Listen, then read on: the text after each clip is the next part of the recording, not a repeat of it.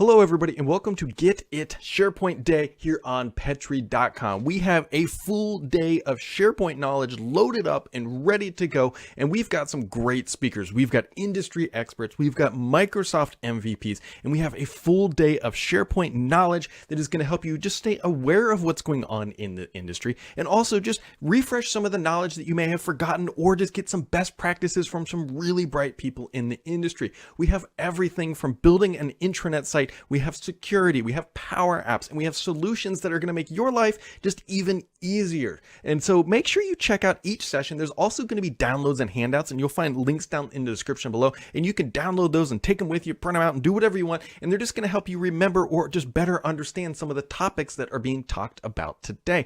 And of course, I got to give a big shout out to our partners who are helping making this day free and accessible to everybody. My friends over at AvePoint and QuizCom. They are sponsoring today's event, and make sure to give them a shout out and give them a click and go check out their solutions, because without them today would not be possible. But with that, folks, we're going to kick it off here in just a couple minutes talking more about SharePoint. You can find links, like I said, down in the description below to learn more about all the sessions today, or just stick around to this channel or in this stream, because we're coming at you all day long with SharePoint goodness.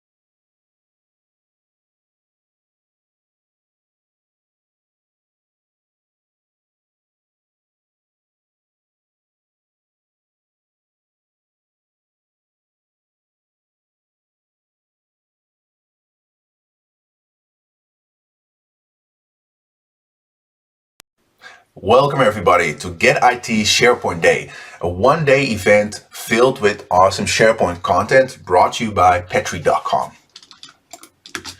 Before we start, I would like to introduce the session, and today I'm going to talk about building and maintaining a successful SharePoint intranet portal. And my name is Jasper Oosterveld, and I work as a modern workplace consultant for a Dutch company called Inspark. We're based in Amsterdam, the Netherlands, and one of the leading companies working with Microsoft products in the Netherlands. And I work as a modern workplace consultant, and of course that's a bit broad, but within that space I support customers implementing collaboration and communication solutions with Microsoft Teams and SharePoint. And again, within that area, I focus around governance, adoption, and compliance. And as you probably can see on the slide, I'm also a Microsoft MVP, and I've been that for the last 6 years. And hopefully this year I'll be renewed again. It will be 7 years. So when I talk with my customers about SharePoint Online and how you can build intranet portals, I always like to start with an introduction about what SharePoint Online is and what it can do. And the definition you see here I took from the official Microsoft website, and it says with SharePoint Online you can share and manage content, knowledge, and application to empower teamwork, quickly find information, and seamlessly collaborate across the organization. That's a great definition. You can definitely use that as long as you use the source, of course, it comes from. It's always a nice thing to do. But what I always like to do, I always like to work with pillars, and I do the same for Microsoft Teams. Maybe you've seen a session from me in the past, so maybe this slide will look familiar. So this approach I use for basically all the products from Microsoft. So if you look at SharePoint Online, it's based on 4 pillars. Well, the first one is no surprise, it's intranet, because that's basically the topic of the session for today. The second one is collaboration. And again, although we talk about internet side of it, about internet with SharePoint Online, we cannot forget about the collaboration side of things. And that's, of course, actively being used in combination with Microsoft Teams. Because hopefully we're all aware that when you create a Microsoft team, when you create a team in Microsoft Teams, you also get a SharePoint team site where you can store all your content and collaborate in real time with your colleagues or maybe with guests. The third one is also very important, that's mobile. And we're all mobile these days, although maybe a little bit less due to the pandemic. We still use our mobile phone all the time. And there's an awesome SharePoint app you can use in combination with internet scenarios. And the last one is apps and workflows, and that's thanks to the use of Power Automate and Power Apps, you can digitalize your business processes and expose those in SharePoint Online, for example, within internet portals. That's something we won't dive into today, but it's definitely a topic worth exploring. So if you're interested in those side of things, definitely see if there are more sessions about that or look up other content on the internet. So if we look at some key features of a SharePoint Intranet, in my opinion, that's the SharePoint Hub, SharePoint News, the integration with Yammer, personalization, and out-of-the-box apps. And we'll dive into each of these topics. So if we start with the SharePoint Hub, and the Hub is very crucial, and it hasn't been introduced that long ago, maybe it's like 1 or 2 years. And why it's so important is that you can connect all your sites related to your intranet. Because we have to remember that these days, and it wasn't always the case, we work with site collections, right? So each site is basically a site collection. And without a hub, it's very difficult to maintain, for example, uniform navigation. Because you have to go to each site and set up one that you want to have visible everywhere. But thanks to the usage of hub sites, you can basically connect all these sites. And that's something we'll show in the demo later on as well. Now, this is the one I mentioned. By defining a SharePoint Hub, you can set up one navigation structure, and each site that is connected to your hub will automatically receive that navigation. So that's fantastic, because then you'll only have to manage it at one location, and it will automatically be applied at the site you connect to your hub, saving you a lot of time. Well, the same applies for look and feel.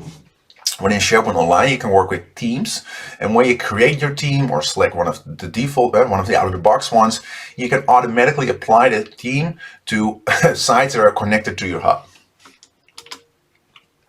And you also receive an integrated search experience. So the moment you search in one of the sites connected to a hub, it will search first within all those connected sites, and after that, you'll have the option to expand your search. But because often that's where we want to find your content, it really helps us in finding the content we're looking for very quickly. Once you set up a hub and you connect more sites, you will also have the option to aggregate content specifically from those hub sites. And you see an example on the right, and this is a news web part example. So it gives you the option to say, hey, give me all the news items from all the sites in the hub. Or you can even select the sites from a hub, so you can specify certain sites without selecting all of them. This also applies for the sites web part, where you can have the same option. I believe there's one for the agenda web part as well, and maybe I'm forgetting one as well. There are a couple who support this feature. Well, then we move on to SharePoint News. And news is basically one of the key components of a successful intranet, right? Because each organization has a lot of information to share with its colleagues, right? And the great thing is that SharePoint News is perfect fit for formal and organization news, whereby I move more towards informal for Yammer. And then if you want to communicate within a team, you use Microsoft Teams. But for organizational news, SharePoint News is perfect. And what you can see on the right side is that you can see the news at Contoso, and it looks a little bit different, right? I think it's blue. It's blue. It's like a bigger font. And what you can do, you can assign a site within SharePoint Online as your organizational news site. So each time you post a news page from that site, it will be marked as in that way. So it won't say news to Contoso in your environment, but that's just a name you can give it. But then people know, hey, that news, that's actually from our organization and not specifically from a department or a project site. Then you also have social interactions, right? By using SharePoint News, you can have, it's the basic stuff. You can like it, you can leave comments, you can also save it for later, and you can also see how many people viewed a news page. And that's of course useful because, ideally when you create a news post, you want a lot of people to view it, and maybe you even want to have interactions with it. You can turn it off, by the way. You can turn off comments. It's not mandatory to do that. A long time ago, before we had this fantastic out-of-the-box news module within SharePoint Online, it was very difficult to build your newsletters, for example, functionality like that. Well, these days, that's very easy, right? It's something I'll show you later as well. But when you create more than 4 news posts, or 4 or 5, you will automatically get a news archive. And within a news archive, you have the option to create a news digest, as they call it in SharePoint terms, allowing you to select a certain amount of news posts and then send them basically as a newsletter to a selection of people. You can include a message. As you can see in an example at the right, you see newsletter January 2021. That's the title I gave the news digest. And then you can see hereby our news from January 2021. That's basically the customized, the personal message I gave it. And then I selected a couple news posts. The great thing about it is that you can also use this to bring people back to your internet portal, right? Because you have to realize most people won't be there every day, the whole day. But this is a great way to bring people back, to increase the engagement and usage of your portal. Save for later. That's also a great feature because often we're very busy, and of course we want to read more news posts, but we don't always have the time. So you have the option to tick the box save for later. So at any point of time, you can always read the news post back. Templates. This is also again a fantastic feature because, you know, of course, in the beginning, maybe most companies, they don't really have a standard way of creating their news posts. It will be different layout, you know, different web parts. But after a while, they find a perfect fit. It's like, hey, this is the way we want to present our news posts. And then you can basically create a template so they can use that as a foundation to create a news post very quickly and more efficiently. So that's one I'm definitely using a lot with our customers these days. And then on the top, on the right side, sorry for the Dutch, but it doesn't really matter. But at the right side, you can see that those are the 2 templates I created, and those will be displayed first when somebody creates a news post.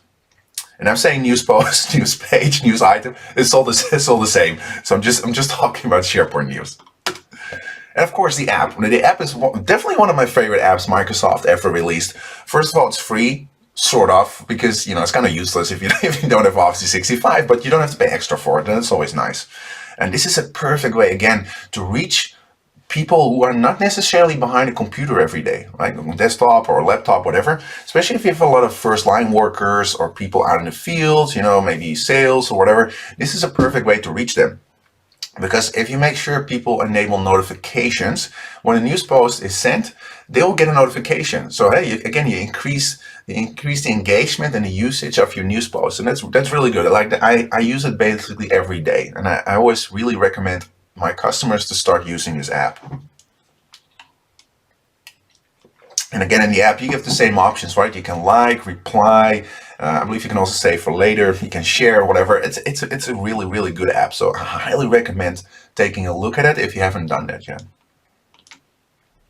So then Yammer. And Yammer, to be fair, I really like Yammer. There was a moment in time I was very skeptic and I kind of lost faith in Yammer.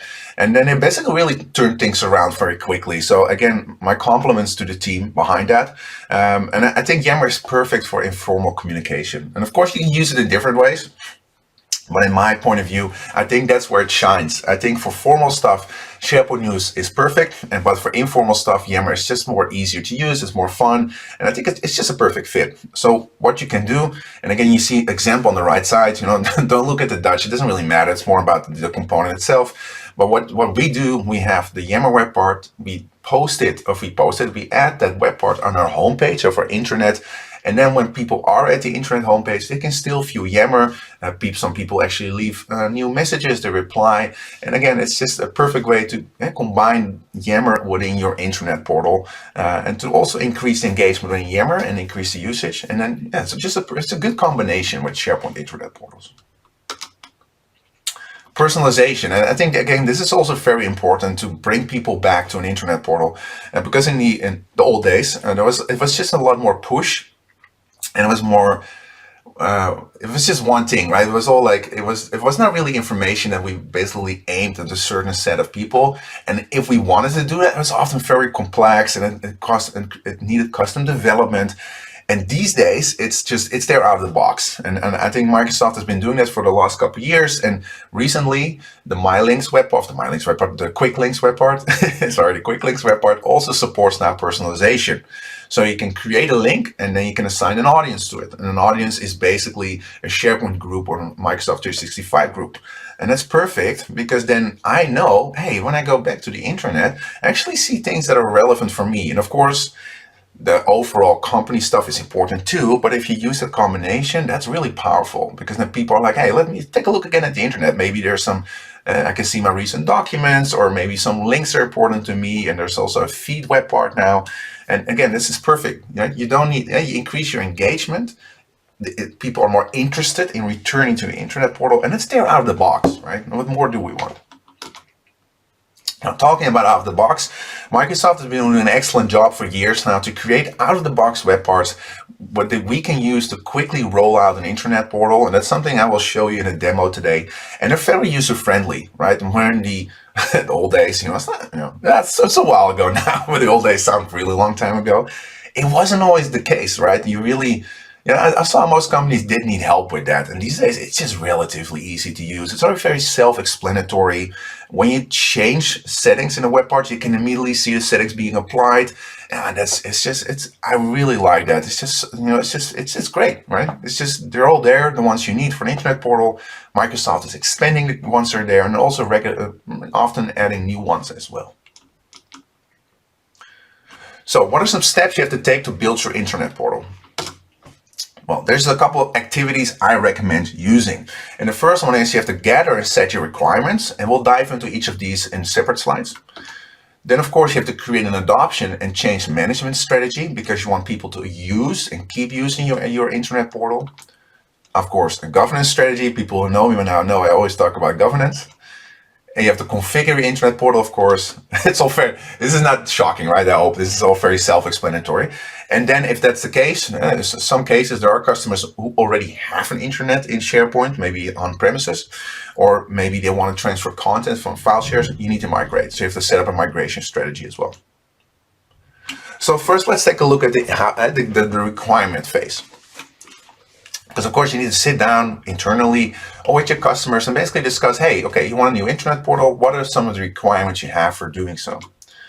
And what I always do, we at InSpark, we have our own demo portal, and of course we have our own internet portal. There's one I cannot show you today because it contains some sensitive data. And most of what I do, I use the one we have, our demo portal, and sometimes I also use demos.microsoft.com. That site is fantastic. If you're not familiar with that one, I highly recommend taking a look because you can quickly create an Office 365 demo tenant that contains a lot of out-of-the-box SharePoint internet portals. And you can also go to the SharePoint playbook site, and I have a resource at the end of this presentation where you can basically provision, so you can roll out a template in your own tenant or in the demo tenant. It's fantastic. I highly recommend doing so. So what you do then is you basically showcase the out-of-the-box possibilities, right? What can SharePoint do out of the box? And as I will show you later on, it's a lot, right? And I think a lot of customers are still not expecting that because most of them still have that view of SharePoint from, again, the olden days where, especially from a design perspective, it was very limited and it was just hard to use and not user-friendly. And what they see, they love. I've seen it all the time now.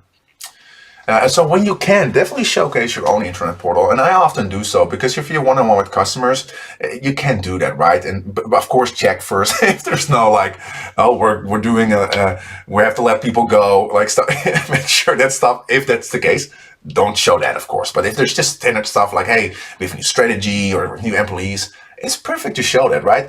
Because it gives customers an insight how you actually use an internet portal in case of being more like a demo side of things. I hope that kind of makes sense. They want to see how it's actually being used. It's hard for me to show examples from other customers because that definitely contains more private information. So if you can, try so, maybe with some screenshots, but live is always kind of tricky. I wouldn't really recommend doing that. So once you've done that, you basically gave them a good inspiration. You start to get a requirement. So what size do they need to be? What kind of layouts and what certain apps, with apps I mean web parts, need to be? What's the navigation? What are some of the roles? So these are some of the topics you really have to sit down with your customer and then make sure you write it down, put it in the requirements document. Then of course you need to confirm it. So that I mentioned requirements document, that's often what we still do. That doesn't need to be like this thick, just be to the point, right?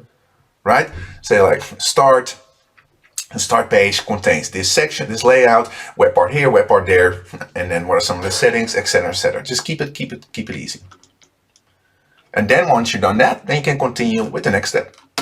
And the next step is setting up your adoption and change management strategy.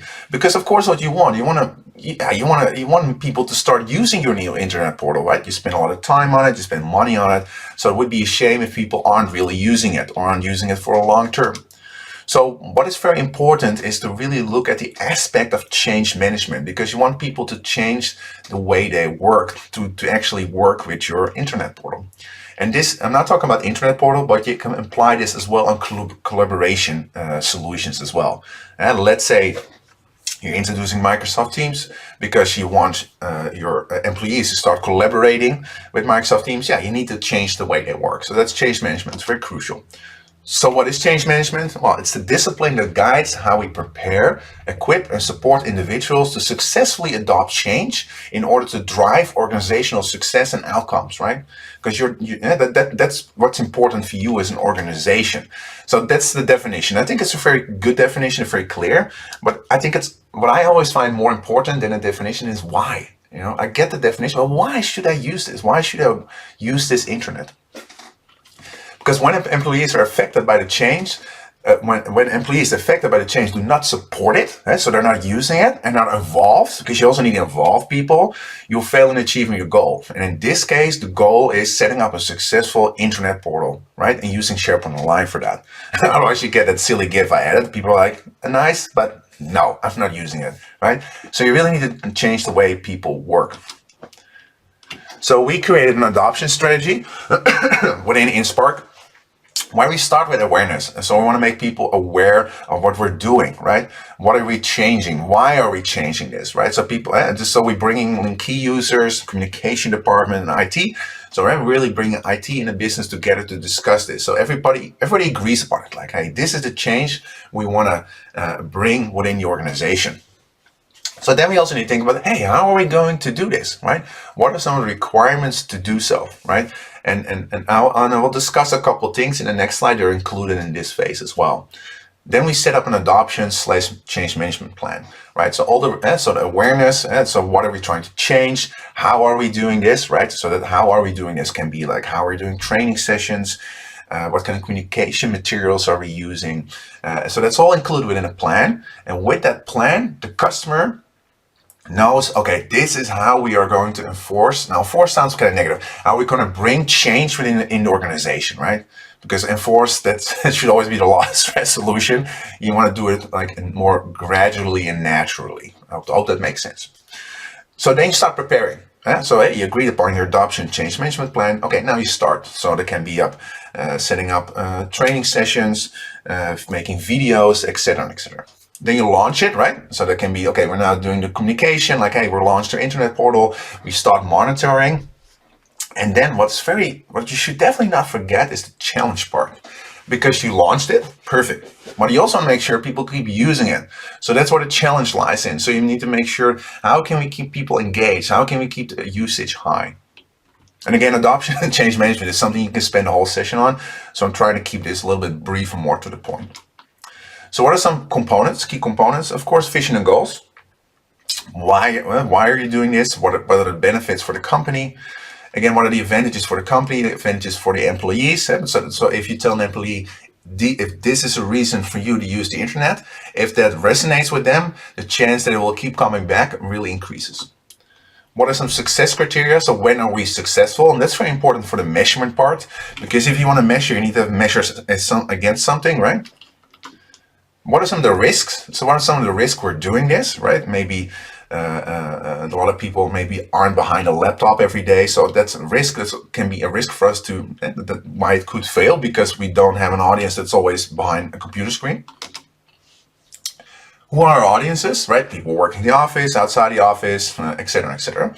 But also you need to work with sponsors, right? And ideally you get an executive sponsor, so some like higher up management or one of the board members, because that always increases the chance of people are like, okay, our CEO, just give an example, he or she says, hey, this is the reason why I support this internet. That often resonates with a lot of people, and it will definitely help increasing the usage, and it will also help you executing your project as well.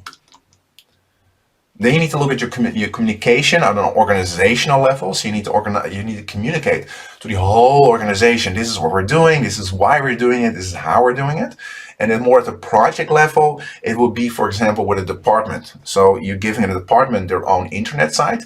Then you communicate more towards those people, right? Again, why are we doing it? What's the impact for you? But then you go a little bit deeper where you say, hey, this is when we migrate. This is when you do a training session, for example. And this is when you go live, right? And of course, you need to work on training, and you need to train people how to use SharePoint, especially the key users, the content owners. And ideally, you should also work with champions. So afterwards, there's a group of people who keeps promoting the internet in this case, and answers questions of people and makes sure that the engagement stays high. And of course, support. People need to be able to go somewhere for their questions. And again, as I mentioned with the success criteria, you want to measure the usage, but you want to measure it against like something that you define. Like, hey, I don't know, let's say we want 80% of our people to read a news page. That could be a success criteria, but then you need, so that's a success criteria, and then you need to be able to measure with that against as well. Well, then we move on to governance. And this governance strategy is a lot less than what I normally talk about with Microsoft Teams, but there's still a couple of things you really need to take a look at. So why is a governance strategy important, right? This is overall. This is not necessarily for an internet or collaboration, but you want to bring together IT and business. So they both know from both perspectives what's important for us and what do we need to work with. How are we, for example, business is not always aware of all the stuff that IT needs to manage that has a certain impact, right? But if you bring these two together, there will be more understanding and less communication struggles down the line. And again, within your governance strategy, you also make decisions that impact your adoption strategy. For example, roles and responsibilities. If you're going to assign the owner role to employees, and that gives them a certain responsibility, and that's something you need to address within your adoption change management strategy. And of course, there's a lot happening, right? Once you launch your internet portal, there's a lot of change from the outside world, right? And that can be, for example, a pandemic, but it can also be new updates and features from Microsoft. And internally, there could be a lot of change as well. Maybe there's an organizational change where department names are dropped, and a new department is created. Yeah, how does that impact your internet portal? Again, a couple key components. You need to define your roles and responsibilities. So, for example, who are the administrators?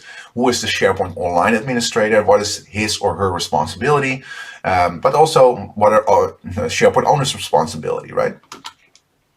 You need to set up a steering committee. So once you defined your governance strategy and you launched it, there needs to be a group of people who manages and monitors your governance strategy and also adjust it if that's necessary. New features and updates. So there are a couple ways to manage this, and of course these are new features and updates. I'm looking at this more from a perspective from Microsoft side of things. You need to keep an eye on the roadmap. So that's great because you can just go online now and you can see what Microsoft is working on. That wasn't always the case. This is one of the better ones in my eyes. That's the message center. So within the Office 365 admin center, you have a message center. And within there, Microsoft really they stepped up the game a lot. It's like everything that impacts Office 365, Microsoft 365 is added there. So for example, let's say hub sites don't exist. They'll say, hey, SharePoint hub sites being launched. And it tells you why, how you can prepare, and some materials, right? And also when, of course. And I say the admin center of Office 365, but you can assign a role. So that means it doesn't need to be an IT person per se to have access to that part. I would advise to look at targeted release, because with targeted release, you can assign that role to a selection of people, meaning they will get new features before people without the target release will get them, and it will allow you to anticipate some certain changes so you can test them out, and maybe you can change some documentation, maybe prepare some training sessions. You can also do it for your whole tenant. Yeah, you can do that. I wouldn't advise to do that because, especially for large organizations, that can have a huge impact. So that's why I always advise to do it for a selection of people. Of course, keep an eye on the Microsoft SharePoint blog. Events like these are perfect because they often give you new insights. But of course, Ignite is coming again. There's something called Call-Up Days or SharePoint Saturdays. Just definitely take a look at those events as well. And there's a lot of free ones as well. Templates and properties. Of course, you're going to work with templates, and those templates have certain properties. And when I talk about templates, I talk about departments, project processes. And of course, these also have a collaboration aspect, but often there's also just a communication aspect where you want to share the contents of a project, right? What is the project? Why are we doing this? Who are the project members? What is some public information? And that's often part of an internet portal. So you need to define those. And then you also need to take a look at, for example, the naming convention. And this is an example. So what you see here, and this is one we apply very frequently, is where we say, when a site is created for an internet, it has sites, not teams. And then it says DEP, so the abbreviation of department, of course, and then public.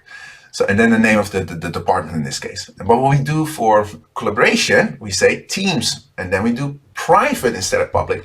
So that can help you for using certain, maybe some certain custom apps where you can create a sitemap and you can just take a look at like, hey, show me all our public department sites.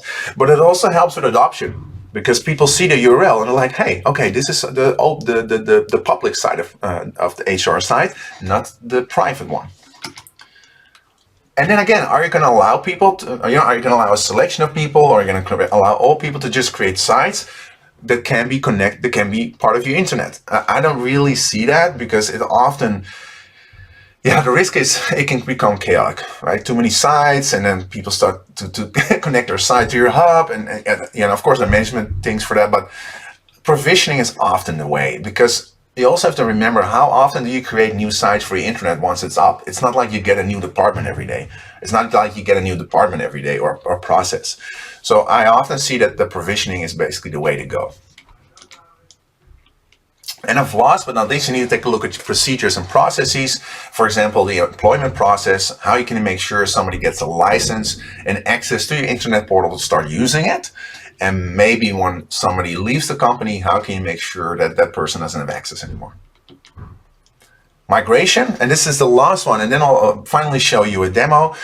Sorry it takes a little bit longer, but I really think these steps are very crucial, especially for the long term. Because setting up an internet portal, to be fair, you'll see it's not that hard. It's relatively easy.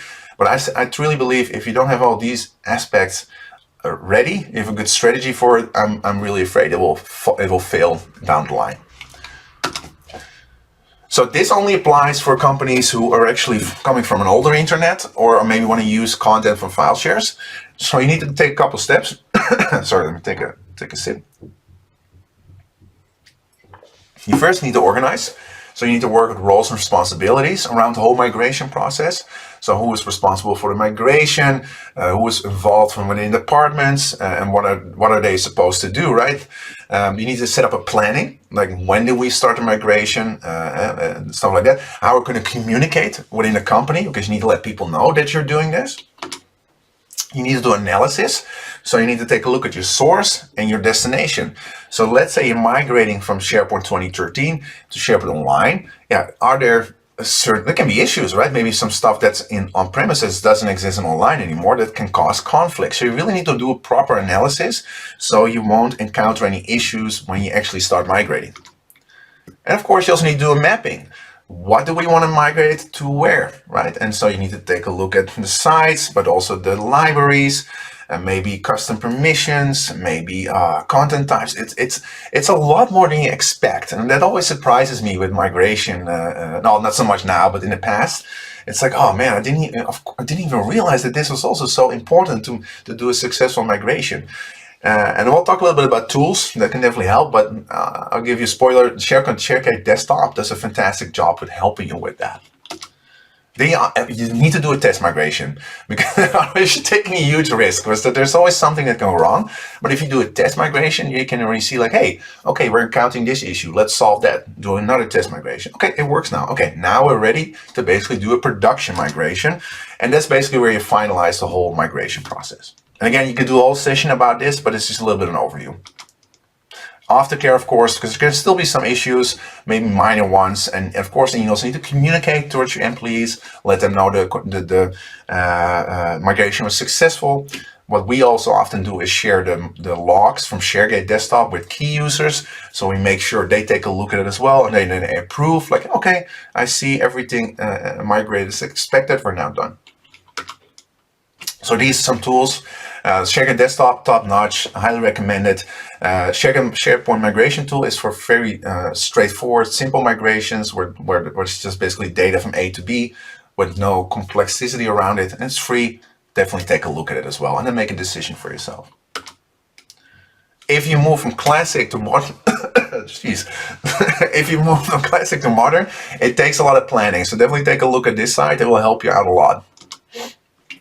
So we're finally here. Finally can start with a demo. So what I do now, I will go out of the presentation, and now I will go to my demo site. So what I will do first I'll show you a couple of examples of how do you say so? A couple of demo sites Microsoft created. So there's something called the SharePoint Playbook that will allow you to roll out the sites you see now, and it's perfect for demo purposes, for requirement phase purposes, and inspiration purposes. So this one is called the Perspective. What you will notice, there's a lot of emphasis on news. You can see the weather here. You can see the news of the user, some recent documents, and it just looks very nice, right? The nice colors, nice graphics, and navigation is nice. You know, it just looks like a really modern and well-made internet portal. Well, then we have Contoso Works. Again, it's very similar. You have news you can use with agenda, nice large images, quick links, and again, yeah, it just looks clean and nice and user-friendly. This one is a little bit different. This is like a little bit more in your face, but it's like, again, a nice bright image. And of course, yeah, the dates are off because this, I rolled this out a while ago. But if you just do this, it's all up to date. Don't worry. And again, it's nice color blue. Of course, this is demos. There's no data here, but it's nice. I really like it. And again, this is not for every company, but again, it's good to show the different aspects of SharePoint. And I'll skip this one because it's very similar. So this is the one I actually want to build with you today. And again, it's a very straightforward internet portal, but I like how I can show you how quickly you can get this up and running. You have a news web part here where you can share organizational news. You have personalized links here. You can see your recent documents as the person who's logged in. Here I can see news items I saved. Again, it's personalization. These are our Yammer conversations, so let's say you have use Yammer. This is where you can expose Yammer. You can allow people to start new discussions, where you can reply, like, etc., etc. Go a little bit more down, and then here is an out-of-the-box Twitter web part, and in this case connected to the Microsoft Twitter account. Can be yours, of course. Again, we have a couple. It's very large. We have a couple options to bring it down a little bit, and go more up here. And my recent documents, there's now a feed web part, so I can basically see what's going on around me. So again, I say as apparently a colleague of mine, he worked on this document, I can see, so maybe I can reuse that document, or maybe I can help Lynn in this case with work on their Excel sheet. My frequent sites, the sites I frequently visit, and that's basically it for now. So what I want to do, I want to go and create this site from scratch. So let me go here. I'm now in the SharePoint Online Admin Center. I'm going to create a new site, and I'll choose a communication site. This is the one you create if you want to collaborate with a group of people. So for example, for departments or projects, whatever, but this is intranet. Here you have a design. So what you can do, you can create custom designs. So if somebody creates a new communication site, it already has a set amount of apps ready, for example.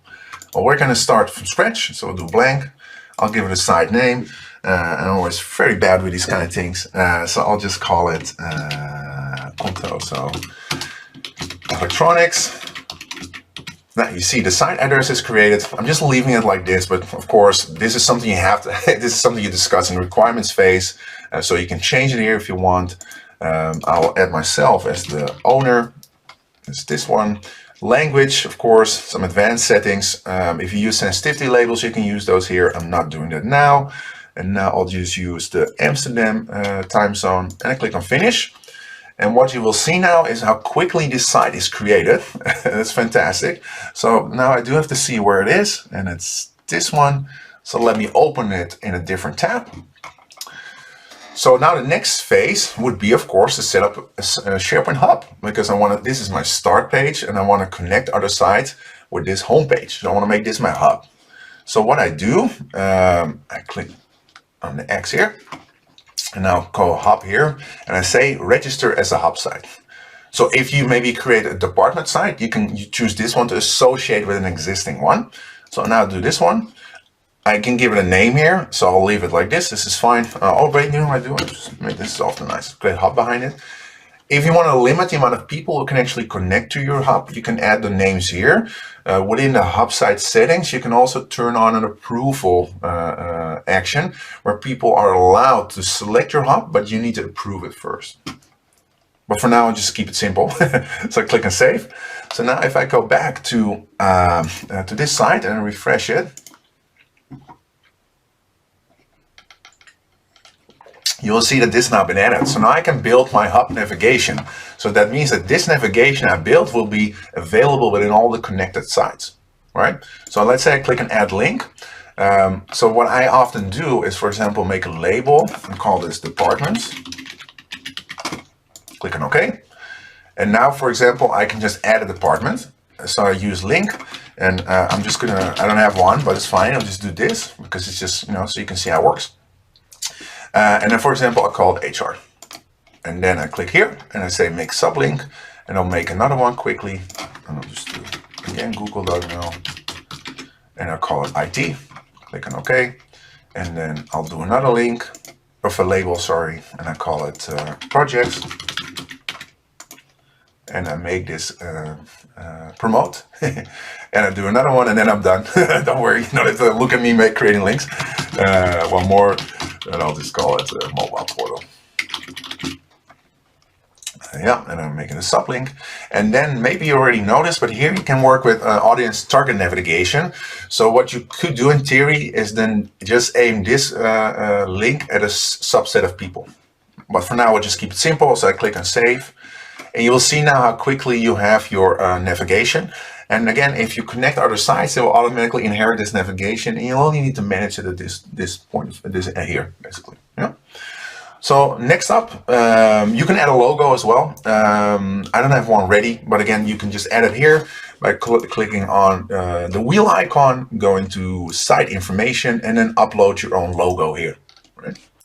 Yeah, all right, I'm just going to take a little bit of a risk. I know I have a couple icons, so I'll just go to those. Let me click. Oh, yeah. Shoot, I was there. Let me see. Sometimes you just need to improvise a little bit. So let's just use, which one? It doesn't really matter. Just let's go for this one. Let's see if it works. Click on save. Yeah, I think it should work.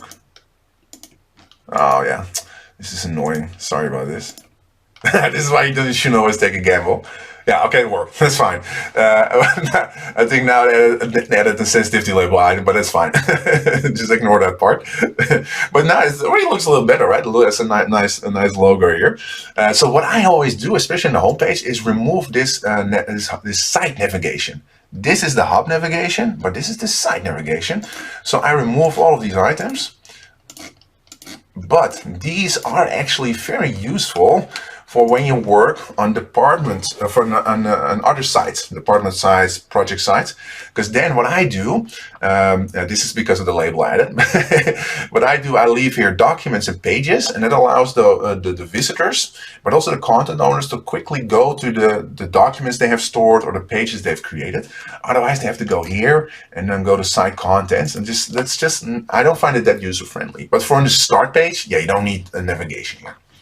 So next up is basically, I'll show you the hub settings. So if you go to hub site settings here, you can always change the name here.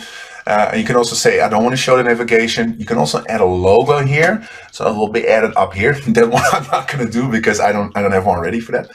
And this is the option I talked about before. So you can make sure that people need approval to join. So next up, we'll just be adding the web part. So what I'll do, I go click here on edit. So I first start creating with sections. So I will pick, where are you? This one, yeah. And now I immediately can see what happens. So if you don't like this one, you can just go back here and change it. And that's what's fantastic about it. Because I can be like, okay, this is better. No, okay, this one, or this one, or this one, right? Now I click here, and the first one is news. Click on news here. The next one is, I want to use the save for later here. See how fast it goes? I'm just clicking the plus, and I want a YAML web part, and I want, oh, which one was it again? I think it's conversations. I don't know what, no, is it this one? I think so. Let me see. I think it's leadership. Yeah, this is it. Yeah, for some reason they still have their old one in there. I don't know why they don't remove that. You see the confusion it creates with me. So I go down, and now I click here, and I will do the Twitter one. But see how fast it goes? Like within like a couple minutes, I have like a homepage up. Sorry, I have a homepage up. I'm adding apps, and you'll see within 5 minutes, I basically have a start page up and running. It's fantastic. And whereby, you know, the most time will go into adding content. That's what most time will go into these days. Yeah, this is fine. Just leave it on the default. Now I'll go to the right side. And again, you'll see how quick this goes. Let me see. I'll add the quick links. Yeah, and what I do now, because I want to personalize it, I'll call it my links. And I forgot that here, so I'll say here, my save news. And that's how you create the personalization aspect. And do I have to do it here as well? No, this is fine, this is fine. So you see you're now already creating a mix between like organizational components and personalized components. So now I go click on the plus here, and then I'm doing the documents one. I believe that's recent documents. Yeah. And again, I'm typing here my, oh, that's silly, yeah? Sometimes it doesn't do that.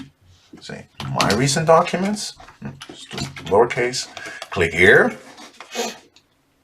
My feed, there's a new web part. It's one I showed you before, but it's really nice. So it shows you a feed. You can select if you want to include SharePoint news.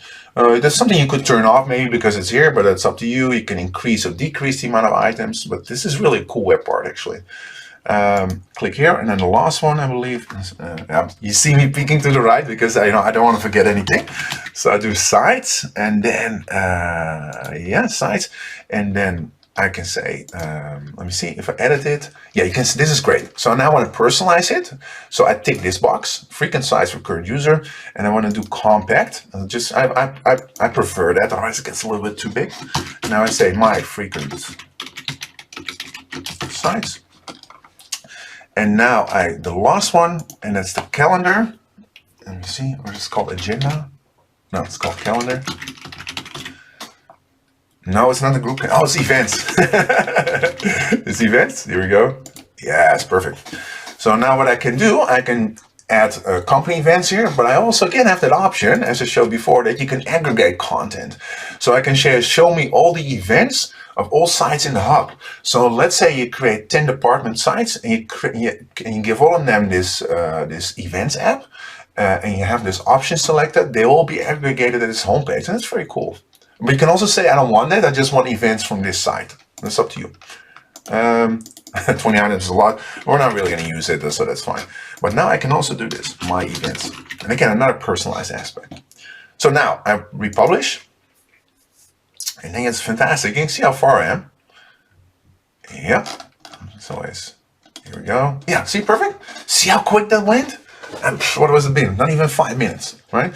So next up, I want to create a couple of news page posts. I want to show you how easy that is. So I click here and I say, yeah, news post. You can also work with links, and I'll show you that in a second. So the news post, and I have one ready here on the right side. Again, because I told you I'm not great with demo content, so I'm just reusing stuff. Again, you're presented with templates here because I didn't define any yet. I just have the default ones from Microsoft. So again, you can pick one. This is blank. Visual gives you a little bit more example how you can work with images. and this one is very similar. It's just a little bit longer. For now, I'll pick this one, otherwise I have to remove everything. Yeah, I can start with adding a name. So I do copy paste. I can edit the web part. So that basically means I can edit how this looks. So let me first add an image. So it gives you a little bit more perspective what you can do. This is the menu for selecting images. You can upload your own. You can assign a library within your SharePoint Online environment. Assign it as organizational assets, and it will appear here. Fantastic. Keep it simple. Stock images, I'm just picking this one, it doesn't really matter for now. You can change your focal point. Again, now do this again, so now it gives you a little bit of what you can do with it. So again, this is personal. This no wrong or right. I'm just using this one for now. Do center, and now I will copy, because you can just copy and paste text. I'm doing that here. Oh, not too much. Let me see. Yeah, copy. So now I paste it here. And you see it'll preserve the look and feel. And what is nice, I can also add a new text box. And now I add a quote from Miriam. Let me copy. Yeah, here we go. So I add it here. And now I select this text. And then I have, let me see. Oh yeah, pull quote. Yeah, you see. Now I can turn comments on or off. Again, it's up to you. And I click on post news. And again, you see how relatively quick you can do this. So this, again, what I've noticed with training sessions is that if you show this once, most people will really get it because it's very self-explanatory and straightforward. And this is definitely where the templates can help. So what I have to do, I create a template with like just an image in it, and then I add, say, an add here, like add title here, add text of the news page here, and that really helps. So I go back. So what I will quickly do now, I'll add a couple other links so you can get a little bit of an idea what this web part can look like. But I'm just going to keep it very simple. So you can add links to external news posts. So I paste it here. I just want to do one back. And oh, you know, it's not going to work. You see? This is there. Let me do it again, just to make sure. Oh, oh no. Let me see. Okay, one more. X, do it again. So good. And now I just want to get rid of this one. Yeah, perfect. Yep. Now I'll leave this for now, but you can change it if you want to, of course. Click on post. I'm just going to do this very quickly. Yeah, you see another one is added, and then I do another link. Yeah. And I do post and do two more. Yeah. Click here. Use link. Perfect. Isn't this easy? This is fantastic, man. This used to be so difficult. Yeah. You see, add. Oh, oops. No, yeah, exactly. Perfect. Use link. Paste here. Because the reason I removed that / is sometimes it doesn't work, and then it doesn't bring in an image, for example. Click on post. Yeah, and now I'll go back to edit because I don't like the way this looks. It's just me. It's no right or wrong. So I click here, and now again you have these options. So again, you can say only show me news from this site. So what you could do in theory is create one web part that shows organizational news, and then create an additional one that shows all the news from, for example, the department site. But for now, I'll just leave it on here. You can remove this. It looks a little bit more clean. The only thing I don't like is that it removes the title, because maybe I'm adding here organizational news. Organizational news. And I'm like, I kind of want to get rid of this one because I want him to use the new button here. He can't. That's a little bit of a shame, but fine for now. You can again, but here you can play with the views. And I personally like this one the most. But you can also use a carousel. That's pretty cool. Remember how difficult that used to be? Automatically cycle. So each layout has its own options. Go down. Can you show you now the views? If it's, you can do a compact view. Doesn't really work with this one. You can show or not show the offer, publish date. It's all up to you. And again, you can work with filters. So you could use page properties and then play with filters. So then that's where you can say like, I only show news post when the page property is equal to this or not equal. You can work with audience targeting. So maybe you don't want to show certain news, or you do want to show certain news to a subset of people. Sometimes there are situations where you want to be more in control of the order. You can use this option. But for now, I'll just keep it simple. I'll do republish. So now you immediately see what it looks like. So again, you can play with this until it fits your requirements. If I click on here, and then let me see if I'm not forgetting anything. Yeah, I need to add a couple links. But this is automatically the news archive, so I can see all the news from the home page. Here I can do the news digest, so I can select, for example, these 2 news posts, click on next, give it a name, for example, newsletter Feb 20, no, not 30, it's not that far yet. And for example, send it to a couple people, and say hereby latest news from this month. And click on Send News Digest. And in this case, Alex will receive an email, as I showed you an example in the slide before. And then it's a great way to bring people back. Now go back to general. Oh, oops, yeah, I was afraid of that. That's the wrong one. This one, that's a stupid label. So, okay, so perfect. So what you maybe didn't see, so let me go here, and then to the one I added, and that was this one. Down below, I have this option save for later. So if I tick this box and then go back to the home page, you can see that this one now has that. It doesn't pop up yet, but I think because I have one from the demo that has the same name. But now I can see the news are saved. So I can always click on it and then view it, untick that this icon, and it will disappear from here. The last one I want to show you before we conclude things is this My Links. And I love this web part because it has so many options. So what I first do, I select the link. So maybe I can do often is this one.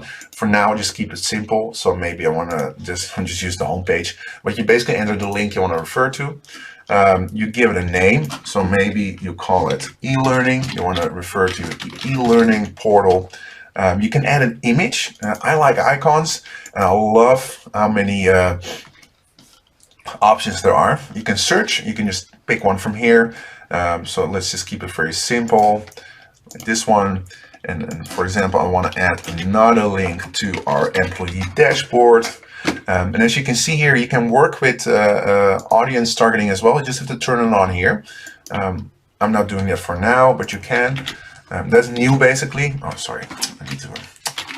I'm an idiot sometimes. So again, this one. And employee dashboard is, of course, the name. Yeah, and then the last one, share your ideas. I click another link. I'll just use this one. Click here. Give it a name. And another icon. This one. Select. And now I click on republish. Sorry, a bit of cold. And what you see now is how quickly we built an internet portal. Isn't it amazing? It's unbelievable. That's what I said. Most time these days will go into getting the content in there. You see how quickly you can set up a whole page in this case. It's unbelievable. And this is fantastic. And this is what SharePoint can do for you. So let me go back to the slide because I think we're almost out of time. So what I've done, I added a lot of resources here. Definitely take a look at the SharePoint lookbook. It's one of my favorites. It gives you all these awesome examples. A couple more resources. If you want to get in touch with me, you can reach out on Twitter. You can send me a message on LinkedIn. You can always drop me an email as well. I can't promise immediately respond to it, but I'll do my best. I think LinkedIn is the best for now. I sincerely hope you enjoyed my session, and I hope you enjoyed the whole day of awesome SharePoint sessions, and I hope to see you again in the future. Thank you for listening, and until next time. The session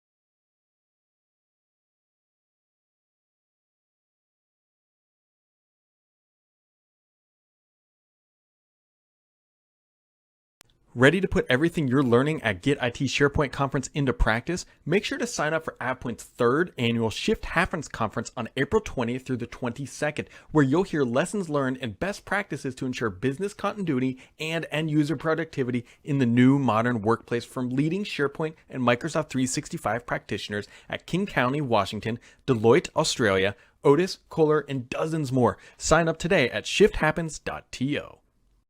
Do you face daily challenges while working in SharePoint? Would you like to automate processes, save time, and work more efficiently without having to rely on power users? You can! QuizCom is your one-stop solution for all your SharePoint needs. With 10,000 plus clients and over 70 SharePoint and Office 365 products, we offer a solution for any SharePoint requirement. Let's take a glance at a few of our products. No-code, smart, and secured forms.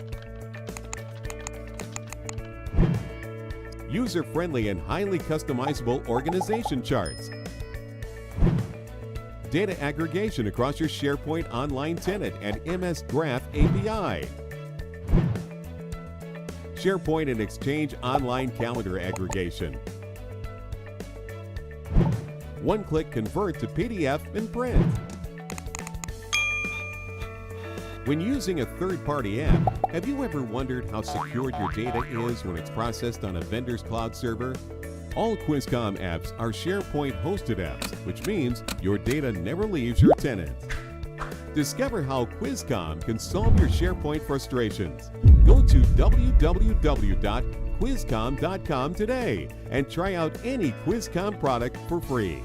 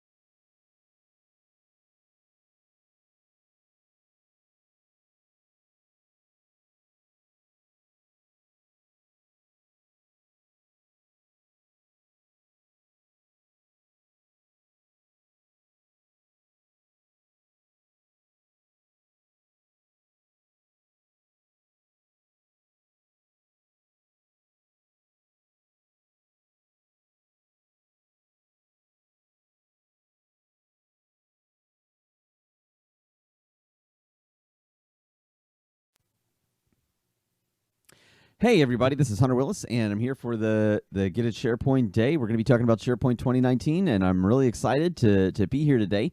So we're going to go ahead and kick everything off. Today we're covering SharePoint 2019, all you need to know. We're going to go over a lot of the considerations, the features, what's available for SharePoint 2019. And if you're looking at migrating to SharePoint 2019, some of the considerations to have there, some of the business reasons, and also some of the features that can really make it, advantageous to go ahead and make that move or not for the considerations that you have. And about myself here really quick before we dive into it. My name is Hunter Willis. I'm a product marketing manager at AvePoint. I'm the president of the Richmond, Virginia SharePoint user group, and I'm also a CMS Wire contributor and an author. I've actually contributed to Petri before in the past as well. But yeah, so really enjoy the community and happy to answer any questions if anybody wants to reach out to me on Twitter or via email there. My contact information is there on the slide as well. So yeah, just excited to be here today, and I'm really glad to see the people that are here. We've got a lot of people here. I know that there's a lot of online stuff happening since COVID began, so I really appreciate everybody that showed up, and I hope that you get a lot out of this session. So yeah. All right, well, diving right into it. The agenda that we have, first we're going to talk about kind of choosing the model, right? If you're going to go with on-premises, hybrid, or a cloud deployment, and some of the considerations around that and how SharePoint 2019 can fit into that picture. We'll talk about like the user experience, administration, and security that's available in SharePoint 2019, especially as opposed to like 2013 or 2016, and do a little bit of contrasting with what's available in the cloud as well. And then, again, looking at that decision, right, that final decision, the benefits of it, and what that's going to look like for SharePoint in 2019 or a hybrid environment, right? And when it comes to that decision, what that's going to look like from a deployment perspective and the features that are available. So when we look at choosing, right, whether you're going to be on premises or hybrid, there's a lot of things to take into consideration there for the business case. And, especially from some of the reasons that people are staying on premises, right, versus going ahead and making that move to the cloud, which is obviously it's kind of the direction that the industry is heading in, but there's still a lot of organizations that are remaining hybrid. I just realized, okay.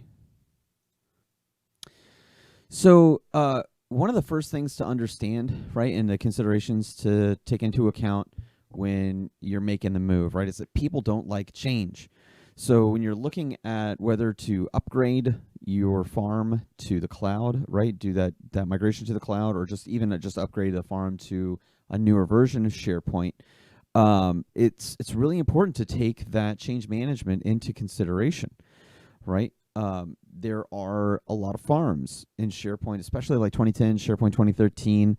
Everybody's seen those SharePoint farms that have, lists that are tied to other lists, right? And there's all sorts of customizations involved with the designer workflows that are in there.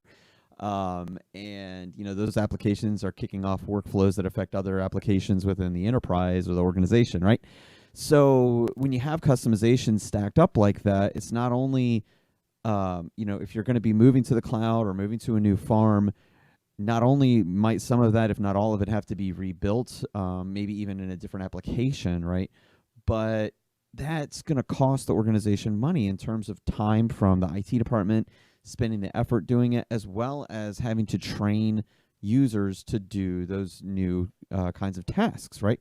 So anything that's highly customized in your current farm or an older farm is going to take a lot of time and can cost the organization a lot of time and money to make that transition into, again, either a newer SharePoint farm or moving into a cloud environment. I've personally talked to a lot of organizations that are just planning on keeping that 2010 farm going as long as they possibly can. That extended support is going until 2022 now. So, but even in the past couple of years, I've still talked to people that are still have some information or like basic applications running on like 2003 farms, 2007 farms, right?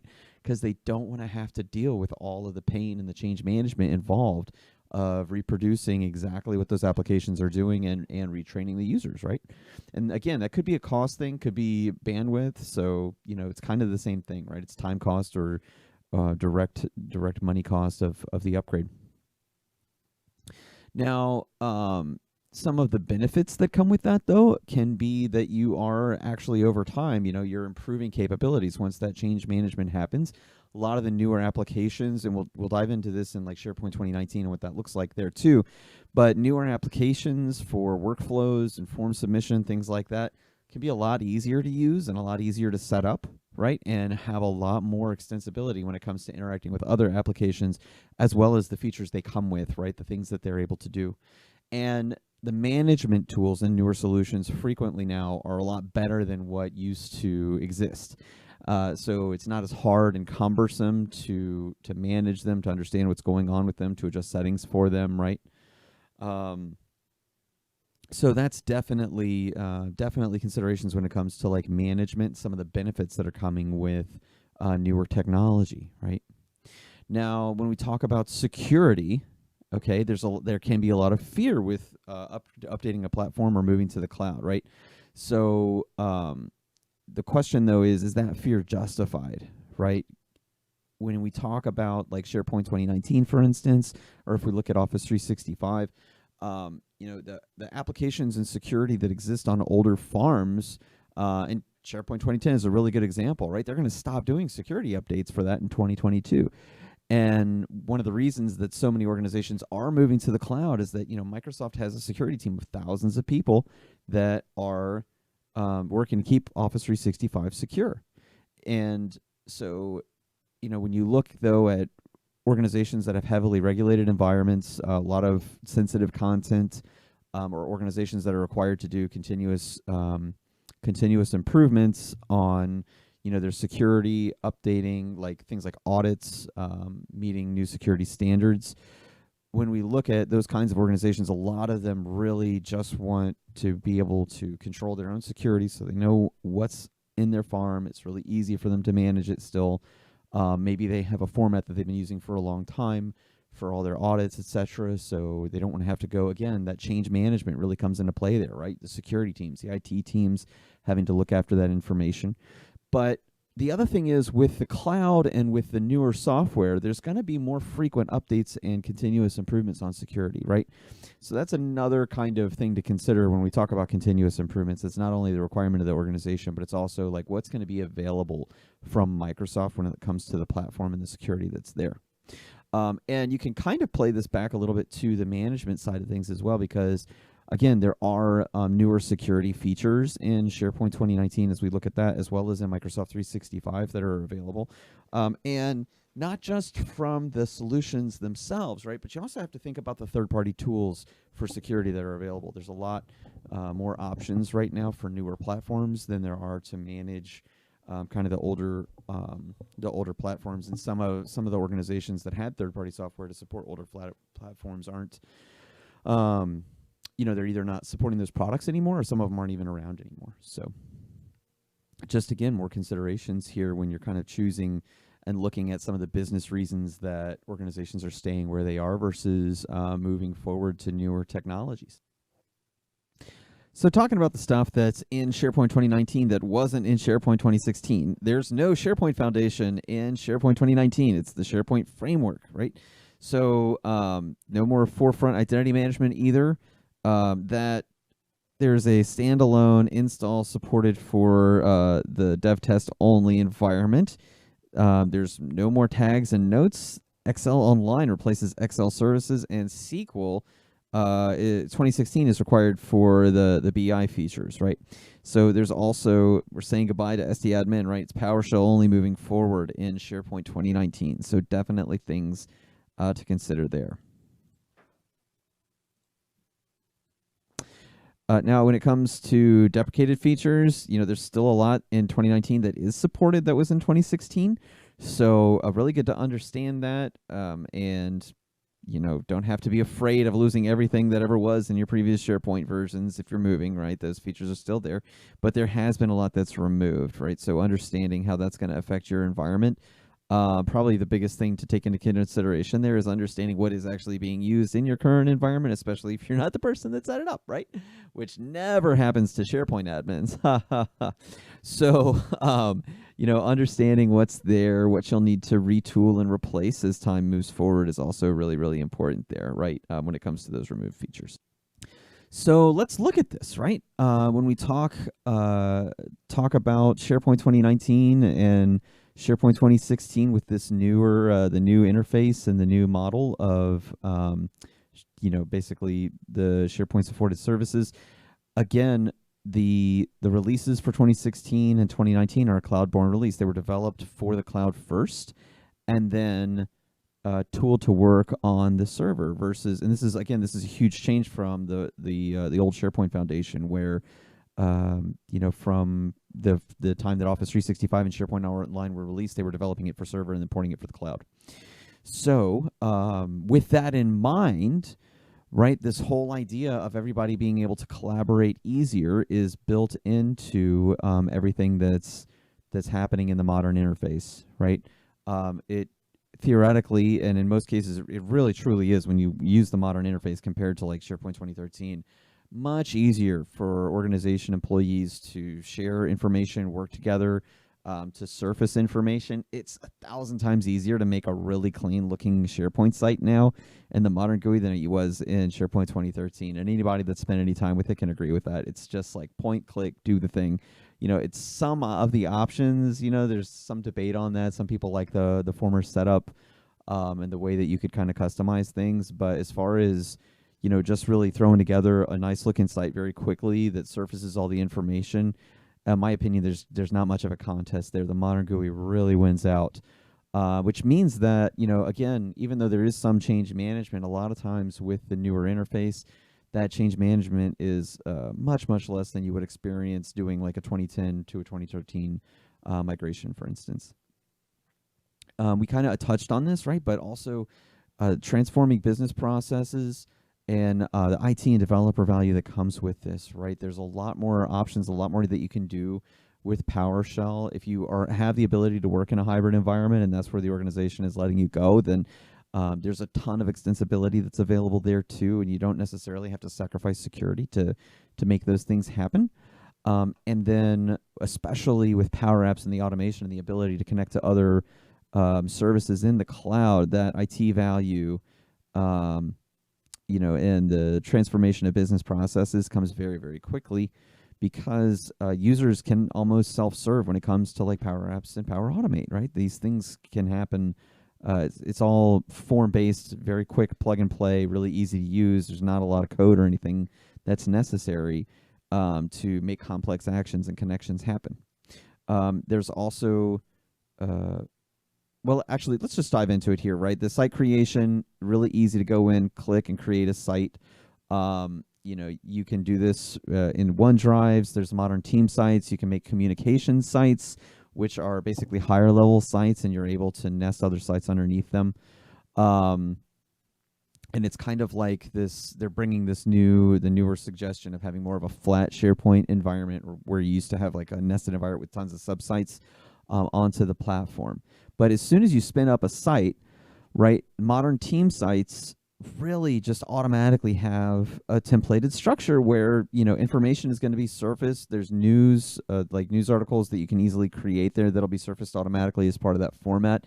And then there are activity widgets that you can add to those pages, right? And all of this out of the box is mobile ready.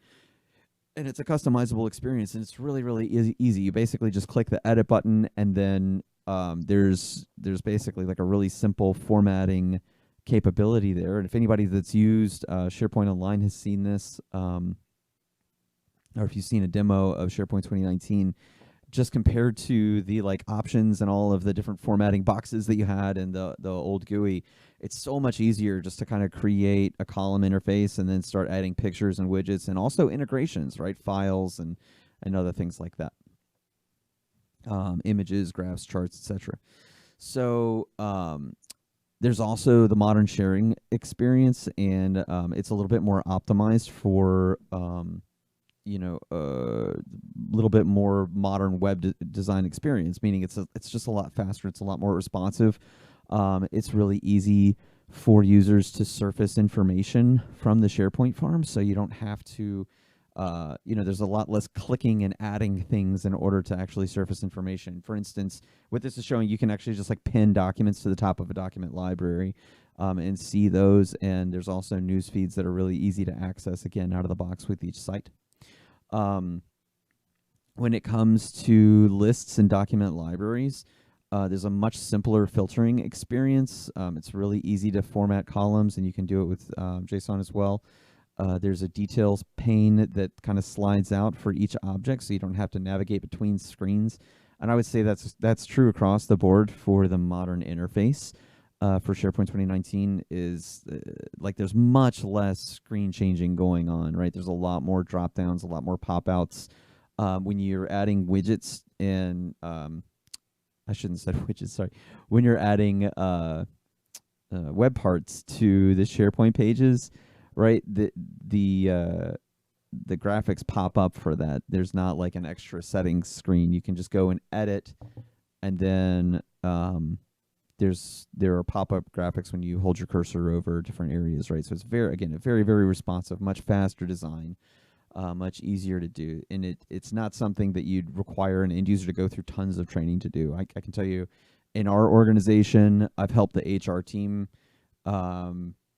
become like pretty proficient with editing their own SharePoint sites, and I didn't have to sit there and train them a ton, right? It was just like a phone call. I show them a couple of things, and they get the principles of what's happening, and it's easy enough where they can just maintain the site themselves. So, really, really not hard to get users going, and that ties back into that concept I touched back on at the beginning of this, is that the change management, because things are easier and because the solution is more responsive and more powerful, the change management just really becomes much less of a burden for the organization to handle when it comes to showing people what's there. And you can see from the graphics here, the images displayed, or if you go online, check out the lookbook for Microsoft 365 or the modern GUI for SharePoint. You can see, it's just so much more presentable than the old SharePoint Foundation interface, right? Users, even people that are not excited about IT or SharePoint, they really see the difference very quickly. So yeah, again, there's modern web parts that tie in here. There's all sorts of images that you can add from the GUI, right? Really easily. You basically click edit, and again, it's all responsive, right? So you can see this is kind of the pop-up I was talking about earlier, where everything's kind of responsive. You go to add something and it asks you what you want. There's a scroll bar here, really easy to choose whether you want to like embed a document, add an image, just add some text, right? But you can choose folders and news pieces and web parts from all across the environment, and you can also filter the views for the widgets. So instead of just having documents from that one document library, and this is a problem in SharePoint 2013 and in the old GUI. If you are trying to add content to the web page or to a list and list views, right? There's so many situations where it'll only let you choose content from the site collection in question. Whereas with the modern interface, you can really choose it from anywhere in the farm and create a filter. So that's what you're seeing. And you're not altering where the content lives, right? You're just altering the view of that page because, as you all know, the part of the whole point of this is making it easier for organizations to have cross-departmental collaboration, right? We're not just trying to, find a better way to show the files that already exist on this site than just like a list, right? It's about, you and the HR team may need to find information related to, let's say, finance, for instance, right? Or other areas of the organization and different policies. So why not be able to just surface those, even though they're in different site collections and live in different areas of the organization, right on the page that you're going to be visiting on a frequent basis. So again, it's a much more holistic experience. And as you can see, there's just like a little button that you click here, and it's like a plus button. And then it asks you, over on the side, you're choosing how many columns there are and where each web part lives. And then in the middle, you're choosing what that is going to be. So again, it's just so much easier that way. OneDrive and the apps, there's an Office app now for Android and iPhone that encompasses basically everything that's going on. You can still use just like the SharePoint app or the OneDrive app for the phones though too. So really, really easy to get that fast responsive interface on the phone. And again, the SharePoint sites that you're building on your farm are responsive. So it's not just going to be like this crushed weird view in the phone where a lot of the stuff on the site that are features isn't going to work. It's really going to be an easy browsing view for the SharePoint content that you've got on your farm in the phone. And really happy to say this, right? But the new Microsoft apps, they really work very well on the phone, and users enjoy them, honestly, and they're pleased with their performance. So Microsoft has put a ton of effort and work into to making all of that happen. And again, there's a lot of newer options to be able to enforce security on your farm to make that better for your organization as well. The new SharePoint landing page is really useful for users. It does show you, again, the news from different sites that surface really easily. And then for users, it's really only going to show them necessarily what they have access to. But as a user, you can follow different sites, right? And it's going to make suggestions for users based on their activity in the farm for sites that they may want to access as well.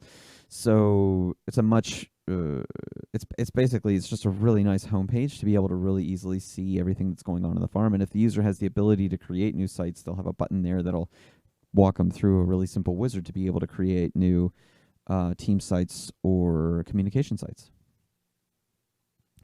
Now, when it comes to the news widget, I should say the news capability in SharePoint, there is, news is surfaced both on SharePoint sites and on the homepage for SharePoint, depending on who has access to it, right? And then the pages that are created are basically like files within the SharePoint sites. They're not necessarily, you're not having to create like a sub-site to have a different kind of page view, if you will. And that kind of existed in SharePoint 2013, but the modern interface really, really depends on that for things like news and events, things like this. So when you go and create a news post for a site, there is really templated format. It's really easy for users to be able to do that, add information, and then the same thing is true with like events that are happening within the SharePoint site. It's really easy to create a new event that's like a page and integrates with calendars that can be added to the site as well. There are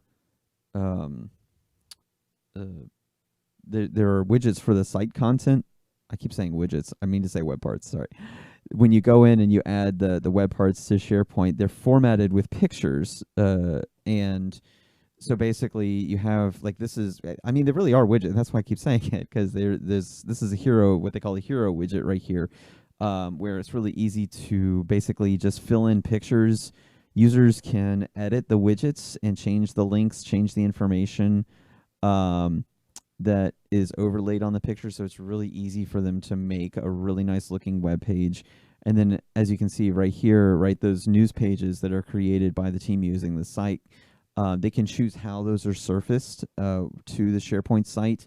And again, there's ability for them to separate out the columns for the pages within SharePoint as well, so that it doesn't just have to look exactly like this. They can really change those templates and which widgets are where very, very easily. So again, just highlighting the mobile capabilities of the pages and what they look like versus looking at them on a computer. It's just so nice to be able to do this on your phone when people are pinging you all the time, or you've got something going on, especially for organizations that have a lot of events or used to before COVID, right? Hopefully we'll all get back there again someday. But it is really nice to be able to easily surface that SharePoint information on a mobile device and have it presented in a way that doesn't look just massively broken on your phone, or just like surface the document library when there's important information on a page that exists. And you can have the debate on whether or not the intranet is still going to be around in a couple of years with applications like Teams and things online. But the whole point of this, right, and the reason that very likely the reason that the people that are attending this session are here is because their organization has some of the stumbling blocks that we were looking at earlier, right? They have concerns about the cloud. They don't feel like they're able to make that change because of security concerns or on-premises applications that they have running. So the whole point is that just because that's the case, it doesn't necessarily mean you can't have a mobile experience that doesn't feel like, the cloud. And I guess theoretically, your SharePoint server really is your own private cloud, right? So why not be able to deliver that same experience? And SharePoint 2019 does really make that very easy. Modern search experience, I use this all the time on the modern pages. The modern GUI that I use, right? I actually have the SharePoint search as like one of the first buttons on my my bookmarks, because it's just so much easier in the modern interface to do a search. So, filtering, searching for content, it's much more responsive. It's much easier to filter and view everything that's going on there. So yeah, definitely easier than the old interface and trying to get a decent looking search page for users in the old SharePoint farms that can go across the entire environment. So yeah, it's also, again, it is a really easy to develop a search that will just crawl the whole farm for users without like breaking everything that's going on in SharePoint. So So yeah. And when it comes to workflow support, this is something that I'm personally pretty excited about. The Power Apps team and the stuff that's going on with Power Apps and Power Automate is very, very exciting for Microsoft right now. And the Power Platform, it's really easy to integrate Power Apps with SharePoint 2019, and SharePoint 2019 does give basically free access to Power Apps and Power Automate for the licenses that you have for your users. So, and the integrations are already built into the server and in the pages, right? So if you have it activated, the users and your teams will actually be able to see the buttons for like Power Apps and Power Automate within the farm to be able to connect that to the cloud service. So there's a lot of security and network security involved and I should say that like that's going to be a big consideration for organizations, especially if security is one of the reasons they're not moving to the cloud. But do bear in mind, you're not going to necessarily be like transferring a ton of data from your farm to the application in the cloud. It's really just like running that application against the content that you have on your farm. Microsoft has a ton of documentation around the network security for that, as well as helping you build like a gateway from Power Apps to your farm. And it's really easy to do once you've basically got your network security to a place that you're comfortable with it, right? There's just like an option to build a server gateway between Power Apps and your SharePoint farm and make all of that happen. I really would recommend this though, if it's at all possible for your organization, if you are looking to do a migration into SharePoint 2019, it is so easy to use Power Apps and can be really, really empowering for your users. So, yeah. Now, when it comes to that decision, we're going to kind of explore the different farms and the different options that organizations have from moving to 2019, right? So, for instance, like if you're currently on a SharePoint 2010 farm, 2013 farm, or 2016 farm, just walking through some of the considerations for each of those journey options, and then looking at that, right? Because the real question here is, right, should I stay or should I go? If you're staying on premises, does 2016 make sense or 2019 make sense, right? What features do you have? What features are you looking to have, and why are you making that change? Especially if you're in considering a hybrid farm environment, right? So that's another question, right? Is that a possibility for your users, or is it not, right? Is it going to just be like a totally on premises farm? So when it comes to the actual move, you are going to have to also consider the migration and what that's going to look like, right? So some of the factors that are going to come into play there is the infrastructure. How big is your server farm? Do you have tons and tons and tons of servers with a bunch of different applications running on them? Or is it maybe just like the standard small 3-server SharePoint farm with some content on there and not a lot of other applications? Not everything is going to be equal when you migrate. So if you're not using a third-party tool, or right now essentially if you're not using a third-party tool, then your options are to do like a database cutover or to try to manually move that content using PowerShell. So you have to keep in mind, right? Are you going to be preserving like your permissions and metadata, the structure, and what features are going to be carried over or not if you're making that move, right? So it's really, really important to understand like your sensitive content, what your permission structure looks like, as well as if anything is going to break. So I would definitely, if you're looking at doing that and doing it manually, or even if you are going to use a third-party product like AvePoint, for instance, to do your migration, definitely do some test tries before you make that run, and spend a lot of time planning and doing research on your farm environment. We get organizations all the time that ask us, I've taken these phone calls where they have like 2 terabytes of information, and they're like, all right, we're looking to do a SharePoint upgrade to migrate all this content in the new farm, and we've got to do it in the next 6 weeks, and we have terabytes of information. And it's like, look, that's totally I've seen organizations take a year to 2 years to make that kind of a move, right? Because the more that you plan, the better a transition it's going to be. And in order to plan properly, you really have to understand all the factors that are going on with how your users interact with your content and the structure of the content on the farm. It's so much more than just doing a content move, right? You've got to understand where information lives, which information users use the most, / which is most important to them, and understand the new changes that are going to happen when that information moves. And then, of course, when it comes to things like workflows and stuff that's been built in SharePoint Designer, what is it going to look like in the destination? What are you going to have to rebuild? Right. And then when it comes to your list views and other things like that, even simple stuff, a lot of organizations, maybe they don't have a ton of those custom applications, but maybe there's some metadata structures, list views, and things like that they've got going on their farm that, that's what the users know and depend on. And if it changes at all, right, it's going to be what I like to call pitchforks and torches. They're going to come to the IT's door, and it's not going to be pretty. So, on top of that, you've got compliance and risk kind of concerns, right? Where's the sensitive content? Again, who has access to it? Or maybe what's your records management file plan look like if you've got regulated information for retention in your farm? And then, of course, those network and user authentication concerns, right? How are users going to authenticate to the farm? What's that going to look like?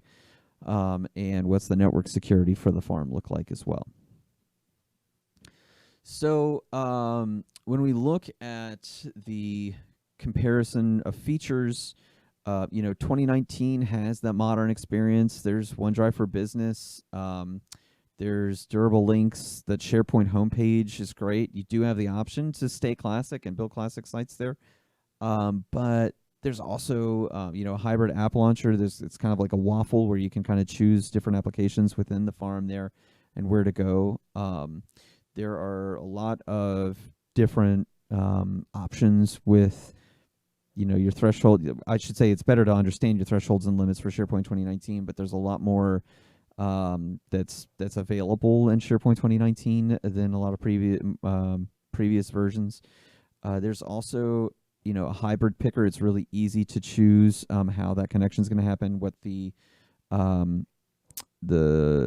you're looking at hybrid, right, in the newer versions of SharePoint, there's a lot of integration into the farm to make it easy to navigate a hybrid environment, right? So it's easy for users to kind of just navigate and cross navigate between the hybrid your on-premises sites and your online sites. For management, again, you've got the SharePoint framework. Sites are created much faster and easier for users. There are APIs, PowerShell, and then again, there's also that possibility in a hybrid environment to bring in, Power Apps and Power Automate to what's going on. And then for security, and we didn't talk about this a whole lot, but when it comes to security, they do have some of the features from the Compliance Center have been brought down to SharePoint 2016. So this is especially going to apply to like data retention, but there are some more of those security features. And this is a lot different than what's going on in SharePoint 2013 and in 2016, where you still have to mostly set up the your policies and your metadata and all of that. It's possible to set it up across the farm, but you still have to there's still some configuration required at the site level in order to really make use of that, right? So for the most part, your data retention and your lifecycle management for your documents is going to be happening at the site collection level, whereas in SharePoint 2019 with the Security and Compliance Center there, you're going to be able to apply data retention policies across the whole farm. And you're also you do have some capability to do DLP scanning and understand the sensitivity of the documents and the information in your environment right on the server there. There's also analytics, and the reporting is a little bit more robust and easier to understand than existed in previous versions of SharePoint as well.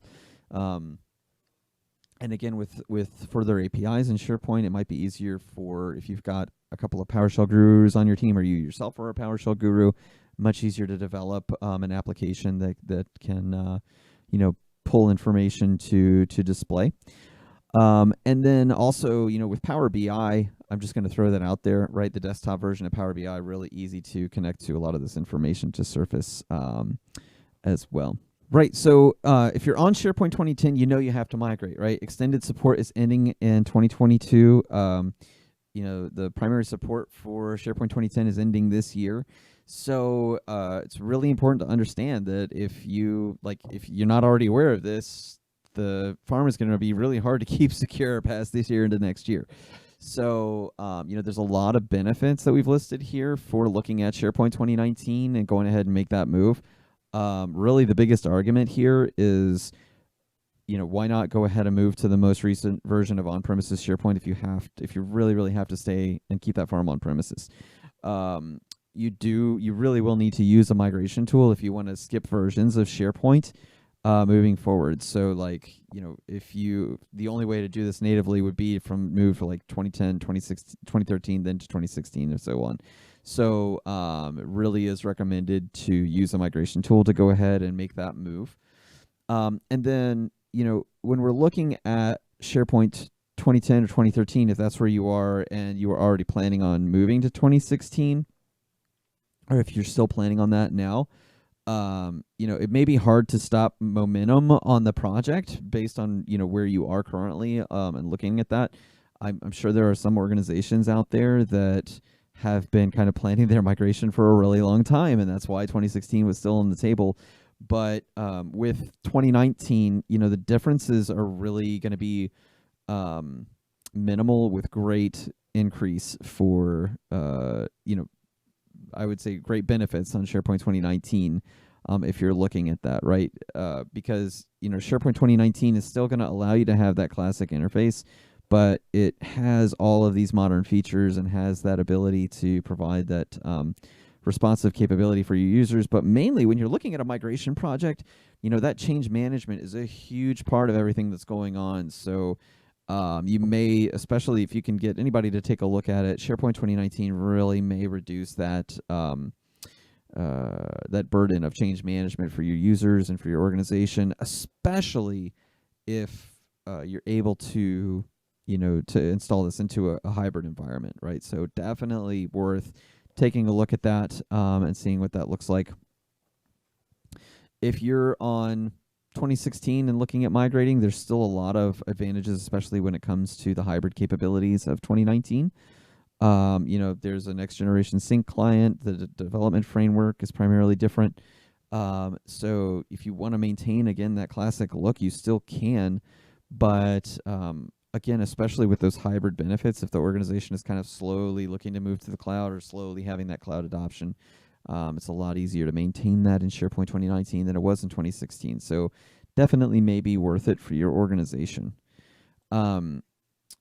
So yeah, again, thinking about your goal for that is going to be really, really important, and diving into those considerations for yourself is going to be primary as well. Like, why are you migrating? Why is your organization looking at migrating the content from your previous farm? So definitely, again, when it comes to any kind of a migration, I really want to stress this because I've just seen this so many times, just planning and understanding what you're getting into when you're migrating content, and really understanding the structures, the metadata, the security, and the format of the content in the old farm, right? The legacy environment.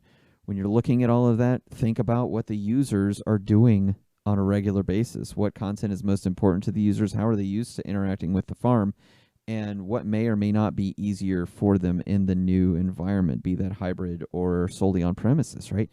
And then, having users involved with the project and having stakeholders involved with the project to a great degree is never a bad idea, because you can get feedback, you can help kind of think through outside of the box what's happening, and again, the goal of that really is to stave off a lot of those change management challenges that can happen with a migration project before they even come up, right?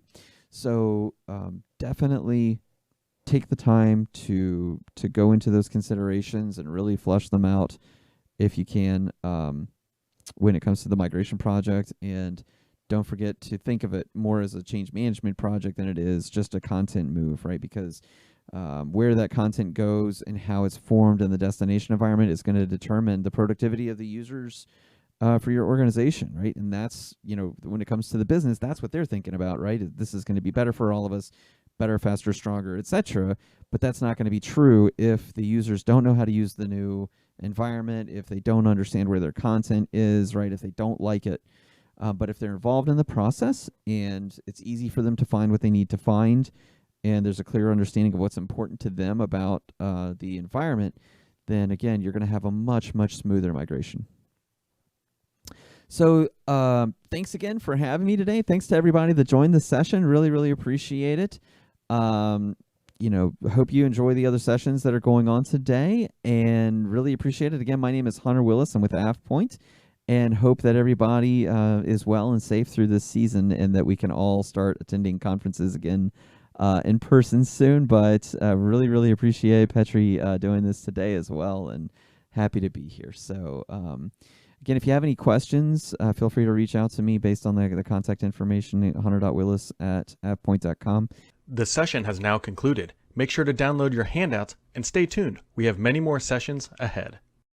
Ready to put everything you're learning at Get IT SharePoint Conference into practice? Make sure to sign up for AvePoint's 3rd annual Shift Happens Conference on April 20th through the 22nd, where you'll hear lessons learned and best practices to ensure business continuity and end user productivity in the new modern workplace from leading SharePoint and Microsoft 365 practitioners at King County, Washington, Deloitte, Australia, Otis, Kohler, and dozens more. Sign up today at shifthappens.to.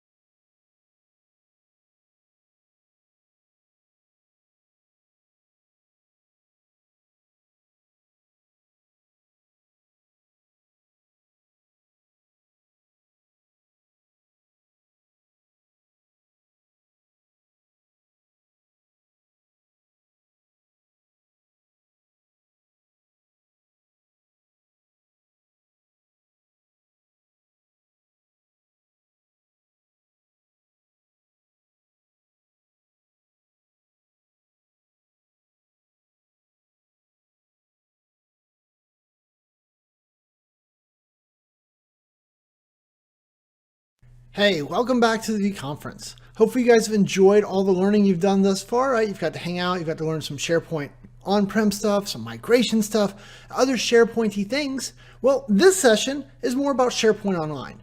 And so the idea here is we're going to talk about using Power Apps and how that is used in SharePoint Online and SharePoint Online only, right? We'll make that very clear. But it's used to customize your SharePoint list so you can build a better list experience in Power Apps, right? We used to do that in InfoPath back in the day, and let's face it, InfoPath is a dinosaur and you should not be using it anymore.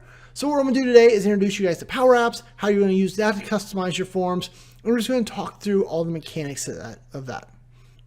To that end, my name is Shane Young. I am a Power Apps MVP for, I don't know, like 2 or 3 years now. I was a SharePoint MVP for like 12. I don't know. I've been an MVP for like 15 years. I wrote those 6 books over there, on SharePoint. And so what I've done is I've taken all my SharePoint knowledge and I kind of said, hey, let's do something cool. And so I moved full-time into Power Apps a few years ago, but that makes me the perfect person to help you guys understand how to customize all this. All right. Here's my cute little bio slide, whatever, right? You can feel free to reach out to me, Shane at powerapps911.com if you need help. I'm on Twitter, I'm on YouTube, I'm on LinkedIn, I'm on, I don't know, all these other things. So anyway, you need to find me. It's pretty easy to find me. So let's dive in. Over here, I've got a SharePoint list, just a normal SharePoint list with a bunch of quasi-dummy data. So it's a bunch of people that work with me, but they are, things like no one makes $4.25. I'm pretty sure the list says that. So anyway, today in your SharePoint list, if you click on an item here and you say, hey, I want to edit this, right? What happens? You get this big old SharePoint-y form, right? This is how SharePoint Online works. And then you're like, oh, well, that's great and all, but I want to customize that. And customizing it could be something as simple as maybe you want to add some types of data validations, or you want to, rearrange what the users can and can't see based on their role or who's logged in, little things like that, all the way up to we have customers who build out full-scale apps here, right? So it's like you got multi-tabs and forms, and it's got a Power BI embedded in it, and you can press a button to send emails, or you can have other controls. Like people build entire business solutions here. So all of those things are possible using our friend Power Apps. So if we hit cancel here, and if you are in a SharePoint Online modern list, right, that's very important to understand because some of you, if you've been in SharePoint Online forever, you might have those classic lists still. This feature won't show up there. It's only going to be a modern list. But if you're in a SharePoint modern list, you can hit the little ellipses here. It might have shown up directly for you. And then you can be like, hey, Shane, you got to unselect that. Now, there you go. There's Power Apps. And so if you hit Power Apps, you're going to be presented with 3 options. And so these 3 options are the ability to create an app, to see all the apps, or customize forms. And the idea here is that there's kind of like 2 forks in the road. So when it comes to Power Apps, you can either use Power Apps to customize or enhance the SharePoint Online experience, which is what we're going to do today. And that would be this customized forms. Or you can create an app.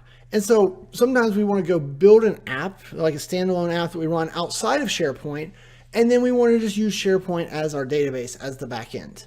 So 2 different ways. We're not going to go down that second rabbit hole, but just kind of think about that. SharePoint and Power Apps, they do a lot together. I'd say 80% of the Power Apps in the world today are probably built on top of SharePoint. That's a completely made up number, but you get the idea. It's a lot. Anyway, so now that we understand that, what we're going to do is we're going to click on Customize Forms. And so when you click on this, it is going to launch you straight over into Power Apps, and it is going to build us a simple app that we're going to then be able to expand upon. If you're not familiar with Power Apps is Microsoft's low-code, no-code solution. What does that mean? That means that people like you and me, right? I have never written a line of C# in my life. I am not a developer. I was never a developer. I don't want to be a developer, but I build apps for a living now, all by taking a bunch of Excel-like formulas and using some PowerPoint functionality, kind of dragging and dropping stuff on the screen, and just tying it all together using my business brain, my logic brain. And so that's what's really interesting about Power Apps, and that's why it's taken off so much, is because it's no longer an IT thing. It is anyone who is, has the business logic and who can do logic itself, right? The whole, if then this, if 2 + 2 = 4, then say yes. If no, say no. That type of logic, then you're able to build these solutions. So there you go. You can see this loaded up while I was rambling on, it's filler material. It wasn't though, you needed to know that. But so looking at this, what you're going to see here is that they bring you into the Power Apps Studio. And in the Power Apps Studio, they've kind of got me started. The idea here is you look, there's a couple of my fields. So I got title, first name, last name, favorite color, department. But you can also, you probably don't know my data very well, but I know my data well. There's a lot more columns that it didn't show up. That's all right. It's real easy to add them. So if you look over here on the left under the tree view, we are on a screen. So they gave us a 1-screen app. They called it Form Screen 1, very creative. And then they gave us one form called SharePoint Form 1. So that's the object here. And if we go with that selected, so just make sure it's selected over here on the left.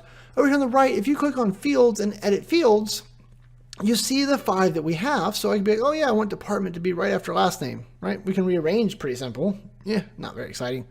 But if you say add field, this is going to show you all of the fields from your SharePoint list. And it can be all of the fields like, age and I don't know, there's employee email and, different types here, right? Good at their job. What is their hire date? So I can pull in all of those, those are all fields I've created previously, but also I can pull in fields like ID. And so ID, there's an example of a field that is a SharePoint generated one. We can't even edit it, but we can still display it over here because sometimes you want to see the ID of the item. I find myself wanting that all the time. So anyway, we'll click ID too, why not? So we'll say add. And if you're wondering how is my SharePoint list defined, I've got all of the details of my SharePoint list, how you could recreate it yourself. So like where all the different column types and settings, that's all available in the download. So feel free to click on go register for the downloads below and you'll be able to get that information. But so now that we've added all of that, we can just close out of this thing and you can see that all of these fields are available to be worked with. And now if you hit play, you're like, all right, awesome, right? I can edit these different fields. ID though, ID is not editable, right? Because that's a system generated, system controlled field, but it's still able to be displayed. Okay, I don't know what that all does yet, but that's all right. What we're going to do at this point is we want to go see what happens over in SharePoint now that we've made some very simple tweaks. You know what, the other thing I'm going to do before we leave though, I'm going to click on my form again, just click on the left here. And I'm just going to set the color to, I don't know, this cute little pale green, right? Ooh, right, very, very soft, gentle. Is that like seafoam or something? I have no idea. But one of the reasons I do that is I want to be able to prove to myself that I'm using my Power App form. And by, I know the standard SharePoint one's white. This one's green. So we're just going to roll with it. Okay, so we've made a custom form. If we say back to SharePoint now, it's going to say, hey, do you want to save and publish this? So in Power Apps, saving is one thing. All right, so saving your work, that's probably a good idea. And Power Apps actually will auto-save your app every 2 minutes. So you're in good shape there. But what's going to happen is you're not going to, the people that are consuming it, so the users of my SharePoint list in this case, they're not going to see those changes until I have published my changes. The great thing about this means is that I can create a form, work on it, publish it. Yay, they're using it. And then, the boss comes back with a list of tweaks. She's like, hey, I hate your seafoam green. I want it to be cyan. I don't know what color that is either. I'm kind of, not good at colors. But, I could take her list of demands. I could come over here and I could work on them and, tweak and spend the days, the weeks, the hours, the months, the years, probably not that, more like the seconds, to make all of her changes. But my users aren't going to be affected. They're not going to see any of my changes until I publish them again. So anyway, with all that to say, all we're going to do here is click Save and Publish. And so after a few seconds, it saves. It's going to then jump us back into SharePoint. Hey, SharePoint. And so then now if we click on my boss's record, right? Nicole, you can see this little blue spinny. This tells me Power Apps is loading.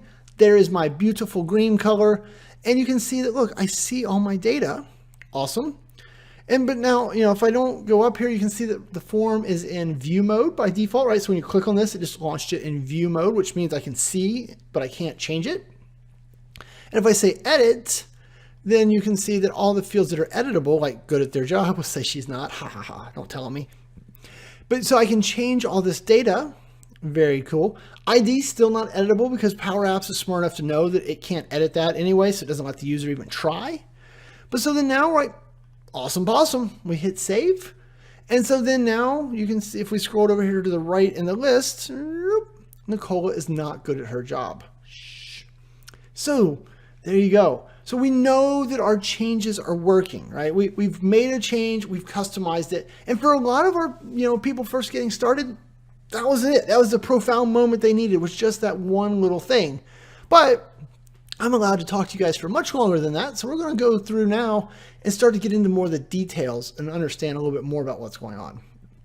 So the first thing I'm going to do here is I'm going to say Power Apps and I'm going to say Customize Form. This is going to take us back over.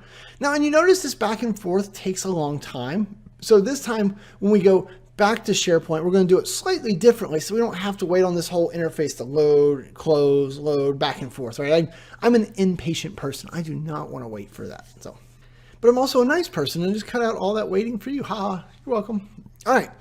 So now that we're back over here, it drops us in. It's like, all right, here's where you left off. Everything is great and groovy. Now, what do you want to do from this point? That's really up to you, right? So you could come in here. We can start to continue to customize this form. And that's probably the most common thing is people really just want to change what fields are shown. Maybe they want to add different types of data validations to the fields. They want to add controls, but you can do all this. And it's really important to note, as we are exploring this, like, all right, I get this, but, I want to go watch some YouTube videos or go read more about the documentation, how to do this stuff.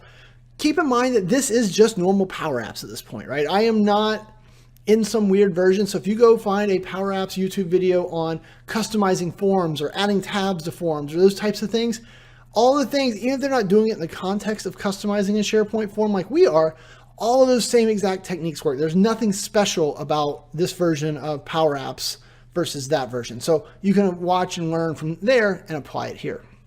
So keep that in mind, right? Now, the first thing I probably want to do here is I want to go with whiz bang, right? I want a wow you feature. So one of my favorite demos to do with here is I'm going to grab this form and I'm going to make it smaller. Whoop, and kind of pull it up here somewhere. Power Apps automatically handled the scroll bars, right? This is the beauty of no code platforms. It's like, oh, Shane hid some stuff, but he needs to get to that stuff. So here is, a scroll bar. And so then I'm going to go up here to the insert menu. This is the treasure trove. This is where all the fun is inside of Power Apps. And so if you're like, all right, awesome. What are all the things I can do? Go and learn about all of these, right? This is my favorite thing is to teach people how all these different things work. But let's just jump straight in here to under charts. One of the fun things is you can embed a Power BI tile. And so now I'm going to be like, hey, I want to connect to my workspace and then I have a dashboard called SharePoint class orders and then orders. And look at this. It is going to pull in my Power BI dashboard. Ooh. I'm going to kind of pull it down here, resize it a little bit. It'll auto redo. And so there you go. I have now added Power BI. And when we push this back over to SharePoint, we're going to have Power BI in there. Now you do have to think about the licensing ramifications of this because this then means that everyone that uses this form needs a Power BI premium license, right? But we're not here to worry about the licensing, but I want to kind of get you guys wrapped around fun things you can do and things like adding Power BI reports in here, what did that take me? 3 seconds? 7 seconds? I don't know. That's the type of thing that you want to do. And that's one of the big things. If you're like, well, Shane, I could have done most of what you're talking about in InfoPath. True, simple forms, InfoPath did. But what is amazing about Power Apps is we have, I don't even know the number anymore, 400 plus data sources available to us. So if you think about my days of InfoPath, right, we're kind of trapped in a little box. Yeah, this is me in a box. But in that box, right, we were always stuck. We were always like, hey, I can't do this or I can't do that. I can't easily talk to other data sources is really what I mean by stuck in the box. Power Apps, there's like 400 of them, right? If we go over here to the little data and we're like, hey, I want to talk to Outlook. Oh, I forgot to expand the connectors. So you expand the connectors here and you say Outlook. And look at that. So I can talk to Office 365 Outlook, I can Outlook Task, Outlook.com. But so if I add like the Outlook's connector, now I can do things like, let's just choose one of these connections. I can do things like send an email. I can create a calendar event. I can get calendar events, right? I now have the full interactivity and everything that happens would happen as me. So let's click on our little tree view again. Let's go to the form. Let's pull it down this time, right? We're just making more room. Our poor form's getting shrunk. We'll grab a button and we'll resize it a little bit. We'll drag it over here to the middle. And so we're going to say, hey, button, I want you to email a link. And so then now it's like, all right, cool. Well, that doesn't make an email link, but at least that's what it says. And go over here and you're like, Office 365. Oh, Outlook. Let's see, Office 365. I can't spell. And then now we're going to send an email. Now, anytime you see send email V2, V3, V12, always choose the latest one. The old one's deprecated at this point. So we're going to say send email V2. It's like, all right, who do you want to send it to? So for the moment, we're just going to hard code this. We're just going to send it straight to me, Shane@PowerApps911.com. What is the subject? The subject, the subject is, it's going to be subject goes here. Awesome. And then finally the body, same type of thing. Body goes here. Now you notice I'm putting everything in double quotes. That's because strings or text inside of Power Apps formula language always go inside of double quotes like that. So I'm just saying literally use the text, subject goes here, body goes here. And if you close the parenthesis, which closes out the send email function, now this will send an email to me anytime it goes, right? Now that's like kind of boring though, but maybe you want to take that a step further.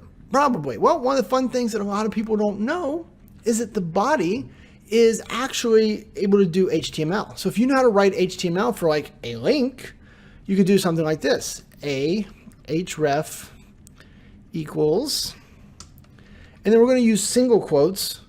So we're going to put the link right there, and then we would close that, and then we'd say link, and then like so. Something like that is what the URL or the HTML syntax for a link or an anchor tag looks like. Now in this href though, what do we want? We want a link to our SharePoint item that they're looking at. So now what we're going to do is we're going to write a little bit more complex of a formula. We're going to do a string concat, right? So we're going to take two strings and stick them together. So body goes here, href. We're going to do a close our string. Then we're going to do an ampersand. So that means take, so we have that first string, body goes here all the way through the single quote. That's our first string.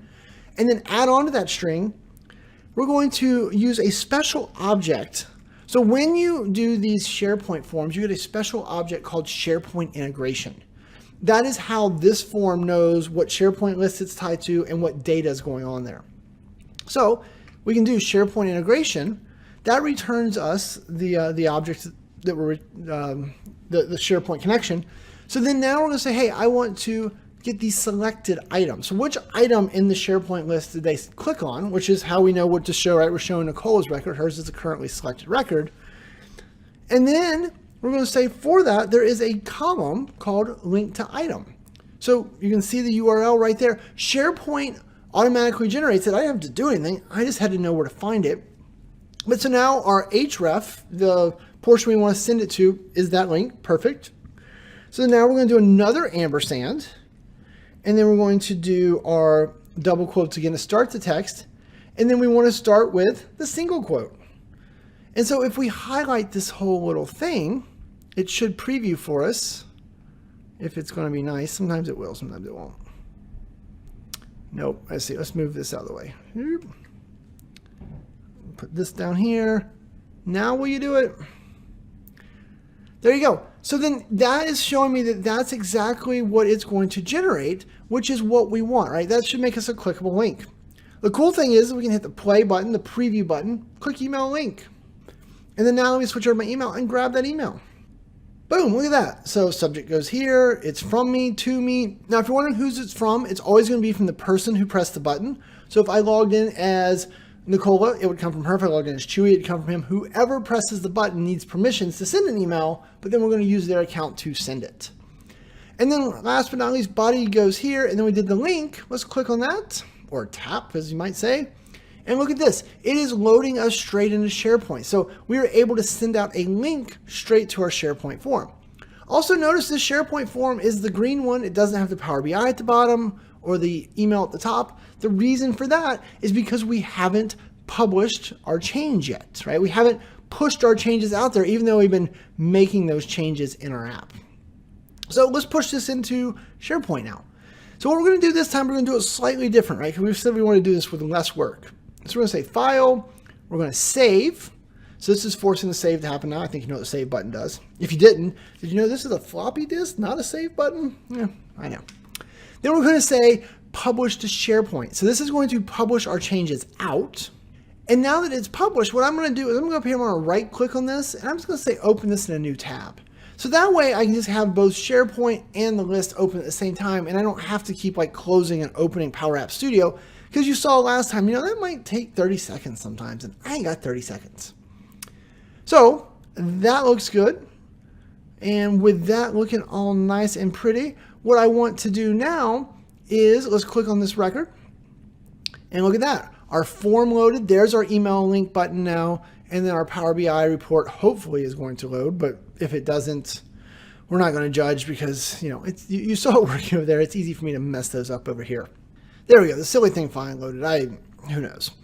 All right. But what's also important, remember we talked about the form has more fields than it can show, but it would just put a scroll bar in here. So I'm just able to scroll through these, and the email link works just the way you'd expect.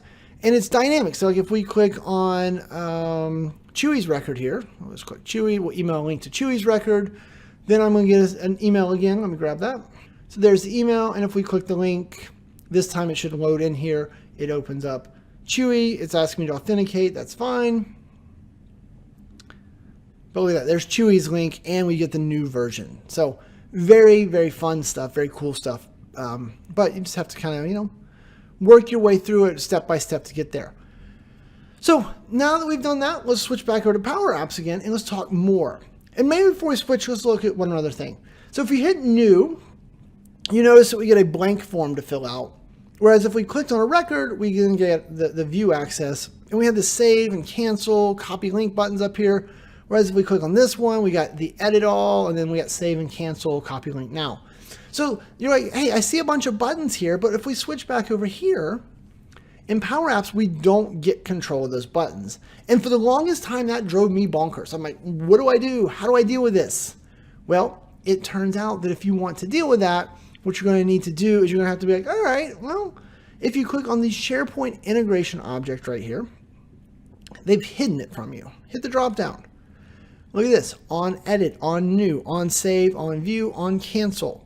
So this is saying, on cancel is when the person clicks this button, what do I do? I don't know. So we say on cancel, it resets the form, SharePoint form 1. Remember, that's the name of our form. So it resets that form back to its default behavior. If we go to on edit, it puts the form into edit mode. Makes sense? And then, if we go down here to on save, so on save is what submits the form, which that's what says, hey, I'm good with these changes. I want to have this go. So keep that in mind as you're understanding this, as you're learning, you're expanding your knowledge. What these are called form modes. So forms have different modes, and so you can control what mode it is in, like new mode, by using the function called new form, or edit form to get into edit mode, right? You kind of get the idea. But that's a really important moment for you, because as you build this first simple list, it's not too hard. But as you start to think about, man, wouldn't it be great if I triggered a Power Automate flow when all this happened, or when I got done, it automatically sent emails, blah, blah, blah, blah, blah. Whatever you're after, you can add the functionality here into all this. So for example, maybe we want to email a link off to the form every time. So we could grab this and we could say, all right, over here, we would go, now, I'm going to show you one way to do it, then I'm going to tell you not to do it. But we're going to show it first. So you just say, hey, on save, when you're done, do a semicolon, and then you paste it in. Now, I should mention, if you're in a region where the comma is your decimal separator, then you actually would do a double colon or double semicolon. And everywhere that I'm using commas, you use a single semicolon, right? So there are some slight variances to their low code, no code language, depending on your particular country's language. How do you handle decimals in a number? Okay, that's my disclaimer there. Anyway, so now that we've got that there, so the idea here is when I hit save or submit, it would submit the form and then it would send an email off. But I'll be honest, I don't want you to ever do it this way. That's bad. But I wanted to show you the semicolon, that's why I did it there. So let's get rid of that. In reality, your forms are going to have something called, oh, nope, you got to click on the form first, Shane. The form has a property called onSuccess. So here you can see that there's already a couple things here. So this is what happens after a form is successfully submitted. So someone pressed a button that said submit form, this form, like the save button. So on save did this. When it's done submitting or saving your changes, it is going to reset the form. So that is what tells the form to go back into view or edit mode, whatever its default mode was. And then request hide is what makes it disappear over here, right? If we say we just changed Nicola 1, we hit save, the request hide is what makes it hide that little panel. So this is important for two reasons, right? One is you probably were wondering why that happened, or you should have been.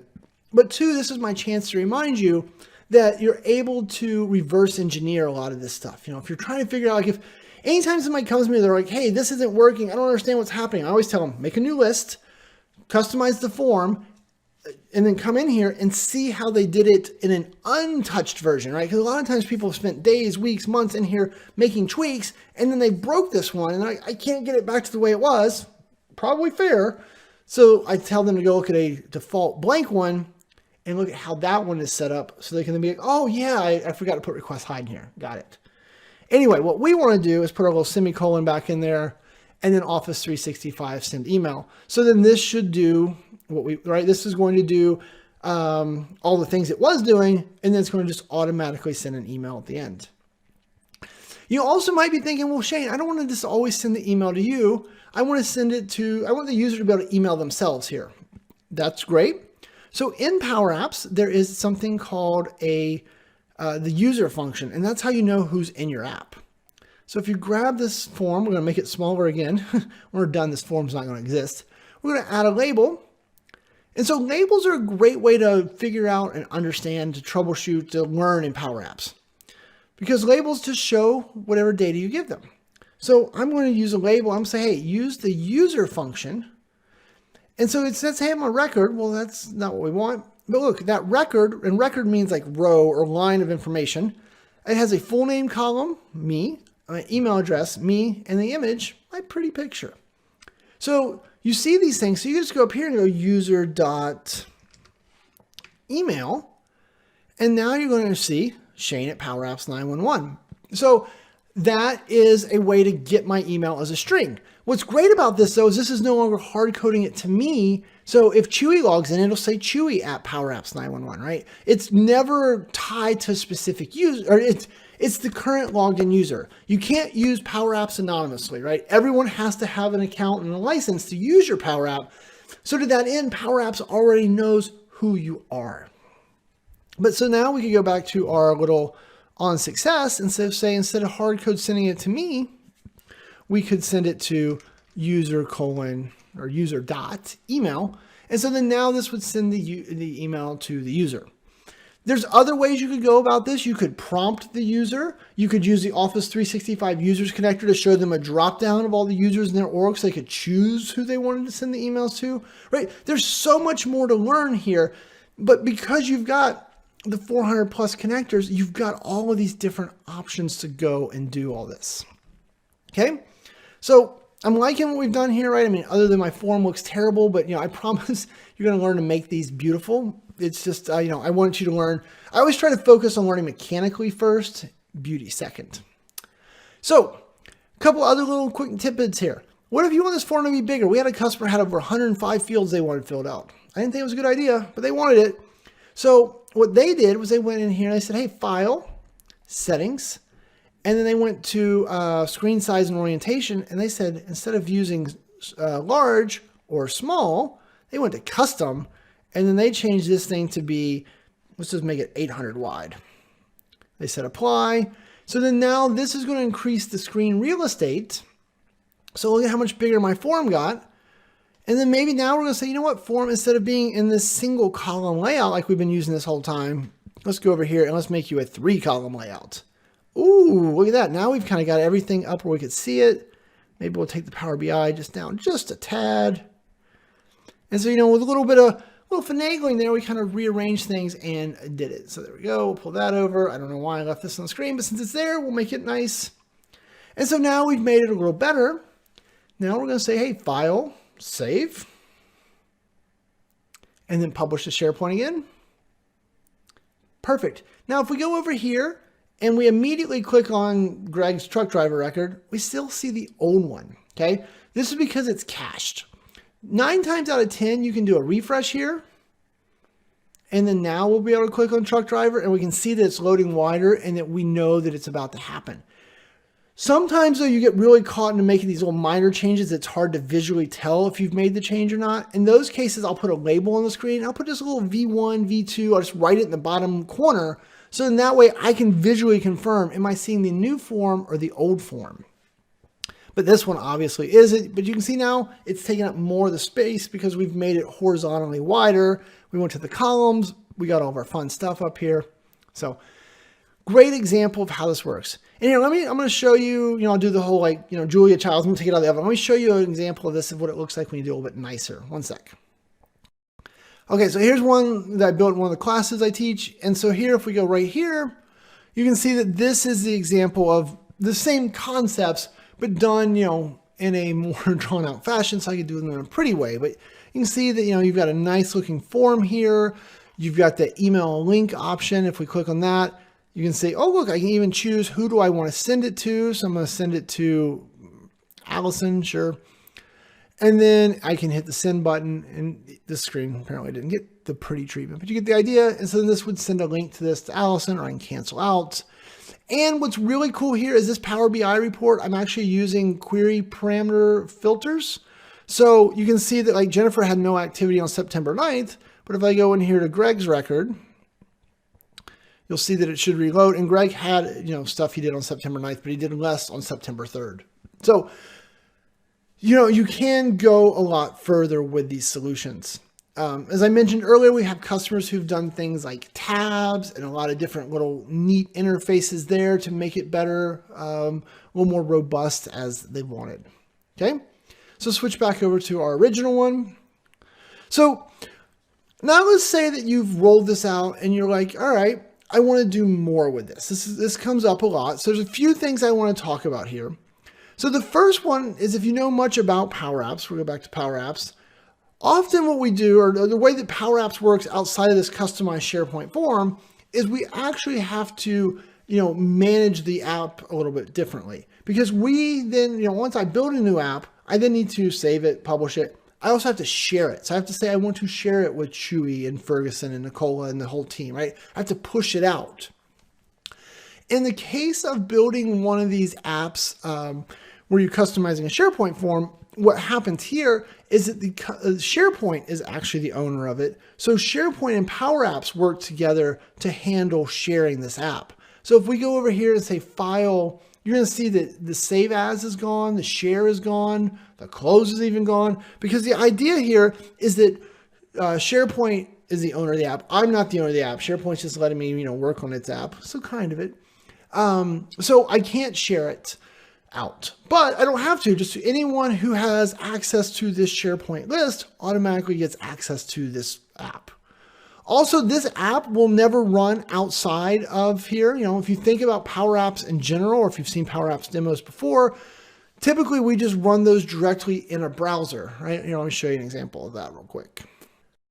So this is an example of a tablet-sized app that has been deployed separately, right? So I'm accessing it directly from the app's URL in the browser, but it's a full tablet app. It has SharePoint on the back end, but that doesn't matter. I don't even know that as an app user. It just happens to be my data source. So all I'm doing is running the app directly here. Whereas over here, because we customized the SharePoint list form, I can't run this app outside the context of SharePoint. There is no URL to interact with this directly, which is a nuance to think about as you're starting to roll this out. Like, do you really want this app to just live inside of a SharePoint list? Or are you just using it to make SharePoint better inside of SharePoint? Then you customize form. Do you want to go build a standalone app that might run on a mobile device or a tablet or on my PC, but I'm always running the app standalone and SharePoint may or may not be in the mix? Then you're going to just build a straight up Power App. So a little bit of a nuance there. But the reason I point that out is because, we don't have to share because of that, but we also can't save. So another very common question, like, all right, I built this amazing app, right? Or maybe not that amazing app. I built this amazing app, and now I want to roll this out to 100 SharePoint lists in my environment. There's no native way to do that, right? There's no way for me to say, take this customized SharePoint form, pull it down, and then go push it out to 20 or 30 other different SharePoint sites.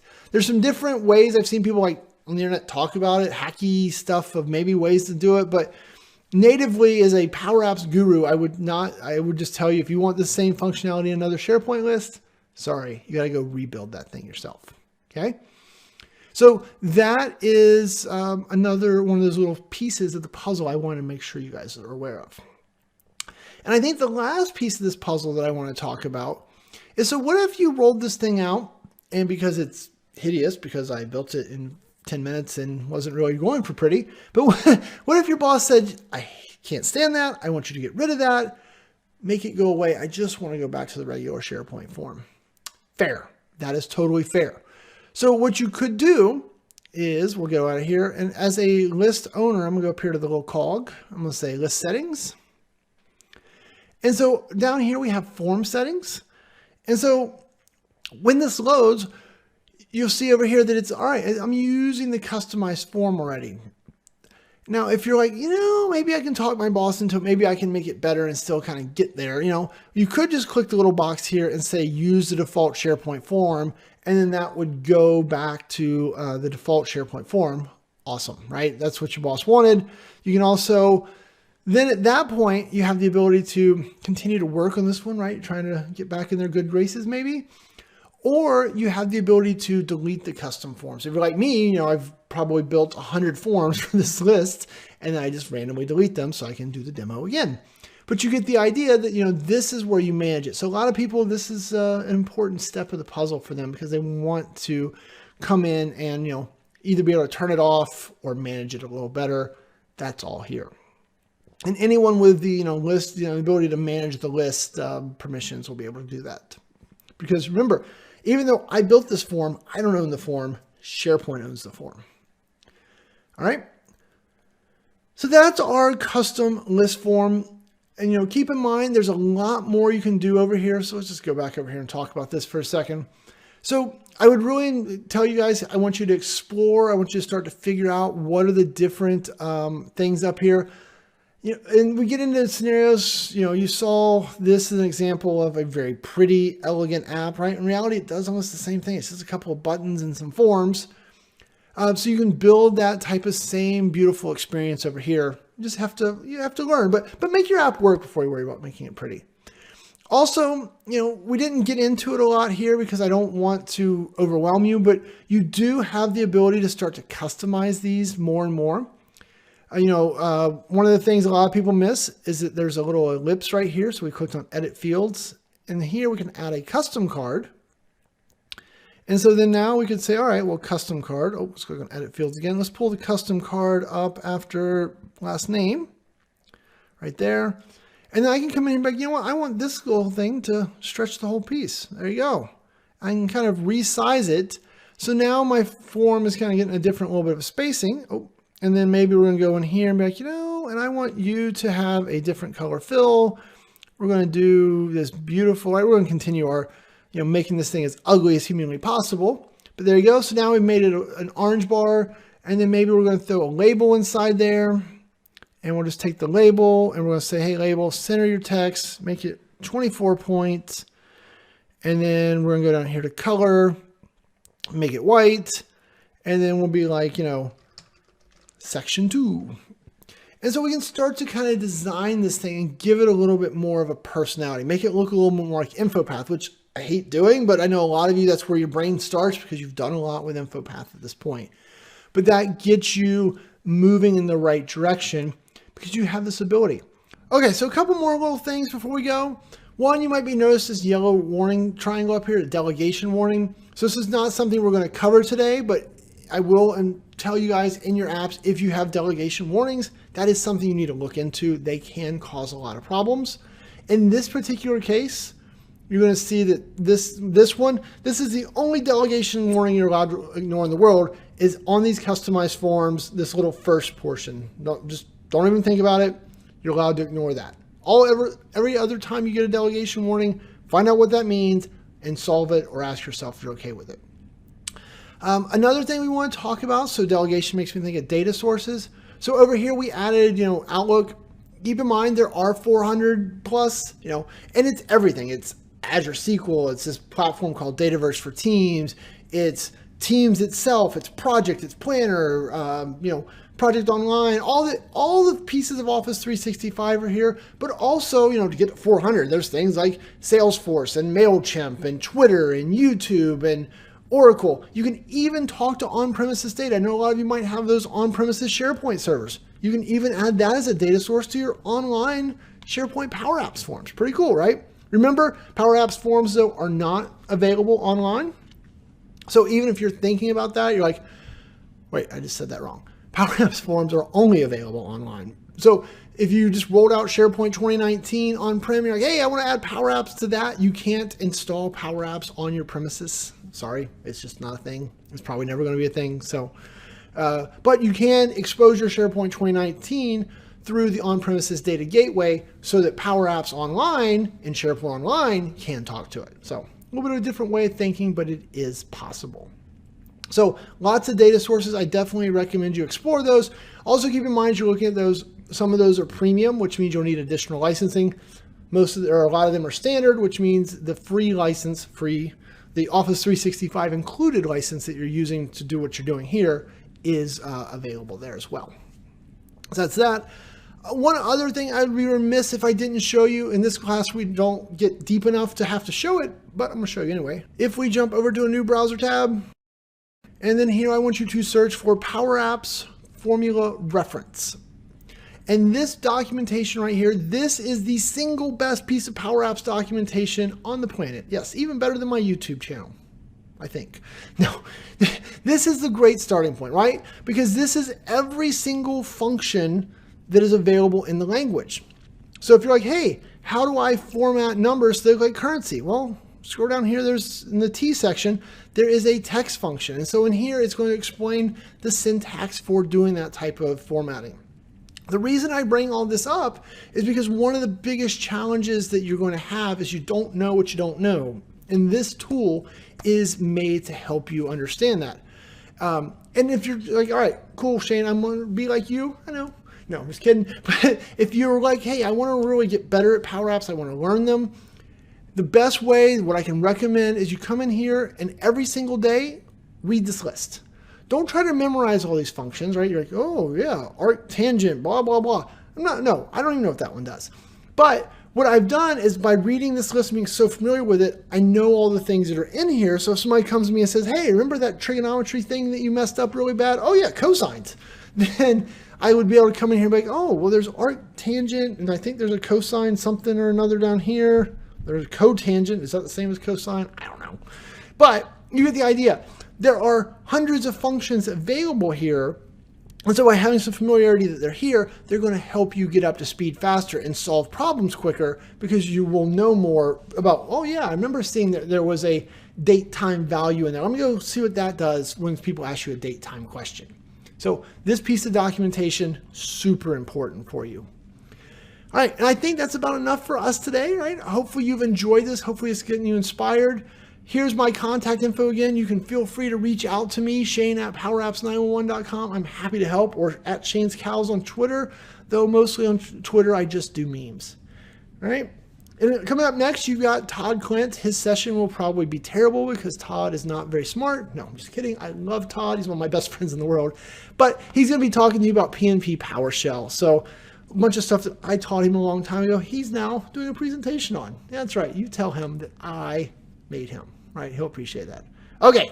Anyway, with that, I'm going to say thanks and have a great day. The session has now concluded. Make sure to download your handouts and stay tuned. We have many more sessions ahead.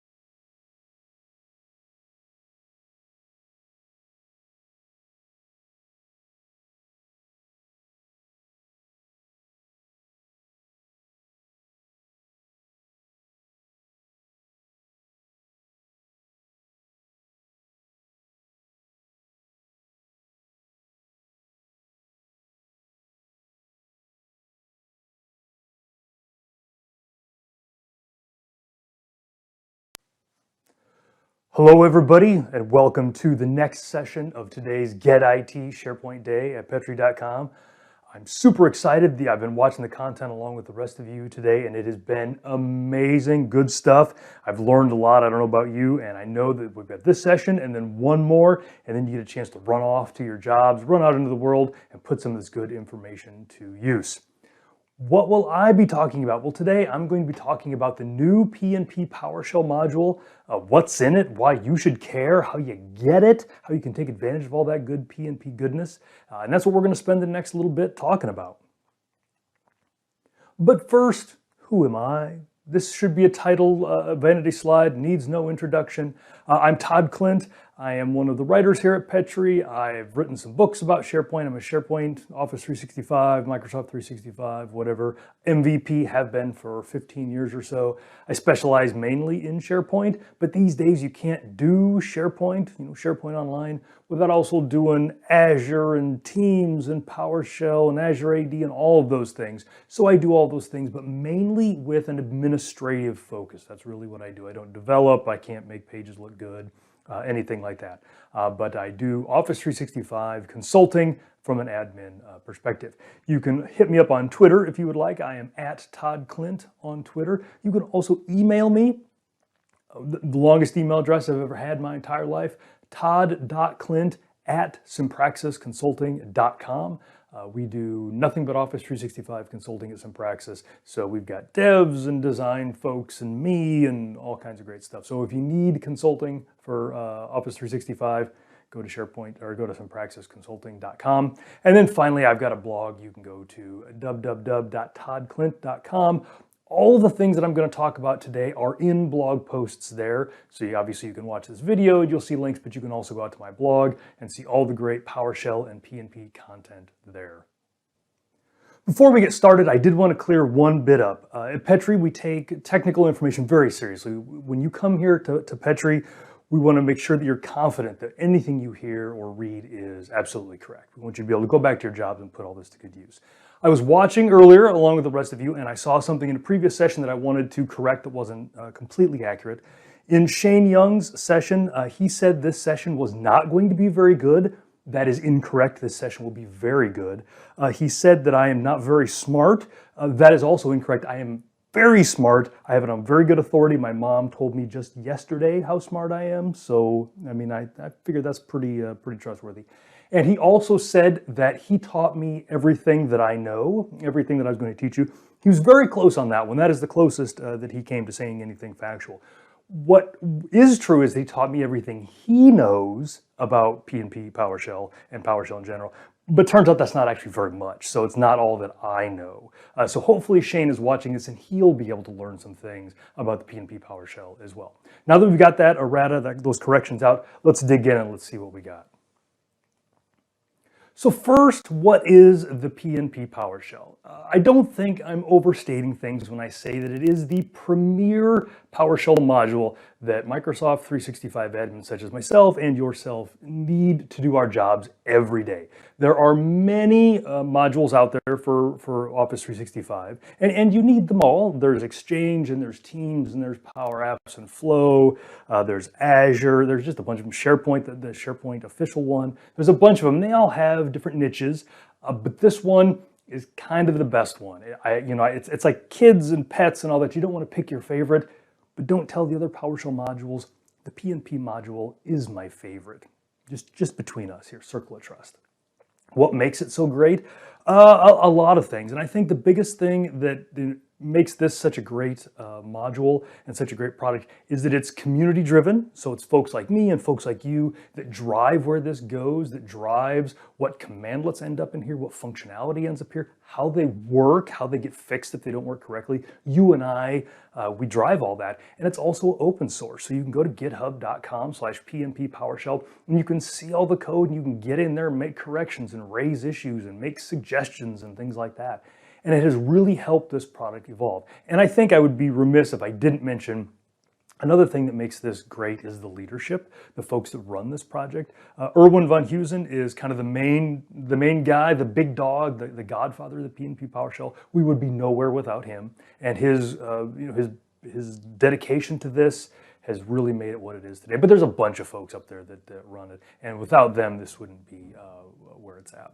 So thanks to all of them, but that's why you're best. And I think we would probably also have to thank Parker, the PNP mascot there. I had to throw him on a slide here somewhere. You can actually get Parker swag if you go to the PNP website, hoodies and t-shirts and belt buckles and all that.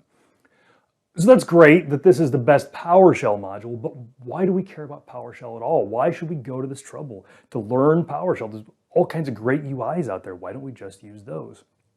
The reason that I've embraced PowerShell is because I'm inherently lazy. And out in the cloud, there are a lot of things to do, a lot of objects to manage. And that's just a lot of clicking. My mouse and arm gets tired, my mouse and shoulder gets wore out, my mouse and finger, it loses some of its... But with PowerShell, we can do repetitive tasks across a lot of objects really easily. And so the UI is great. I'm a big fan of the UI. And sometimes if I just need to get one thing done and don't know how to do it in PowerShell, I'll get into the UI and I'll do a couple of things. But when we're really serious about managing the cloud and managing Office 365, there's a lot out there. And PowerShell lets us touch a lot of objects at one time, repetitively. And that's one of the reasons why I really embrace PowerShell. The other great part about PowerShell is we have a lot of these repetitive tasks and maybe long tasks that have 6 or 8 steps. And we could do them in the UI and they would be fine in the UI. But again, it's just a lot of work. Or we can write one PowerShell, PS1 file or a function or something and take every one of those steps and put it into one thing. And that might be because we're efficient, lazy, however you want to do it, or because we want to delegate that to other people and we don't want to have to sit them down and explain the whole process to them or anything like that. So when we have these lengthy processes, those are just rife for automation, and PowerShell is the right tool for that. It improves consistency. So when we have those long processes, my attention span starts to slip after I'm 6 or 7 screens in, and I might misclick something or type something wrong. If I've got a good PowerShell command that's structured, that takes care of all that, I'm not going to make those mistakes. I think one thing that we would all agree is that all of the people that came before us did a terrible job documenting everything they touched. I think yes, everybody agrees with that. So one of the ways that you can help yourself moving forward, you in 6 months, you in a year, or whoever takes your spot, when you win the lottery or whatever like that, is documenting things. And PowerShell scripts are free documentation. Every step that you're taking is right there because it's the thing that's getting done. You don't have to worry about click this page, scroll down, find this, click that. It's all right there in the script. It's free documentation.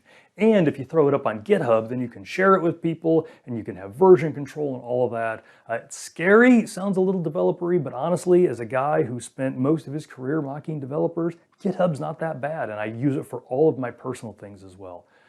So do it in scripts so you have documentation. Get it in GitHub so you have version control. You can see what changed. It will make you much better at your job and much better in your organization. And finally, and I say this one tongue-in-cheek, using PowerShell and the PNP PowerShell, it's just a good excuse to use VS Code, Visual Studio Code.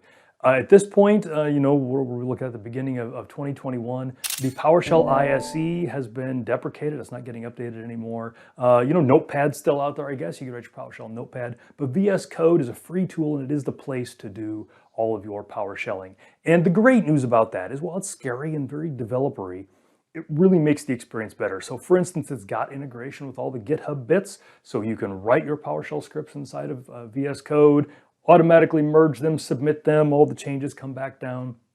There's a great PowerShell plugin for VS Code that does all the formatting. They can have a terminal built right in. It's really the way to fly when you're doing any kind of PowerShell work. So the reason I wanted to do this session is because the PNP PowerShell, while it's been out for years and I've been loving on it for years, this last few months has been a really important change in the PNP PowerShell. We've kind of got a changing of the guard. So for several years, we've had the module SharePoint PNP PowerShell Online. I think I said all that right. There's a lot of words in there. And that was the one that came out a long time ago, and it originally had, just a few commandlets and has grown to this great behemoth of a module. That is on its way out. It is no longer getting updated as of December 2020. That's it, no more. What existed on December 31st, 2020 is all there will ever be. Bugs, warts, whatever, that's all there. Starting in January of 2021, that module has been replaced by the PNP.PowerShell module. And there's a few reasons behind that. And this session is mostly going to be about that transition. So I'm going to assume you're already using the PNP PowerShell, the previous one, the SharePoint, PNP PowerShell, your mom of the dog online, whatever, that one. I'm going to assume you've already used that one. You don't have to get anything out of this, but that's kind of the way I'm looking at this. But what I really want to do is get you all excited about the PNP.PowerShell PowerShell commandlet. That's the new thing. Now, Erwin and the team, they recognize that change is hard. They really agonized over this big change that we're talking about now, but it really was the best thing for them to do. So the obvious question is why? Why put us all through all this if it's going to be so tough? And if it's going to take guys like Todd, 40 minutes to explain it all to me, what is the reason behind this? Well, there's a lot of things to love about the new PNP module. But two of my favorites, the two that really drew me into it, are the authentication changes and the platform support. So let's talk about those for a little bit.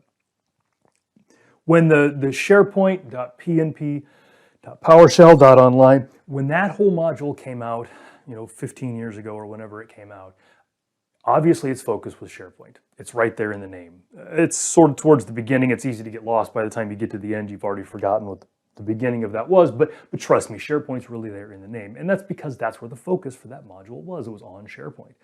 As time has gone on, Office 365 has just gotten better at getting itself connected. So for instance, Teams comes out and you need to be able to store files if you're in Teams and upload files and share files. Well, it doesn't make sense for Teams to write its own file storage, who's and what's it. There's already SharePoint, so Teams relies on SharePoint. And Exchange, same way, saves attachments in OneDrive, all that. So they've just gotten more integrated over the years. But the SharePoint whatever module was very focused on SharePoint. And as the years went by, they added things like that. But then we had these authentication issues because in the background, Azure AD changed authentication and got things more integrated and changed endpoints and more secure and all that. And so it became tougher and tougher for this SharePoint-focused module to get into Teams to make the changes that it needed to, and get into Exchange, and get into Azure AD to make changes to Microsoft 365 groups. So the authentication changes are one of the big changes. And once we moved this new module and take some of the authentication steps that I'm going to talk about in the demos, then when you use the PNP.PowerShell module, you're able to get into all those other products seamlessly and do all the things you want to that help SharePoint and Teams and Planner and all those kind of things. So authentication is the first one. The second one is platform support. So the previous module was based on .NET, but the Windows version of .NET. And this next version, so it would only run on Windows. And so the PNP.PowerShell module was written from the ground up to be cross-platform. So it runs on .NET Core, which means, of course, it runs on Windows like it always has. It also runs on Macs. It runs on Azure Functions. I think it runs on Raspberry Pis and my toaster and maybe my couch, but the new couch, not the old couch. But it runs all over. So now we have this flexibility where we can use the same tools and the same commands and the same scripts no matter where we're running it. For me as a consultant and for my customers, the ease of getting it to run in Azure Functions has been a big win for us. Now there was ways to get the old one to work inside Azure Functions, but it was really painful, kind of scary. But the new version works much better. So the question comes up, which modules should I use? So the good news is you can use them both forever. And I'm going to talk about that in a couple of minutes. And then when we get to the demo, I'm going to show you how to do it. But you don't have to make a hard cutover. If you've got a bunch of scripts that you've cobbled together over the years and they're using the old module running on Windows PowerShell, that's totally fine. You're not going to lose any of that functionality. But we can add the new stuff and start moving ourselves over to that more gracefully. But I did make a handy flow chart for you if you're asking yourself which module you should use.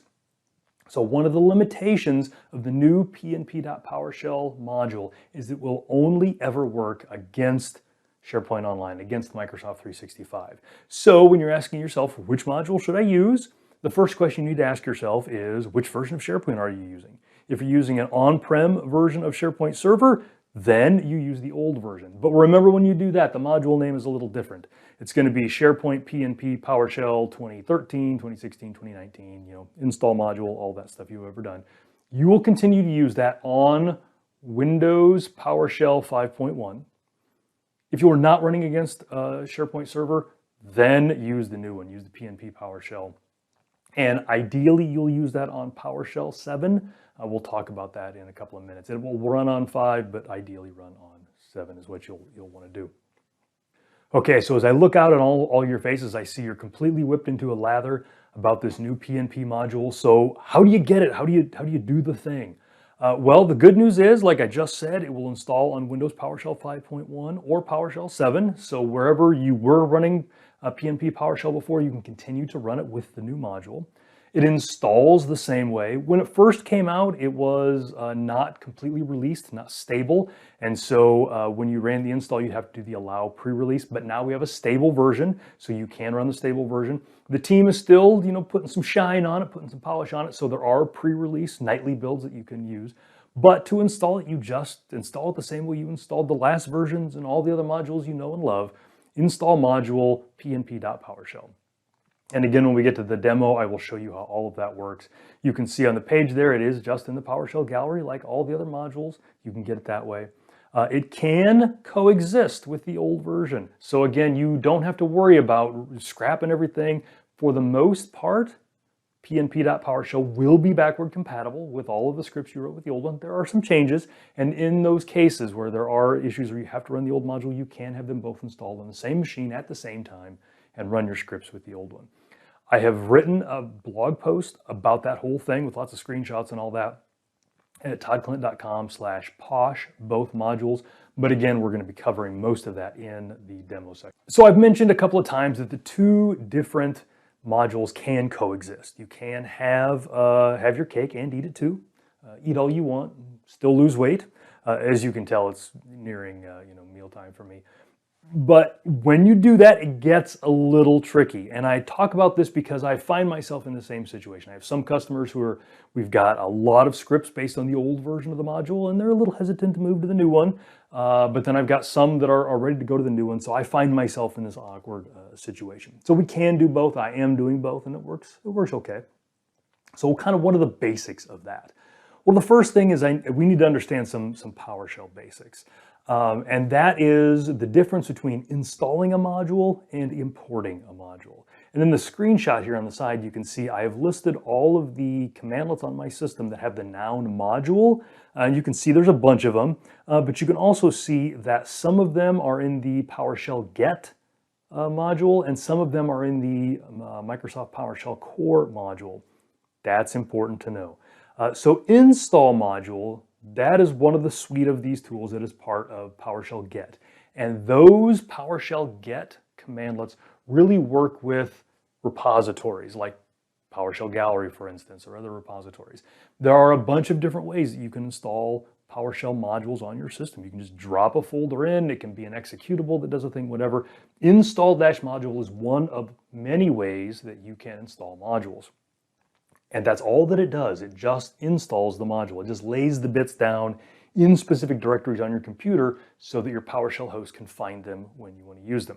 But again, the PowerShell get commandlets are all about one method of installing, removing, updating, and all that modules, one of many. Doesn't have to be that way. That's the one that everybody uses, and that's the one that I use, and the one that you should use, but it is kind of a separate thing. Import module, along with new module, remove module, all that, are part of PowerShell itself, part of the core. And these are the modules that these are the commandlets that deal with which modules are active in the PowerShell host or the PowerShell window you are currently in.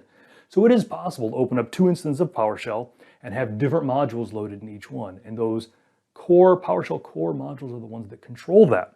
So if we understand how all of that works, we know that we can install multiple versions of the same module or modules that have similar names and all that, and then use the import functionality to control which one is active in the script or the host that we're going to use. And again, I'll show you how to do that later. If you want to keep the old version around, the SharePoint PNP PowerShell Online, and start fiddling around playing with the pnp.powershell module, you can use the install module, pnp.powershell. You'll have to use the switch allow clobber. If you don't, when you do install pnp.powershell, PowerShell is going to whir, you're going to hear some gears turn and all that kind of stuff, and then your screen is just going to be full of red text. And if you read all that red text, it's going to say, hey, I couldn't add this commandlet because it already exists on your system. I couldn't add this commandlet because it already exists in your system, all 500 and however many of them there are. So if you run that same command, but you put allow clobber, that tells install module it's okay to clobber over those commandlets that are already there. And we'll talk about how to handle that in a minute. But allow clobber is the fix. And if you get that big screen of red text, if you read through that, it will tell you that. So if you forget about this, and you try to do this and you get this big screen of red text, my plea to you is to just go ahead and read the error, because it will spell it all out for you as to what's going on. Okay, so the trick for having the coexistence of these two modules is to understand where they get installed and all of that. So the next bit that I've got in there, the PS module path, shows you where PowerShell can find modules.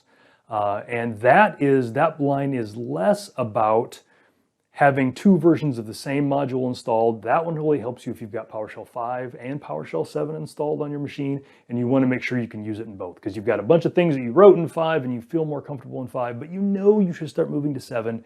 That module, PS module path, shows you where modules are installed, and if you run that, you'll see that 5 and 7 share a bunch of module paths. For instance, 7 will, it's got a bunch of paths that say, modules PowerShell, because that's its name now. But it also, to be backward compatible, looks in modules Windows PowerShell, which is where 5 installs them. So if you do the install in Windows PowerShell 5 and you do it in an administrative prompt, it will store those bits that it lays down in a place that 7 can also find them. So that's why I put that in there. And then the bottom bit is you're just like, I can just see you're scratching, you're kind of working through this. You're like, well, it's great that I can have both modules installed on my system, and I suppose I can use this whole import module business to control whether pnp.powershell gets installed or whether SharePoint, PowerShell, PNP, ABBA online gets loaded. But what if I want to have them both loaded? What if I'm doing something super tricky and I want to make sure they're both loaded? Well, PowerShell's got you covered. When you do import module, one of the optional parameters is -prefix. And if you specify a prefix, when you import that module, it will put that prefix in front of the noun. So for instance, one of the things that I have done is I wrote a script that had both in there, and I was trying to move things around and I didn't have a chance to refactor it all. So I imported the old version. I did import module, SharePoint, PowerShell, PNP online, -prefix old. And then all of those commandlets came in with the old prefix. So connect -old PNP online. And that way I could call them separately without them getting clobbered. Now that's a pretty advanced move and all that, but I did want to bring that up because as I was researching the blog post about all this, that was one of the things that came up. I think right now with the PNP and the SharePoint Online, depending on the different versions you have and how PowerShell is installed, you might not be able to import them both because of an app domain collision. That's really super deep and don't even worry about that. But you do have that prefix option. I did want to show that off a little bit because it was something that I learned when I set this up.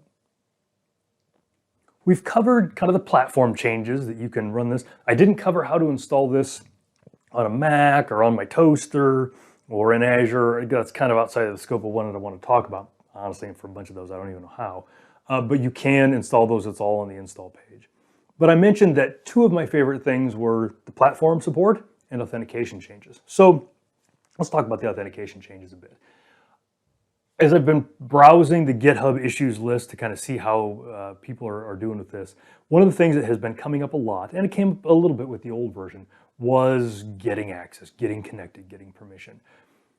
One of the fundamental changes that has been made in the pnp.powershell module is going from authenticating with a username and password against SharePoint and authenticating against Microsoft 365 with graph permissions.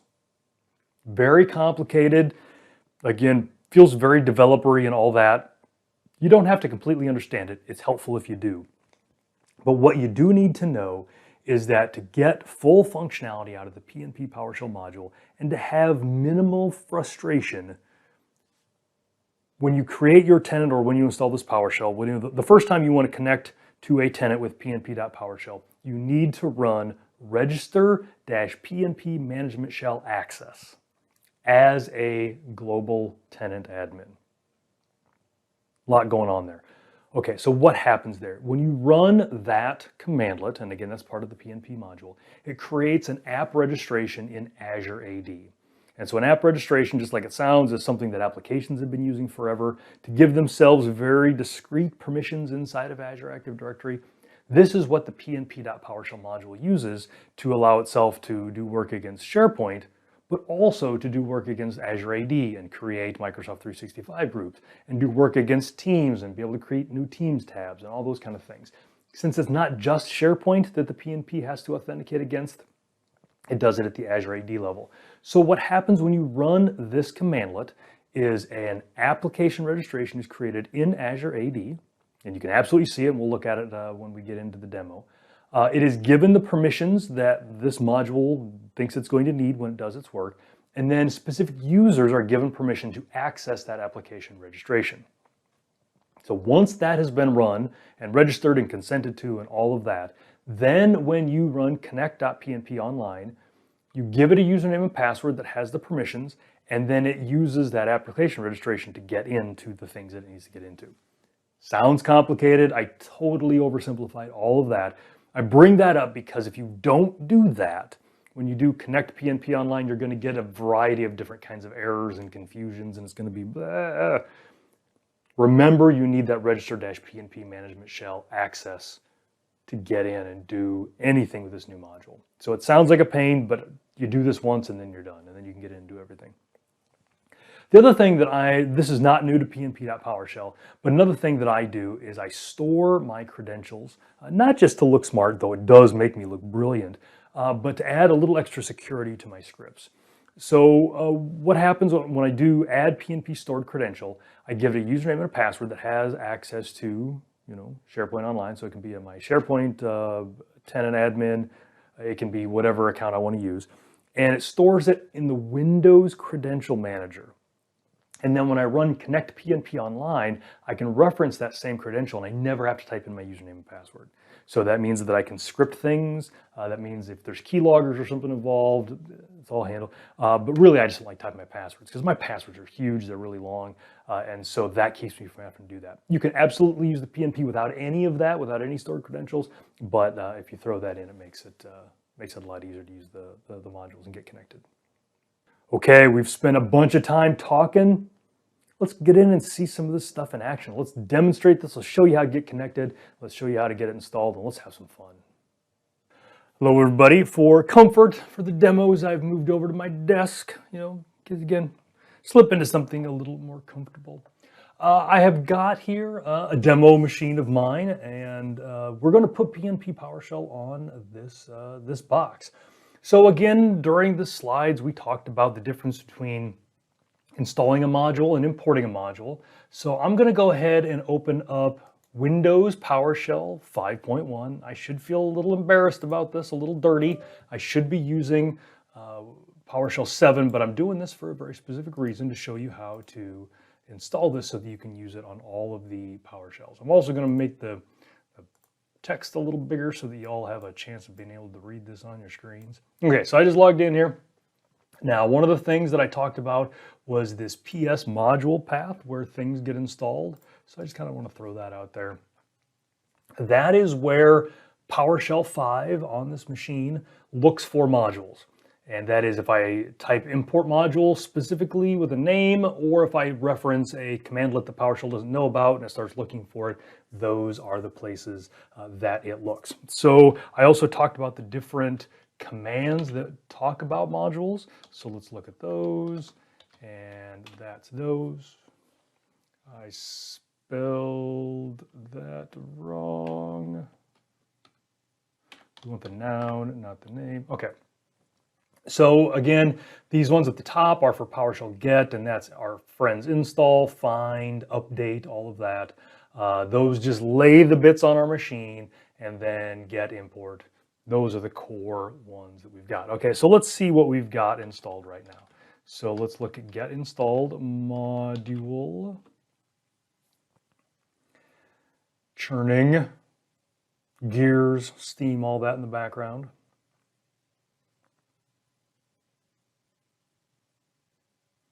So you can see we don't have much installed. These are the modules that were installed with PowerShell get, so install-module. If you've got other modules, I've got modules that have been placed in the file system because I'm syncing with GitHub and all of that. You also have the option of using get module, which again is a PowerShell core commandlet, and use list available, and I'm going to pipe this through more because it's going to be a big one. And this is going to be every module that's on the system, and some were installed with EXEs, some were installed, again, by just dropping them into the file system. I showed this because if you're going to try anything crazy with having different modules installed, it's good to understand where something might be hiding. If you run get installed module and it doesn't show up, but you get an error that it has shown up. Okay, so you can see like these, for instance, are stored in my OneDrive. These are a bunch of the Azure modules. These were not installed on this machine, but since I'm syncing OneDrive, PowerShell, that was in the PS module path and it found them there. There's some ones at the bottom there that I have written myself or downloaded whatever from GitHub. Those are the ones that are in, then we got the ones that are in program files, 1.0. So you can see there's just a bunch of these that didn't show up with get installed module, because get installed module just shows you the ones that were installed with that. Okay, so I could, when I ran that get installed module, one of the modules that I'd installed was this one right here, and I do want to show another thing here. If I give it a name, we can have multiple versions of the same module installed, and that is the case here. And I didn't copy over the E, turns out that's important. Okay, so you can see we've got the last version and the penultimate version. So what that means is I installed 3.28, and at some point I did update module, and it updated it to 3.29. PowerShell's smart enough to just use the newest one unless you tell it otherwise, but you can tell it otherwise. If I knew I was never going to use this again, I could do remove module and paste the name with the E. I could do that.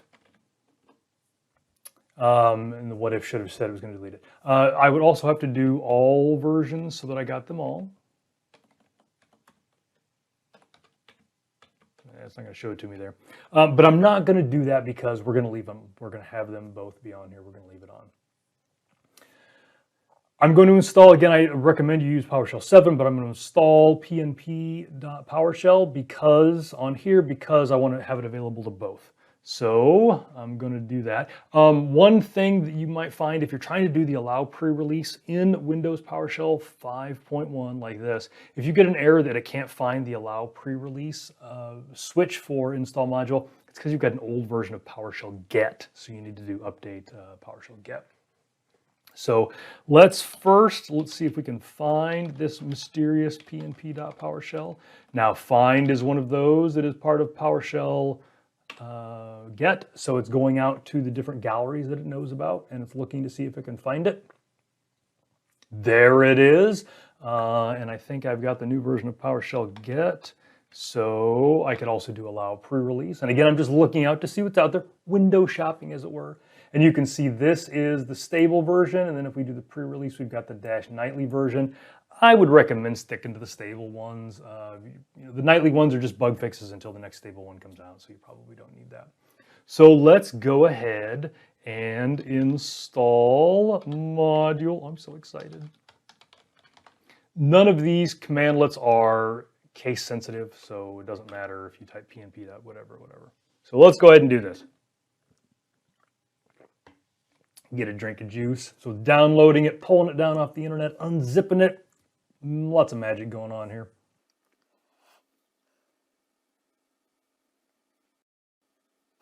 Well, that got ugly fast, huh? Okay, so let's look. Lots of blah. Oh, the following commandlets are already available on this system. This is that allow clobber thing I was talking about.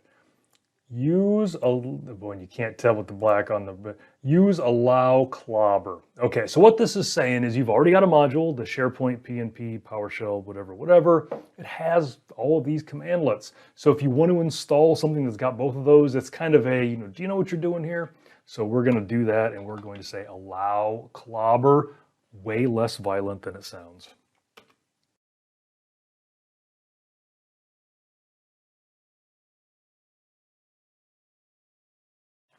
All right, that's it. So let's go up and look at the get installed modules. See if it shows up there. There it is, our shiny new module. Aw, that's so cute. So now it is there. and we can use it. So let's also, I've got many PowerShells here. And one of the things that I didn't really hit on hard when I was talking about the slides is you can have PowerShell 5 and PowerShell 7 installed at the same time on a machine. So if I come onto this machine and I type PowerShell, I got Windows PowerShell 5.1, I got PowerShell 7, I got the ISE, I got 64 bits and x86. That's not a problem. So I'm in 5 here. Let's see what happens when I pop open 7. So I've got 7 down here. And again, I'm going to make this bigger text for y'all following at home. There we go. And let's do get installed module. Oh, I've been having problems with that on 7. Let's try this one. Okay, so again, we got the ones in OneDrive. We've got some ones that are in PowerShell 7. Okay, there it is. So we can see right here, that's the one that we installed. And you can tell that 5, the Windows PowerShell 5 installed it because it says Windows PowerShell here. But 7 is smart enough to use it. Okay, so now you can't do anything with PNP PowerShell without connecting. So what happens if I look for get PNP online, or sorry, not get, connect PNP online. So there it is, we've got it. Now I would have expected that one to also show up. I'm a little surprised that it didn't, but we must have both installed. Anyway, you can see now that I've got the module that I installed in Windows PowerShell 5 allowed in 7. So I've talked about that's the installation. Now, how do you actually use it? So we've got the import thing now. So let's back both of these out. Let's start from scratch. And let's start a Windows PowerShell session. And let's say I know with this one, I want to use PNP.PowerShell. I want to use the new one, not the old one. So now I can do this. And if I do get command connect PNP online, it's version 1.20, which is the version of PNP. Okay, so now let's open up another PowerShell window. But this time, let's import the old version. So now we're going to import it. I'm not even going to try to type that thing out. Okay, so this one's saying we've got some unapproved verbs. Naughty, naughty. But, you know, that's, I'm crazy like that. I'm willing to do that. And you can see it's the same command, connect PNP online, but it's the old version. So this is how you can have them both installed and use them interchangeably. Now, when do you need to use this import? So if you're going to play with fire, you know, kind of have them both installed at the same time, you're going to want to run that anytime the PowerShell engine fires up. So in this case, that means when we open up a new host, this Windows 7 window here. But if you've got scripts and you're not sure what the environment's going to be, and you need to have one or the other, you can also throw this in your PS1 file or your PSM1. However, you can specify in your script which one gets installed so that you know which platform you're on. And finally, so let's do one other. Let's see if I can remove this. Remove module. And okay, and now let's do import module. I don't know if this is going to work. I might have to do a new window. Okay, so now if I get command, well, that's crazy. I imported this module, but I got that. Well, what do I need to do? Need to do that. So when I imported the old one, I gave it the prefix old, and so now all the commands are the same, but it's got that prefix there. So if I needed to have both modules installed in a host at the same time, I could do it. Bad idea, kind of crazy. Whoever comes after you is going to have a tough time sorting through this, but it is possible if you need it during transitions. We've got most of the platform things figured out, at least on Windows. We can run it in different hosts and different versions of PowerShell and all that. The other thing that I talked about was the connections and how the authentication piece was different. So let's close these windows out. Bye, you've been good to me. We talked about this whole crazy app registration thing, whatever that is. So let's open up Azure. And you can see I'm going to portal.azure.com. I am logging in as that account, not another account, that account. I don't want to see any recommendations right now, Azure. So I want to go into View Azure Active Directory. And I've got my enterprise applications here. So these app registrations show up in a couple of different spots. So here's one of them. And so you can see these are different products. This is a demo tenant. So these are ones that Microsoft gives us, Microsoft Online demos. You can see some of these and they get in. You can also, and I guess before we just get out of there too fast, notice there's nothing under PNP PowerShell. Nothing up my sleeve. I don't even have sleeves. And then we've also got app registrations here. So you've got them in two different spots. But again, I want to show no PNP PowerShell whatsoever. Okay, so how do we get connected? So I'm going to open up a new window here.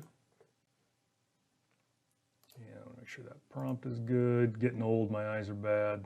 Okay, we stayed at 24. All right, so what do I do? So if I want to get connected, I would connect PNP PowerShell. I would enter my username.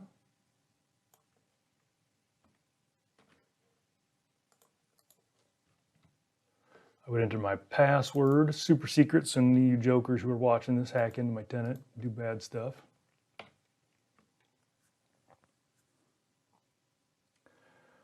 Okay, so sad, scary red text. And unfortunately, this is a real bad out-of-the-box experience for people who try this new module. And you can see right now, there's kind of some help. We need an app registration, whatever that is.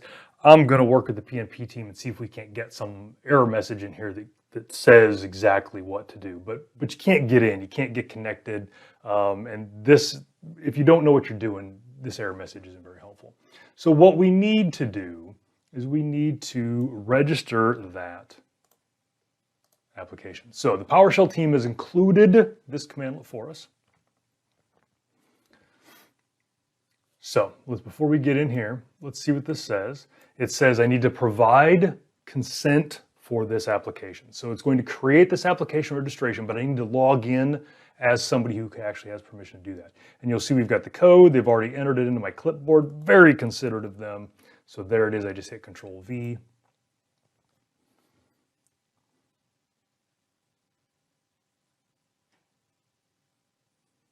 Waiting. Okay, so now who am I logging in as? So I need to provide a global admin, somebody who has permission to create application registrations in this tenant. So that's that user. Again, super secret password, so none of you jokers hack me.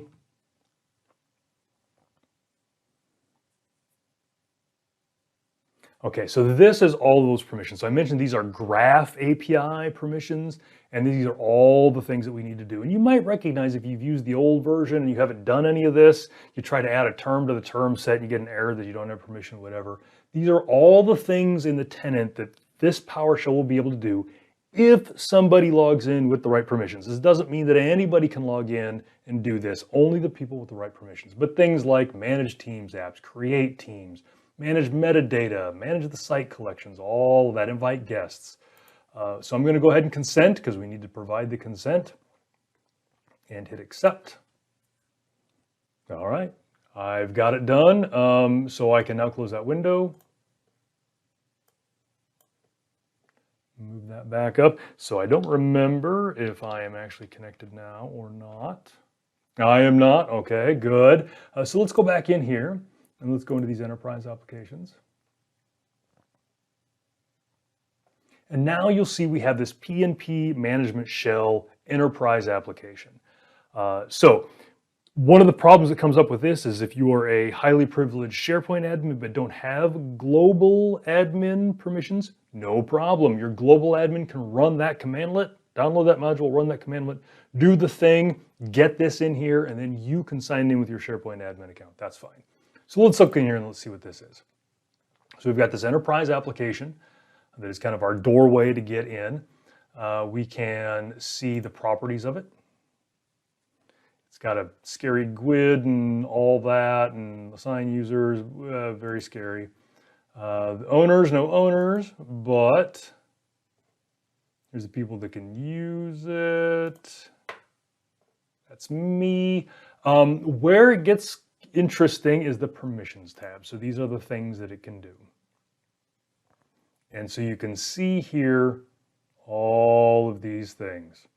Those are all the things that we added, we said that were okay. And again, they make sense, right? You got to be able to read and write SharePoint, read and write profiles, all that. So this is the thing that wasn't in place when I got the error last time, that register commandlet added, so I can get in. Now, if somebody goes in and deletes this, you won't be able to connect to the PNP anymore. You'll have to recreate it. There's also a commandlet if you've already got an enterprise application that has all of these permissions and you don't want to create another one.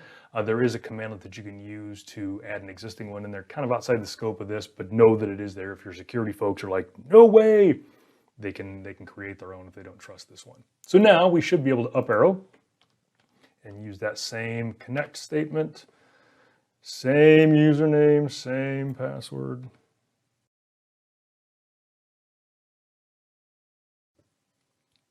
Now I'm in. So now if I do get PNP site, I'm in. If I do get PNP tenant, I'm in, everything works. So that is kind of a departure. The previous version had some amount of this, but not to the extent, not the reliance that, that this version has on it. All right, so I talked about adding the stored credentials. So the last couple of times when I connected, I had to type my username and my password. You can see that all right here. Very embarrassing, a complete waste of my time. So let's disconnect. All right, so now let's add a stored credential. So first, before I do that, let's come over here. Let's show you where these are at. This is not Fred. I don't care about Fred. These are not a PNP thing or a PowerShell thing or a SharePoint thing. This is just all part of Windows, and they're going to show up right in here. So let's add this credential and my password for the very last time.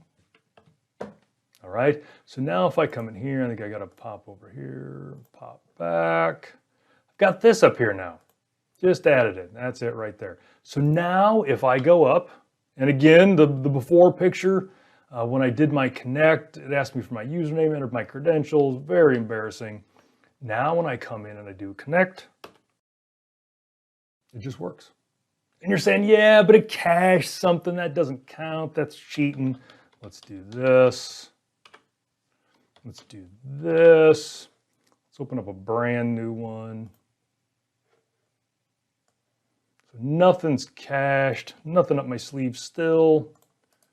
Connect. It's in there. What about PowerShell 5? Certainly it can't work in PowerShell 5. There we go. So super handy. I just love this. And then a couple of notes about this. It is just a stored credential. So I can use that with other sites. So let's disconnect here, just because, Windows PowerShell 5 offends me. Not excites me, offends me. And actually, I should just disconnect here. So I can use that same credential with other sites. So let's say I don't want to connect to the admin site, but I want to connect to the root of the tenant. So there's a credentials parameter here. I can pass a PS stored credential to that if I want, but I can also just give it the name. So again, that URL is different because so I guess I kind of glossed over it. When I don't pass credentials to connect PNP online, it looks to see if there's a credential with the name of the URL. And it used that automatically. This one, there's not one, so it will fail. But if I give it the name of the other one, then it will actually, let's do that. So if we do this, it's gonna ask me for my user. I'm not giving you any user. So if I do this and then put that name in, then it will work. So now I can do get PNP site, and I'm connected there. Okay, so that's pretty cool. Now, what is even cooler, and I don't think I have,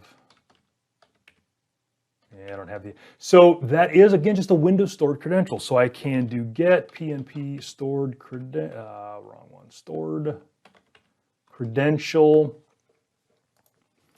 and I can save that. You can see it's just a PS credential object. So I can say cred equals, and then this is just a PS credential object in PowerShell. Now I can use this with any of them. I can do connect PNP or connect, MSOL, connect Azure AD, whatever.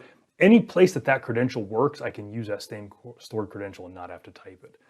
So I find that to be immensely valuable. I do everything that way when I connect with PowerShell, so I don't have to ever type those passwords again. So I have one other thing, and this is something I kind of added last minute because I've been seeing this show up in the GitHub repo, people having problems with this. So let's get disconnected. Yeah, well, perfect. So let's connect back up to the admin. There we go. One more. Keep going. There we go. That's the spot. Okay. So when I connect to the admin session, I'm connecting to the tenant, and I can get all of the sites and all the information about the sites. When I connect to a specific site, I'm connecting as a site collection administrator. Different authentication methods are used in the background. It looks the same because I'm using the same credentials and all that, but it's two different ways of getting in. And because of that, it can get confusing as to which way to do things. For instance, if I type get PNP site, that's the current site that I'm connected to.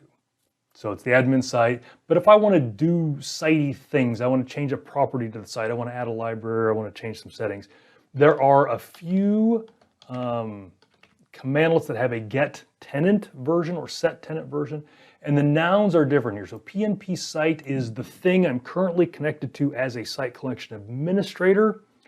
PNP site is some site in the tenant that I'm accessing as a SharePoint admin role person.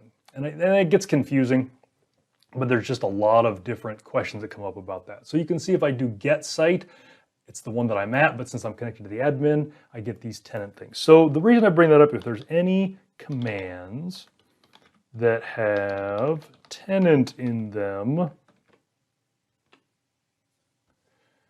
like these are the ones that you want to use when you connect to the admin URL and do admin things. If you do, and the reason I bring this up is because there's analogous ones that are like set site, set theme. If you try to use that when you're connected to the admin URL, it's a different authentication method. It won't work if you're not a site collection administrator. It gets very ugly. So if you're an admin and you're positive you should have permission and it's not working, look to see if there's a tenant version of that same commandlet, and that will probably get you where you want to go. All right, demos are great. Let's head back to the slides.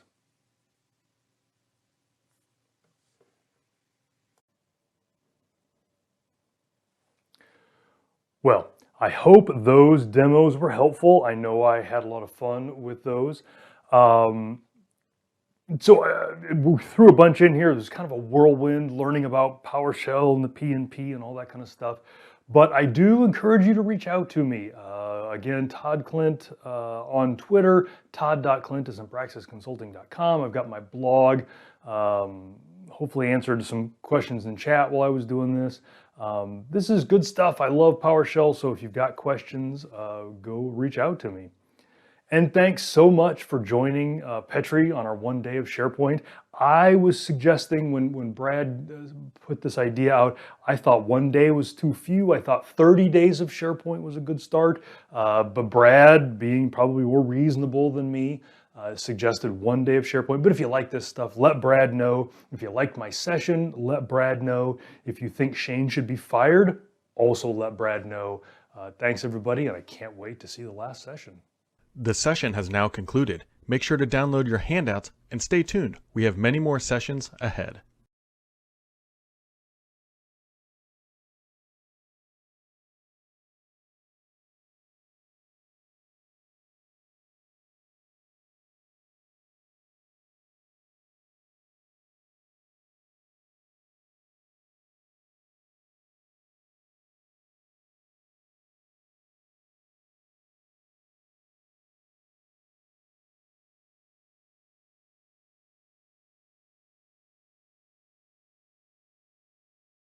Do you face daily challenges while working in SharePoint?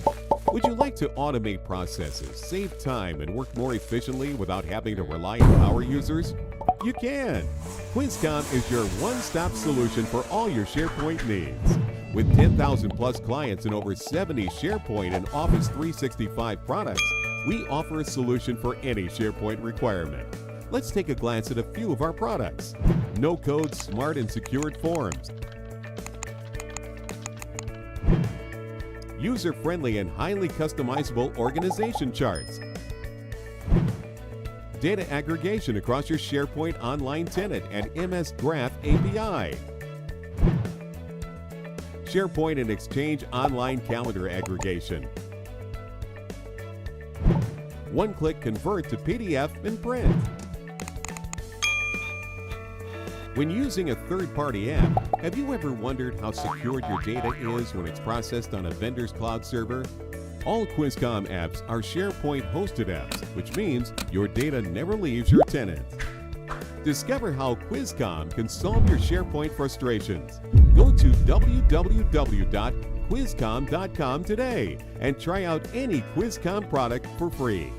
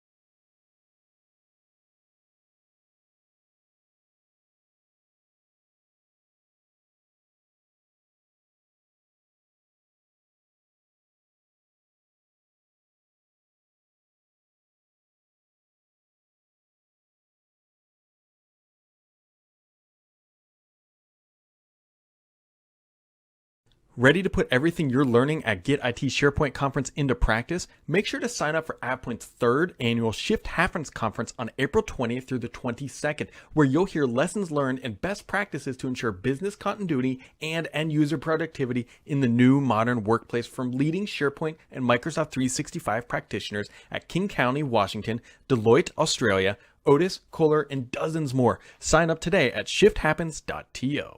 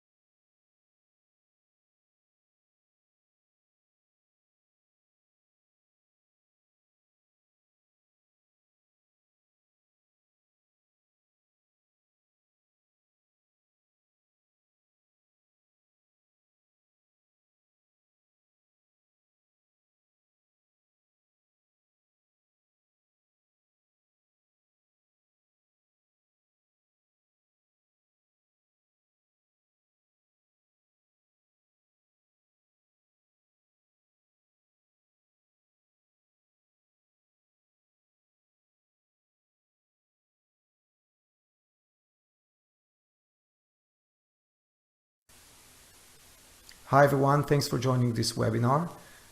My name is Nimrod Geva. I manage the QuizCom product group. And today's webinar is going to be about how you can implement SharePoint forms a lot quicker and easier without being a developer or a power user. Oh, and for those of you who are not familiar with Quizcom, we've been developing add-ons and apps for SharePoint since 2005, so it's 16 years now, and we operate from Toronto, Canada. Okay, so there's more than a few form design products in the market. I'm sure most of you are familiar with the Microsoft InfoPath. Microsoft did a serious job, serious facelift on it, and now it's called Power Apps. And I'm taking Power Apps just as an example. Many other form design tools follow the same concept. This looks like a dev studio. There's no way I can tell my marketing manager to start working with it and create forms. You know what? It doesn't have to be a marketing manager. Even if you take an experienced SharePoint implementer who knows SharePoint, again, there's no way he can start working with this tool immediately without serious training and without a supporting community. And again, I'm taking Power Apps just as an example. So looking at such dev studios or form design tools, the main problem with creating forms in SharePoint is not really solved. Because same as it was with InfoPath, you still have to depend on few technical guys, usually called form experts, to create forms for the entire organization. So the same bottleneck remains. So this was our main design goal when we created Quizcom forms. We didn't want to create another form designer which requires power user skills or development skills. We wanted to create something which is not a development studio, enabling non-technical users like site owners to create the forms they need without waiting for form experts to implement forms for the entire organization. Okay, so before I start the live demo, just wanted to show you 3 simple examples that demonstrate what I mean when I say Quizcom Forms is not another designer for power users. So looking at the first example, it's very common. The need to dynamically show, hide, or disable fields in your form, depending on the user actions in the form and depending on who the user is. So in Power Apps, you'll need to write custom code for it. While in Quizcom Forms, you just need to create a logic rule, no coding. So in your rule, you say, I want to hide or disable or show this field in these forms according to some property-based condition. Another example is sometimes you need to dynamically show, hide tabs.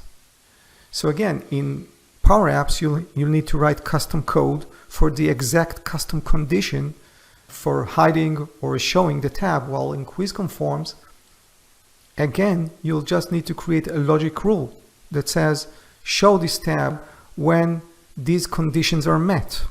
So it's, again, custom code versus a logic rule. And finally, another very common scenario is cascading lookups, one field filtering the other.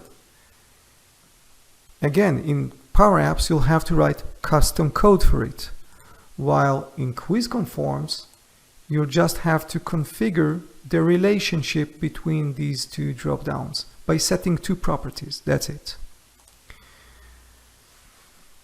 One last thing I want to mention before starting the demo is about security. Many of the solutions, not just form solutions, many of the apps are provider-hosted apps. And when using a provider-hosted app, you need to be aware of the fact that some data is sent out to the provider environment, and some of it might be saved in the provider's database. So this brings up many concerns about the security measures taken by the provider. Quizcom Forms, such as all Quizcom apps, is a SharePoint hosted app. And this means it's a 100% client-side app, and which means your data never leaves your tenant. Okay, finally, demo time. I didn't prepare any fancy pre-designed, pre-configured forms because I personally don't like watching such demos. You can tell how much time and effort was invested in creating these pre-designed forms.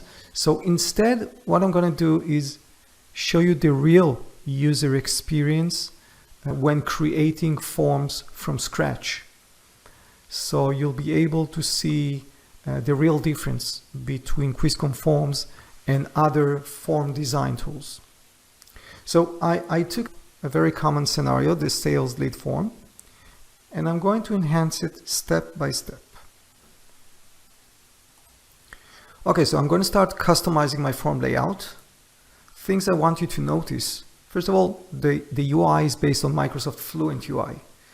So you'll see I don't need to decide how many columns I have in my form, or I don't need to mess with pixels. Everything is done for me, everything is fluent. And the second thing you'll see, I have one design for desktop and for mobile. I do not need to decide on a target device like other solutions.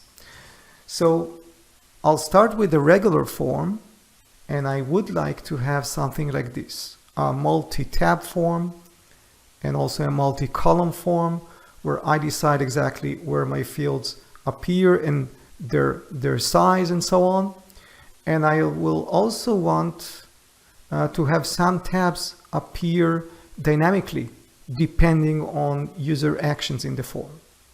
And finally, I would like to change the styles as well. So let's get started. Okay, let's go to our list.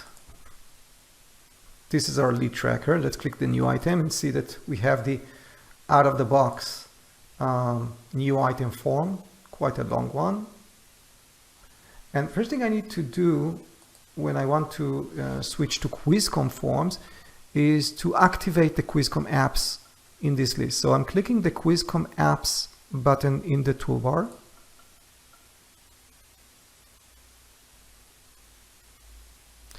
And now I click the activate button.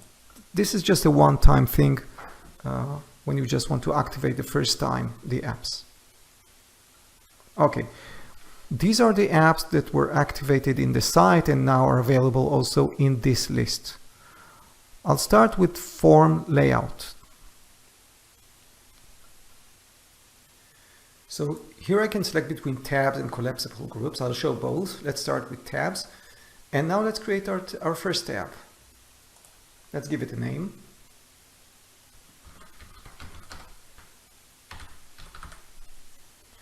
And let's start adding our fields to the layout. So I'm adding a row. I'm selecting the account field. And now I want to add a second field called account details. I can add it below. Account contact field. And I'm deleting it. I can also add it in the same row just by adding another field. And I can add additional fields. So I don't have to decide right from the beginning how many columns I want. This is totally flexible. And also, maybe I want the account field to be wider than the account contact field. So I just click grow. And now it's twice as wide as the account contact.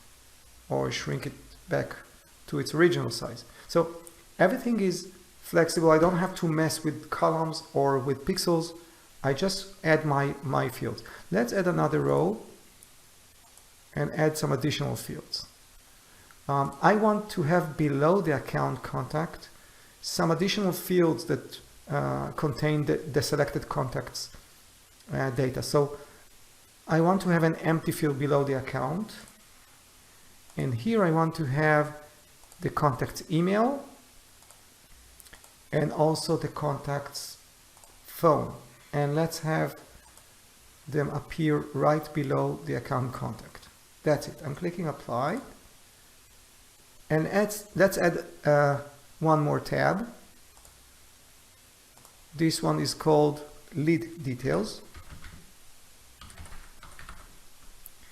And let's add some fields here. This one will have more fields.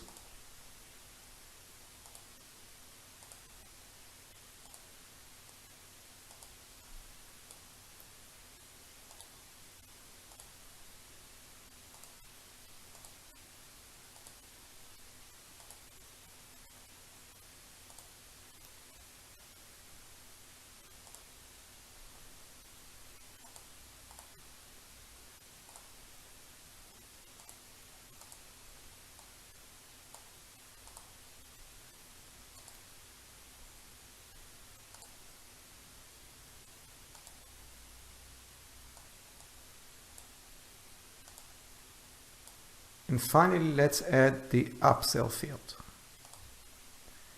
And I'm clicking apply. And I'm going to add another tab. This one is called upsell details. And it will just include two fields. Upsell amount, and below it I want to have the upsell details. Now I want this third tab called upsell details to be conditionally displayed only if the user checks the upsell checkbox. So I'm going to add a condition, and it says show this tab only when upsell equals checked. And I'm clicking apply. Okay, let's go back to our list and see how it looks like. Okay, so I'm clicking the new item button. Okay, so this is our new item form. We have the first tab called account details with these fields and lead details. And if we want to see the third tab, we need to check the upsell checkbox, and now it's available, upsell details.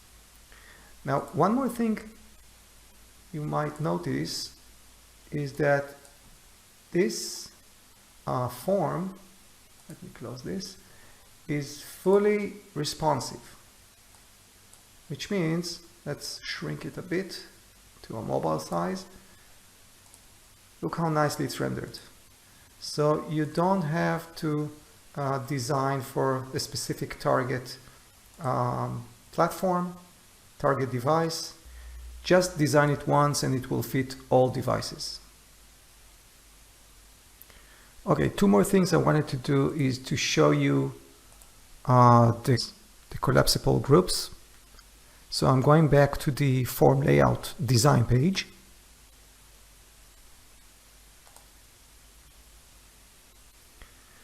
And here I'm simply changing from tabs to collapsible groups, and I'm clicking save. Going back to my form and refresh.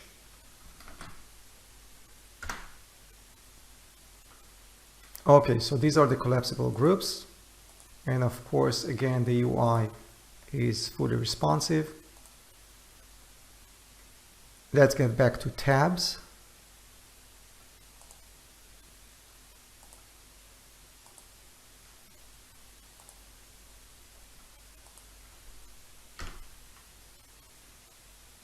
And last thing I'd like to do is change the styles.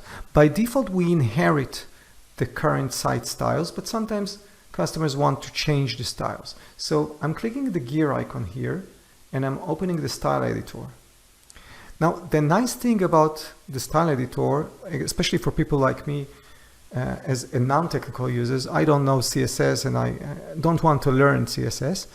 We've got all these nice snippets. And for example, if I want to set the tab styles, I'm just picking up this style called set tab style.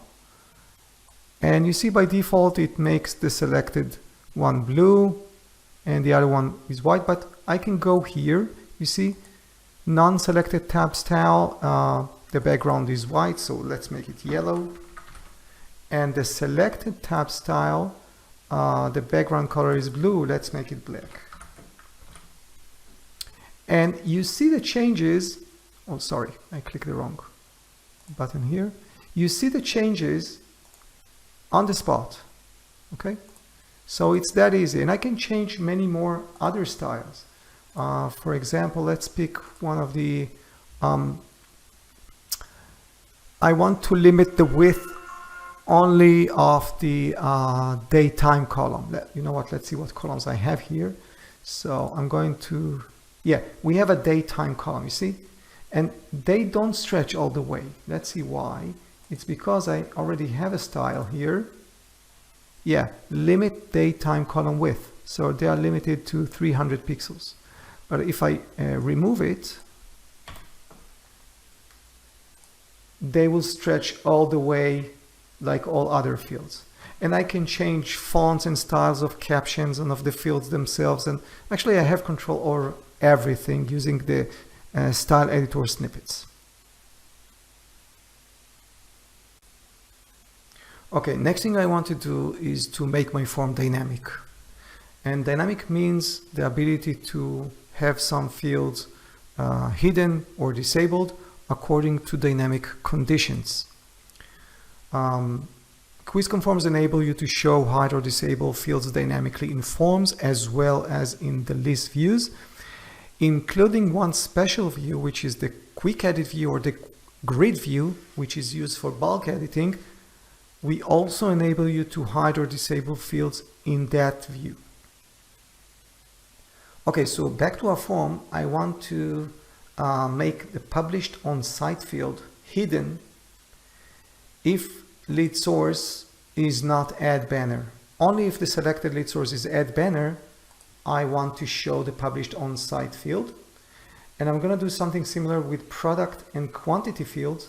I want both of them to appear only if the selected lead type is product license. For any other selected lead type, both should not appear here. Okay, so I'm going to my QuizCon form settings. Let's get back to all apps. And now I'm going to select the dynamic column permission settings. Okay, let's select our first field, which is published on site, and let's create a rule. And I want to hide this field. In these forms, I can also select the list views. And now I'm adding the condition. I want the published on site field hidden if lead source is not equal to add/banner. Clicking apply, and let's do similar thing with product and quantity. So I want to hide the product field in the same forms if lead type is not equal to product license. And I'm going to create exactly the same rule for quantity field. So creating a rule, I want to hide this field in these forms under the same condition.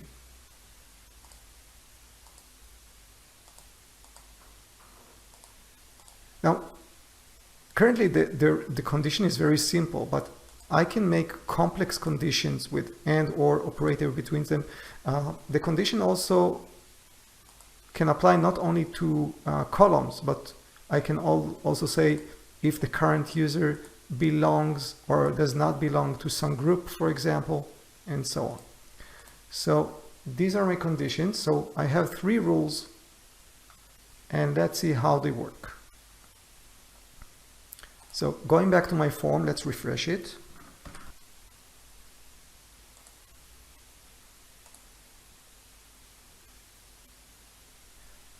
Okay, so let's go to lead details tab, and you see now that the 3 fields that I used to have here are now missing. Let's select the lead source add/banner value, and now I see the published on site field. For any other value, it's gone. And same here, let's select product license lead type, and now I see the product and quantity field. For any other value, they're gone. So no need for code, for no complex formulas. It's just all about configuring logic rules, which are very simple. Next feature I'd like to show you very quickly is the dynamic field validations feature, which enables you to validate form fields. SharePoint has field validation capabilities, basic ones such as validating mandatory fields, or when validating numeric fields, validating minimum and maximum values. You can also do more validations, but by using formulas, which is a bit too technical. So again, like previous features that I showed you, we enable you to create complex validation rules by just creating logic rules without any knowledge of formulas.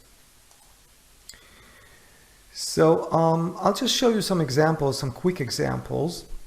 If I want to validate that the end date is later than start date in a form, which is a very basic validation rule, doing it with Power Apps will require you to do some coding on the onSelect event, which is, again, way beyond business users' skills. While in QuizCon Forms, like you saw in the previous features, it's all about creating a validation rule with or without conditions. So let's see how this works. Going back to my form, I have here a due date for my lead and next follow-up, which is when I should follow up on the lead. And of course, the next follow-up should be before the lead's due date. Like, let's say I expect this lead to become approved by a customer in a month. So it's reasonable that I should do a follow-up on it next week. And of course, next follow-up date should be later than today. There's no reason in providing a value which is in the past. So that's what I'm going to do. I'm going to create these validation rules. So I'm going back to the QuizCon Apps settings page, going back to all apps. And this time I'm going to select the field constraints settings page. And this will be a bit boring because it's the same concept. You select a column and then you create a rule for it. Okay, so let's create a rule for the next follow-up field. And it must be greater than today. I can use today token.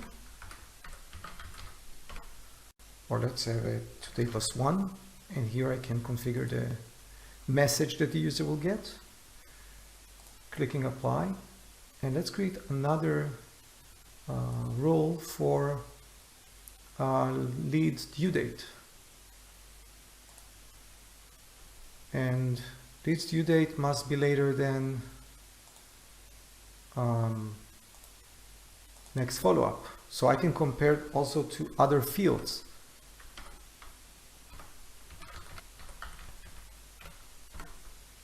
And let's customize the message bit. Due date must be later than next follow-up field value.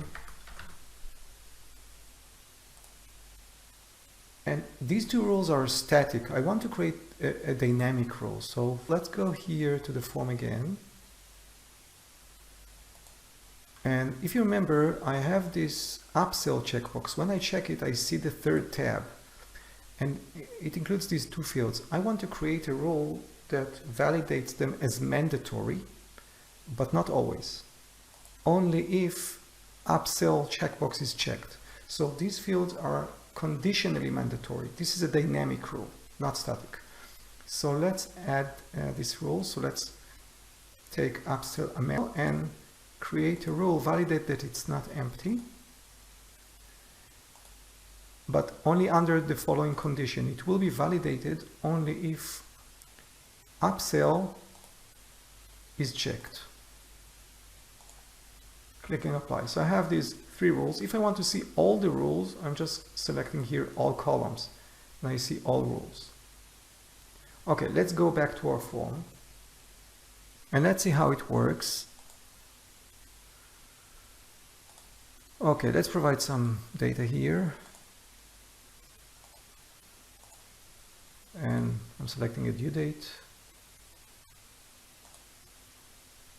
And I'm making the follow-up later than the due date, which is not okay.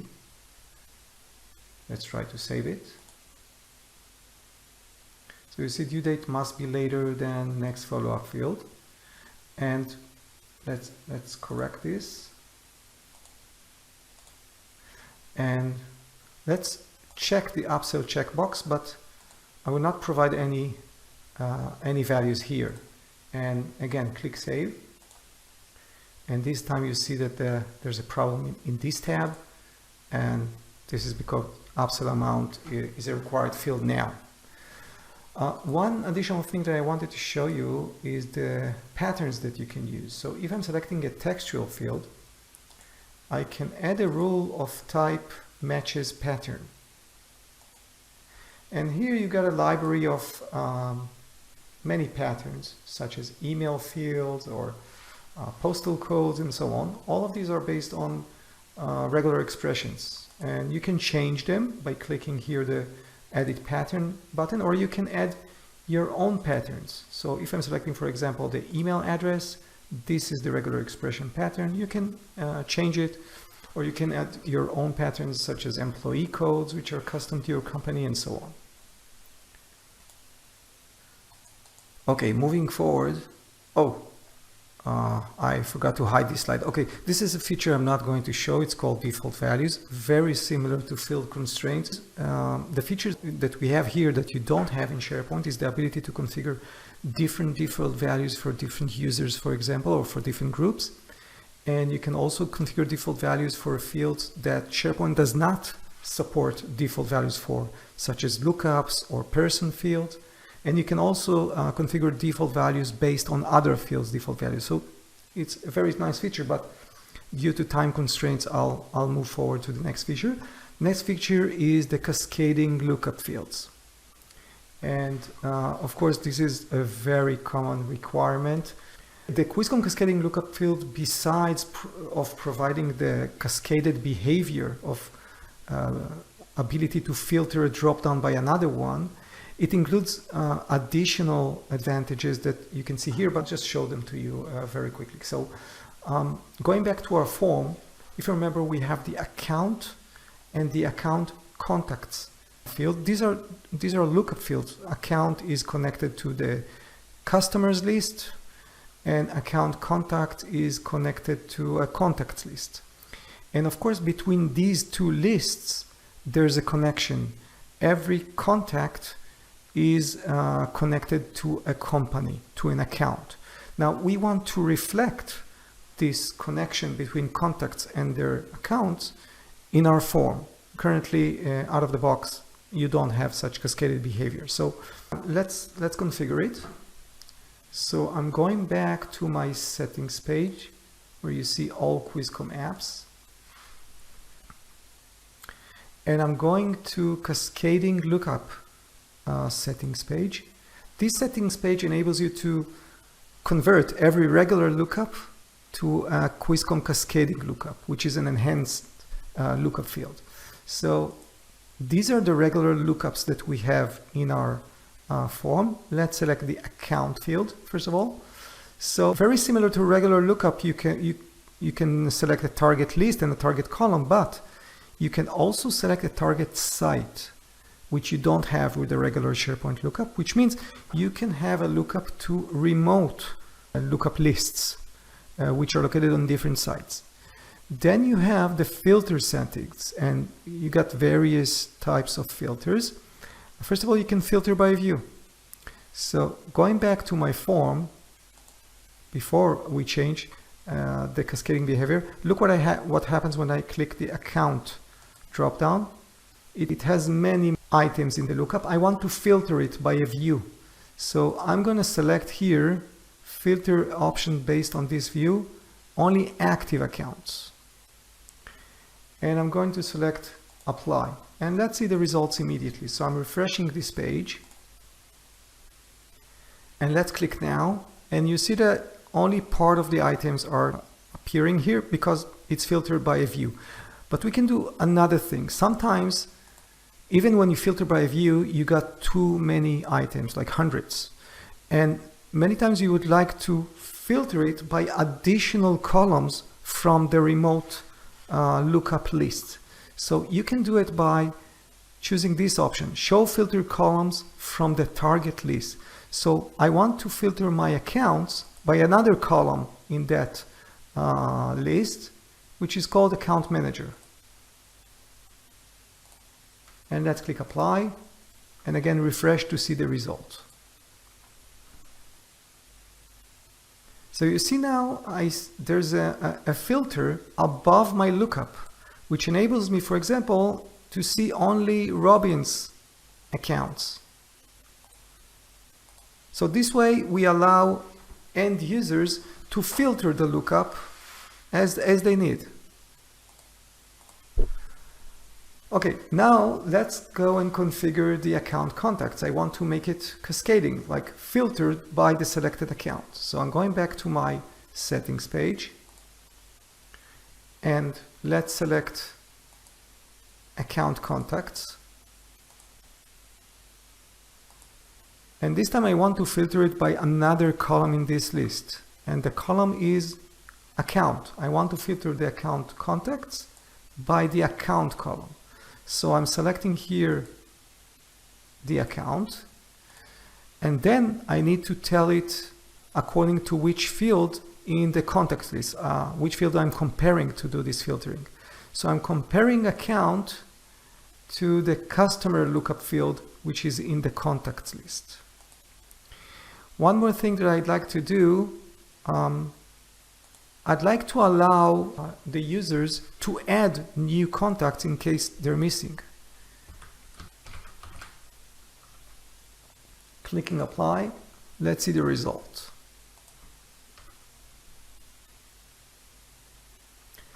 So you see now when I click the account contact, it's empty because I didn't select any account.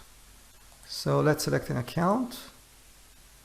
And now this list is filtered by the account. Let's select another account.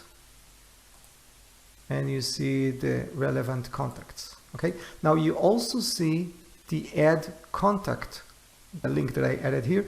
This enables me to add a contact to the remote contacts list directly from here without having to leave this form and go to the contacts list. So this is another optional enhancement.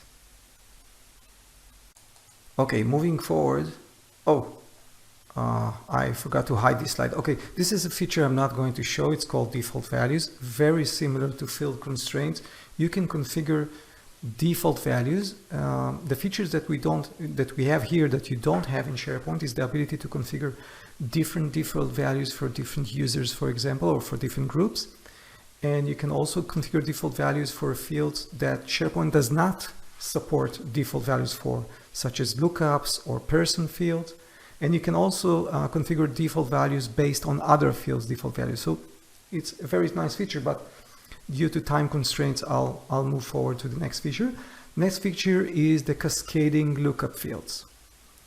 And of course, this is a very common requirement. The QuizCon cascading lookup field, besides of providing the cascaded behavior of ability to filter a drop-down by another one, it includes additional advantages that you can see here, but I'll just show them to you very quickly. So going back to our form, if you remember, we have the account and the account contacts field. These are lookup fields. Account is connected to the customers list, and account contact is connected to a contacts list. And of course, between these two lists, there's a connection. Every contact is connected to a company, to an account. Now, we want to reflect this connection between contacts and their accounts in our form. Currently, out of the box, you don't have such cascaded behavior. So let's configure it. So I'm going back to my settings page where you see all QuizCon apps. And I'm going to cascading lookup settings page. This settings page enables you to convert every regular lookup to a QuizCon cascading lookup, which is an enhanced lookup field. So these are the regular lookups that we have in our form. Let's select the account field first of all. So very similar to regular lookup, you can select a target list and a target column, but you can also select a target site, which you don't have with the regular SharePoint lookup, which means you can have a lookup to remote lookup lists, which are located on different sites. Then you have the filter settings, and you got various types of filters. First of all, you can filter by view. So going back to my form, before we change the cascading behavior, look what happens when I click the account drop down. It has many items in the lookup. I want to filter it by a view. So I'm going to select here, filter option based on this view, only active accounts. And I'm going to select apply. And let's see the results immediately. So I'm refreshing this page.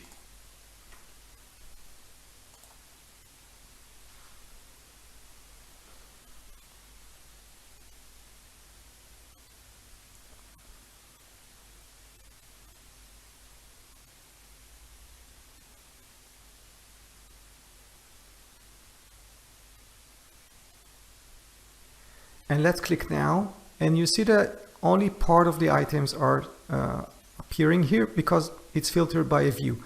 But we can do another thing. Sometimes, even when you filter by a view, you got too many items, like hundreds. And many times you would like to filter it by additional columns from the remote lookup list. So you can do it by choosing this option, show filter columns from the target list. So I want to filter my accounts by another column in that list, which is called Account Manager. And let's click Apply, and again refresh to see the result.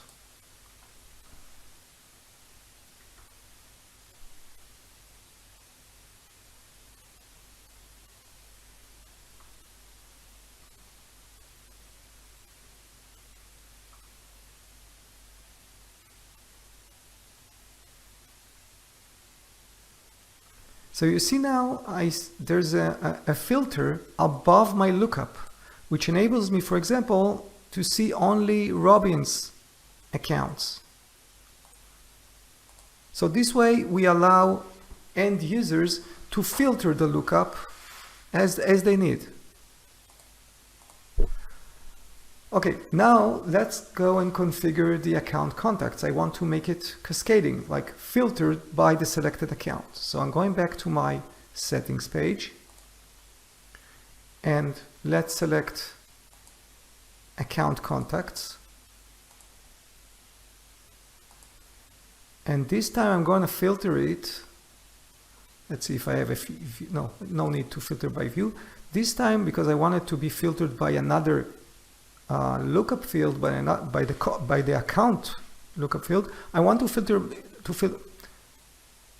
and this time I want to filter it by another column in this list, and the column is account. I want to filter the account contacts by the account column. So I'm selecting here the account, and then I need to tell it according to which field in the contacts list, which field I'm comparing to do this filtering. So I'm comparing account to the customer lookup field, which is in the contacts list. One more thing that I'd like to do, I'd like to allow the users to add new contacts in case they're missing.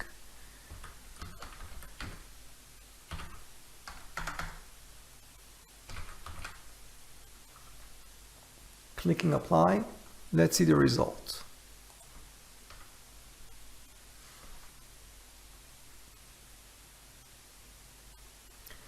So you see now, when I click the account contact, it's empty because I didn't select any account. So let's select an account.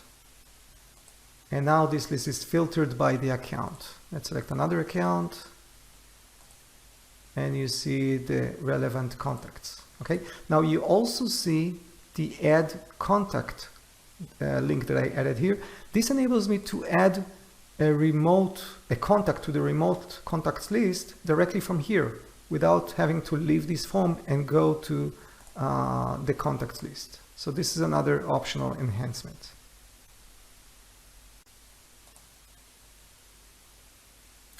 Up until now, you saw how I create dynamic forms without a single line of code. This is how we enable non-technical users to create custom forms, and I still get to other topics of multi-row forms and workflows. But sometimes you need deeper customizations, and same as we provide the capabilities to non-technical users, we also provide an API for developers who wish to do deeper customizations. With that API, we also provide many cool snippets that enable non-technical users like me to enhance these forms with custom code without even understanding how the code does it.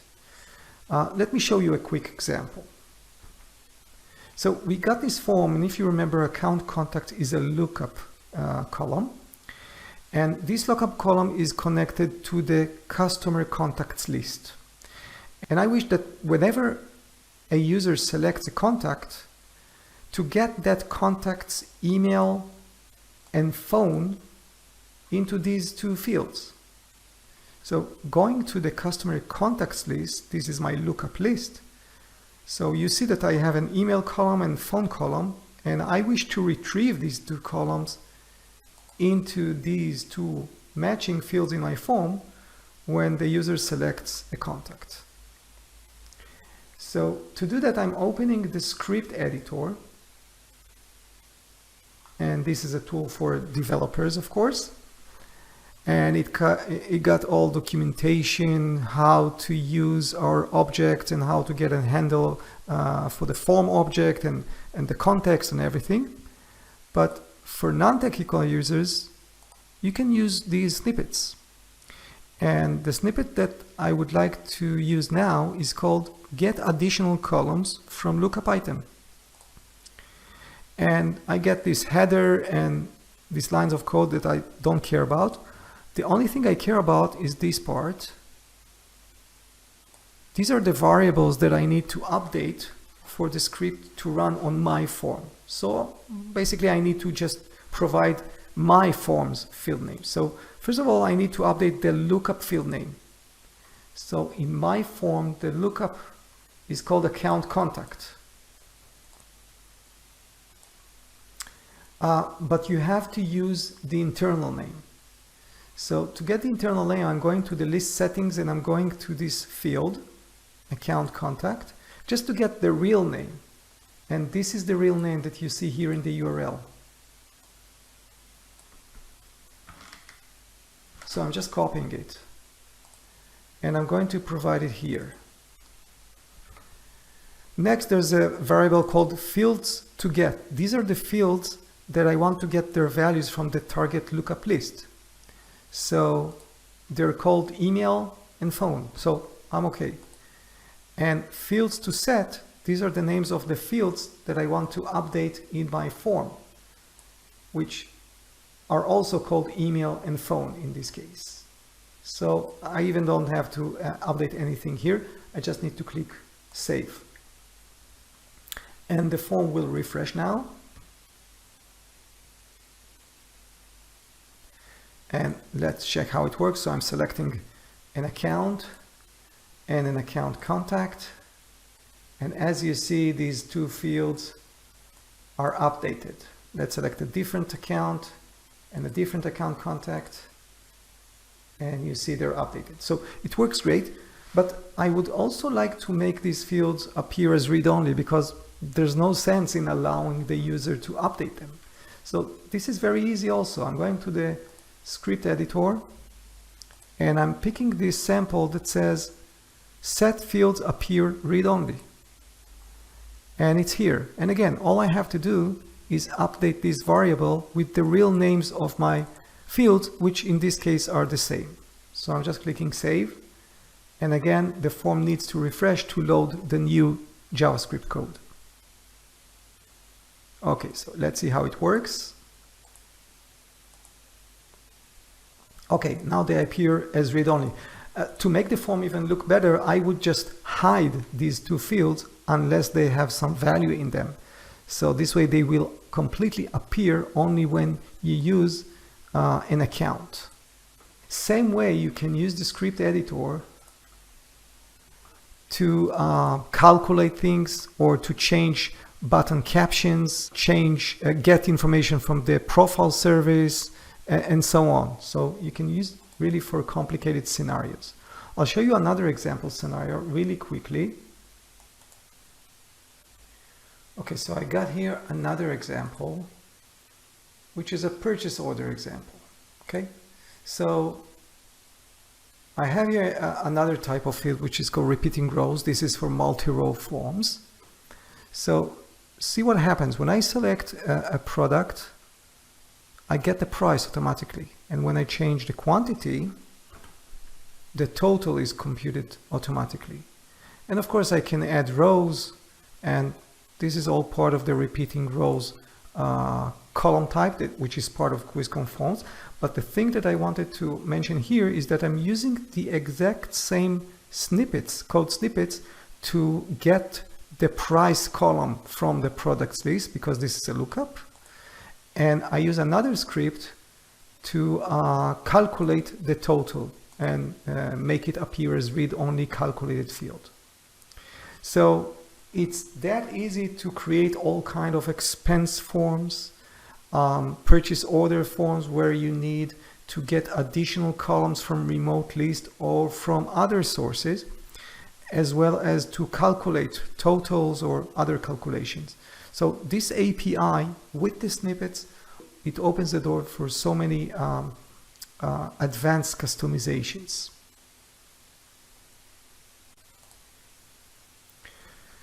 Okay, unfortunately we don't have much time left, but I would like to spend just a few minutes to explain, to talk a bit about our custom actions, which are workflows. And I didn't get to talk about our printing services and multi-row forms in more depth, but just to explain the workflows. So we have two entities related to workflows. They're called activities and custom actions. Activity is a single task that has no context, such as add item or copy item, send an email, get user profile property, or set item permission, all the actions that you see here. You can look at each of these activities as a function. It gets variables, and it may also return a value that you can use in another activity. And they're also reusable. And the next entity is a custom action. Custom action is actually a workflow. It can be triggered either by user click on a ribbon button or a toolbar button if it's a modern UI, or by an item event such as item added, item deleted, and item updated. Once a custom action is triggered, it triggers a series of activities one by one, where each activity returns a value that can be checked using conditions, and this is the way to create branching. And at the end of the custom action, you can also redirect to a form, to the edit form again, to the view form, or to some URL. Let me show you just quickly an example of custom action. So I'm going back to my lead tracker form, and let's go to the configuration page. Okay, and let's go to our activities here. So I got several activities. First one, let's look at the first one, which is called approve lead. So the type of the activity is update item. And this one updates the current item and sets its status to customer approved. Let's go to another one, which adds an order. This one adds an item to the orders list. The orders list can be in the same site, but it can be on a remote site, unlike the out-of-the-box activities. And here you can see that I'm updating the order with variables. So the activity doesn't know what values it's getting. It's just getting variables, and the binding is done at the level of the workflow of the custom action. I'll show it in a minute. And the last one is send email. This is also a simple task. You see here I'm using tokens. For example, the recipient, I'm taking it from the assign to column, and I can use all kind of tokens here. Okay. And here I'm using, this is my message.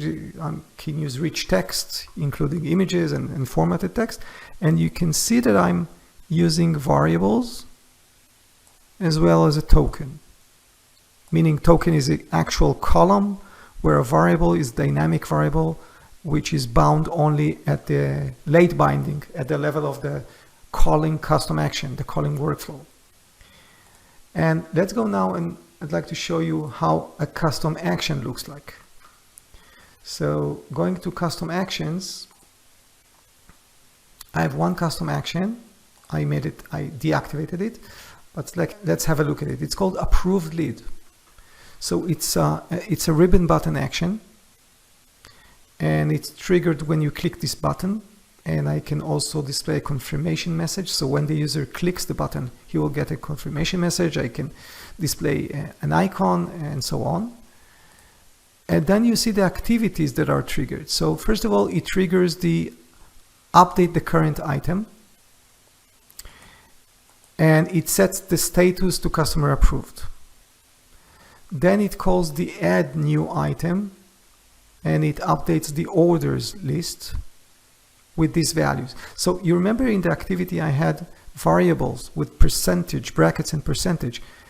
Here I bind the value. By clicking the link, I can bind values into these variables. This can be the current item columns or other values, even the site URL or any other hard-coded value that I want. So when you have variable, you bind the values here at the custom action, which calls the activity. And finally, it is sending an email, and here I'm binding the subject. And the bound value is just a fixed string. So this is how it works. When you want to add branching, you can add an activity group. Activity group is a series of activities that run only under some condition. This is how you create branching. Finally, in the custom action level, you can have conditions like here. Here I'm showing the button, this approve lead button, only if status is equal to new lead or when status is equal to customer engaged. So this is how a custom action is configured.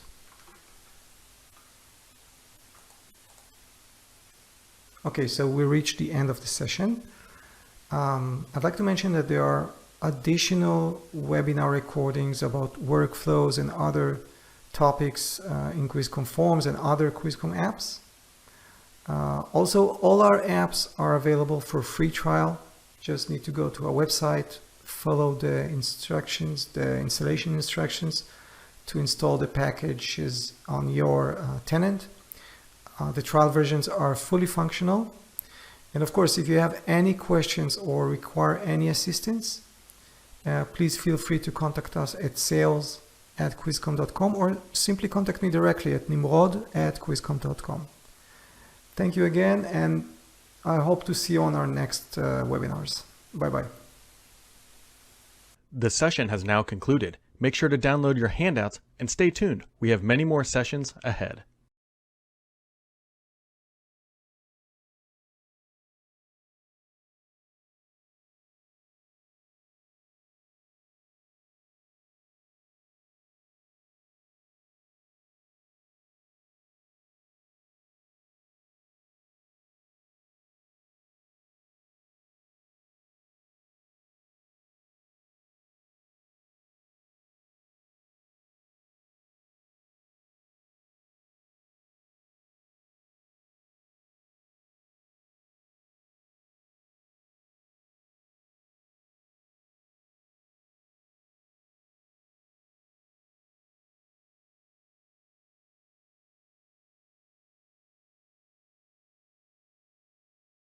Do you face daily challenges while working in SharePoint? Would you like to automate processes, save time, and work more efficiently without having to rely on power users? You can! QuizCom is your one-stop solution for all your SharePoint needs. With 10,000 plus clients and over 70 SharePoint and Office 365 products, we offer a solution for any SharePoint requirement. Let's take a glance at a few of our products. No-code, smart, and secured forms. User-friendly and highly customizable organization charts. Data aggregation across your SharePoint Online tenant and MS Graph API. SharePoint and Exchange Online calendar aggregation. One-click convert to PDF and print. When using a third-party app, have you ever wondered how secured your data is when it's processed on a vendor's cloud server? All Quizcom apps are SharePoint hosted apps, which means your data never leaves your tenant. Discover how Quizcom can solve your SharePoint frustrations. Go to www.quizcom.com today and try out any Quizcom product for free. Ready to put everything you're learning at Get IT SharePoint Conference into practice? Make sure to sign up for AvePoint's third annual Shift Happens Conference on April 20th through the 22nd, where you'll hear lessons learned and best practices to ensure business continuity and end user productivity in the new modern workplace from leading SharePoint and Microsoft 365 practitioners at King County, Washington, Deloitte, Australia, Otis, Kohler, and dozens more. Sign up today at shifthappens.to.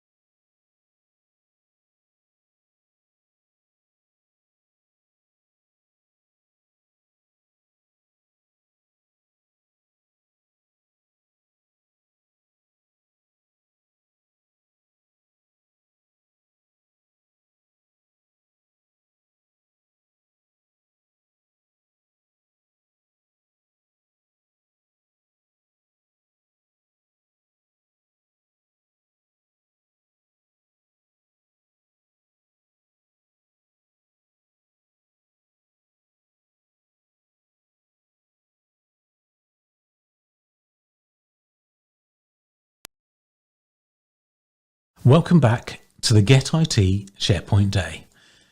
In this session, we're going to talk about how you can migrate your file servers to Microsoft 365 using Migration Manager. We'll talk through some of the planning aspects, why you might need to do it, and we'll walk through the migration process itself. And we'll have a look at other options that you've got other than Migration Manager as well.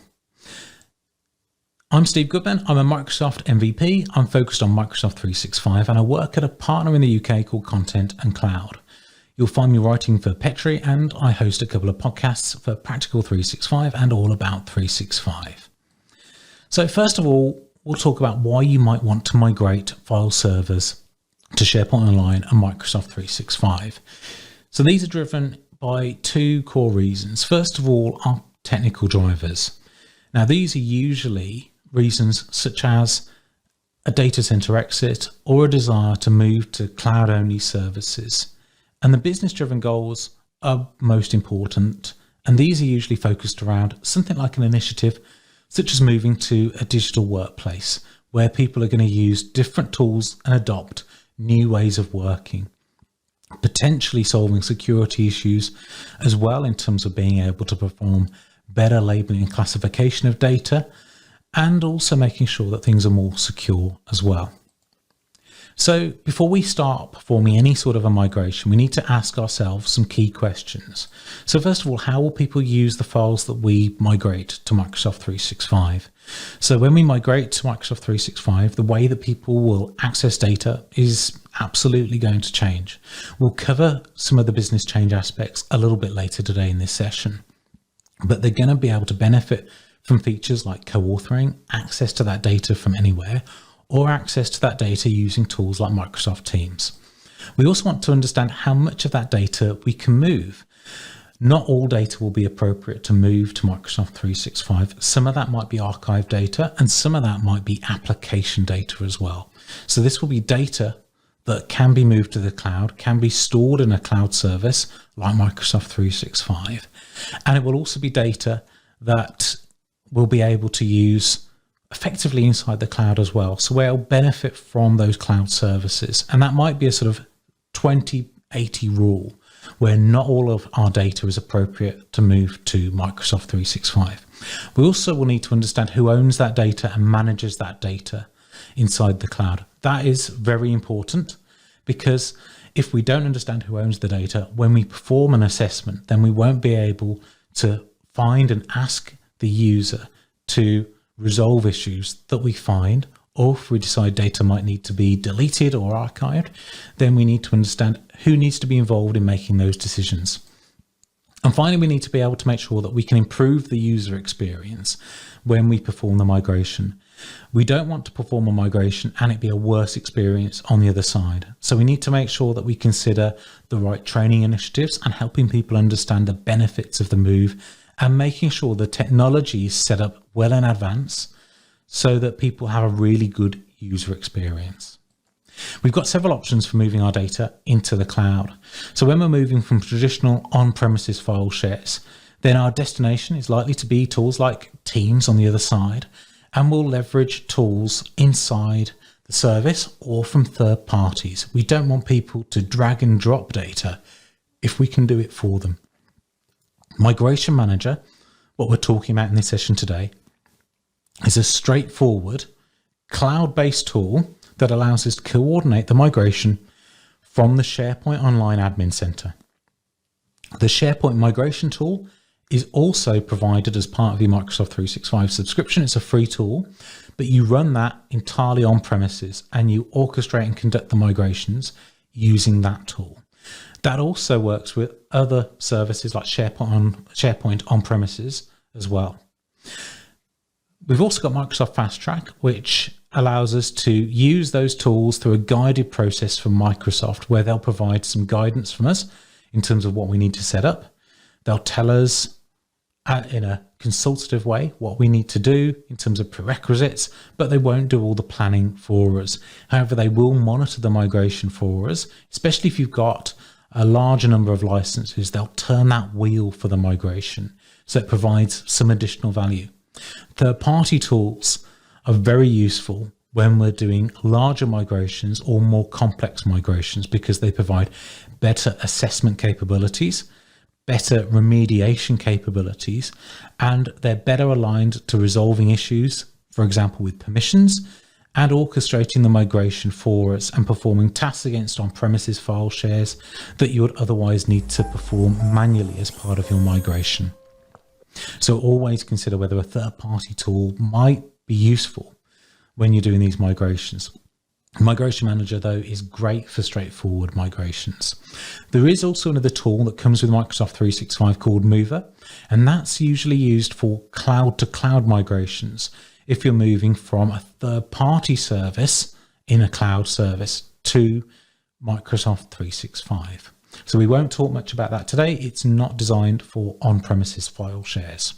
So with Migration Manager, we're going to go through a number of different steps. And I'll walk you through this in today's session. So we'll install the agent itself. When we've installed the agent, we'll then scan the content to make sure that we know what we're going to migrate, and we'll find those issues that we can go and resolve ourselves. After we've resolved those issues, then we can move on and perform the migration itself.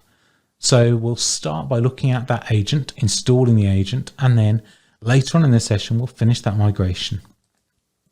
So we'll find the SharePoint Migration Manager tool inside the SharePoint Admin Center. So I'll pop over into that. You'll see this is in the SharePoint Admin Center itself.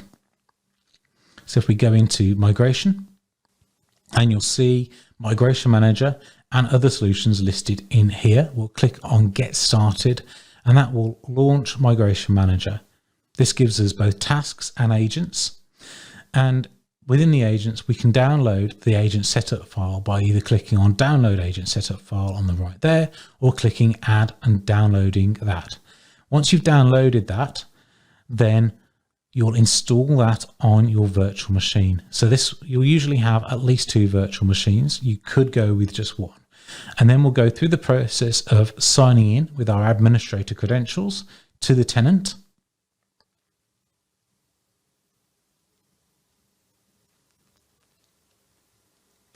And then we'll need to provide credentials of an account on premises that has access to the files that we need to be able to either scan or migrate. So for a scan, read-only access.